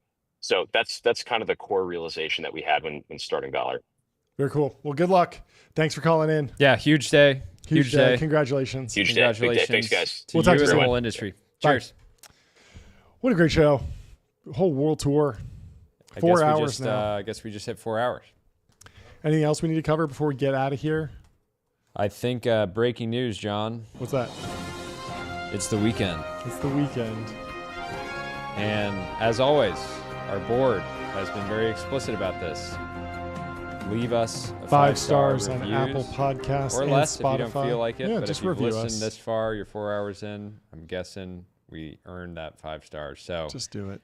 Everybody have a great Memorial Day weekend. We actually won't have a Monday show because we're moving into the new studio. Yep. But we'll be back in full force Tuesday in the new studio in the Temple on Tuesday. We're excited. Cheers. Have a great weekend. Have a good one. Bye.